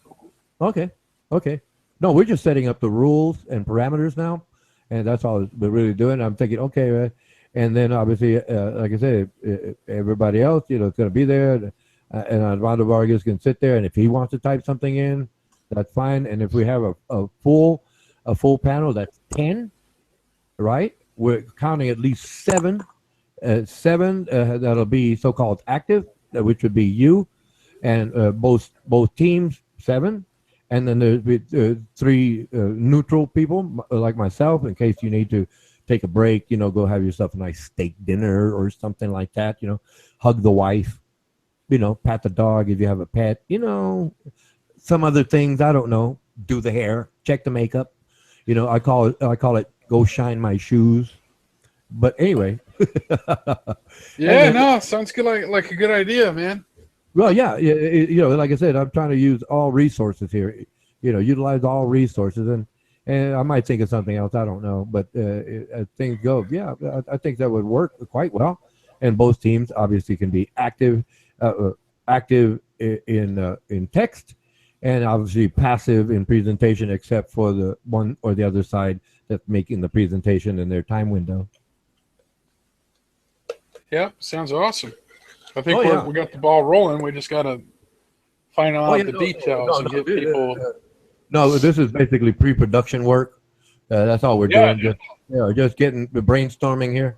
And I'm just, I could have said it the moment we got there, but hey, we got the time, and you're not getting sleepy. You haven't said anything. Well, yeah, y'all are getting sleepy, but like I said, you got another 3 hours now. And, no, I'm not gonna make it, man. I was just about to say I need to go now. I'm just waiting for you to say, hey, look, I gotta go. Great, you gotta go, and we can adjourn. Yeah, I'm like, delirium. That's why I said it just now, trying to. I guess I'm giving you a hint, man, because I really look. If you're sleepy, I don't want to keep you up. Man, we've been at it. We've been at it here for quite some hours. It's like, wow. This is also a fun time because it's quite peaceful. Like, even the chat's not really, like, half the time I look down and there's certain people that we have our certain anti-fan club people, and then they like half the time I don't even read chat anymore, because just the type of trolling. Like, I don't mind trolling, but then there's certain type of trolling I don't really like. That's not very engaging at all. We know who they are. You know what I mean? And then there's the on mic trolling at times, and it's like, well, and then everything turns into a fucking debate or an argument or whatever, and it's like, we don't get to. It's kind of rare. Well, it's not rare, but it's not often you get to just sit here and talk.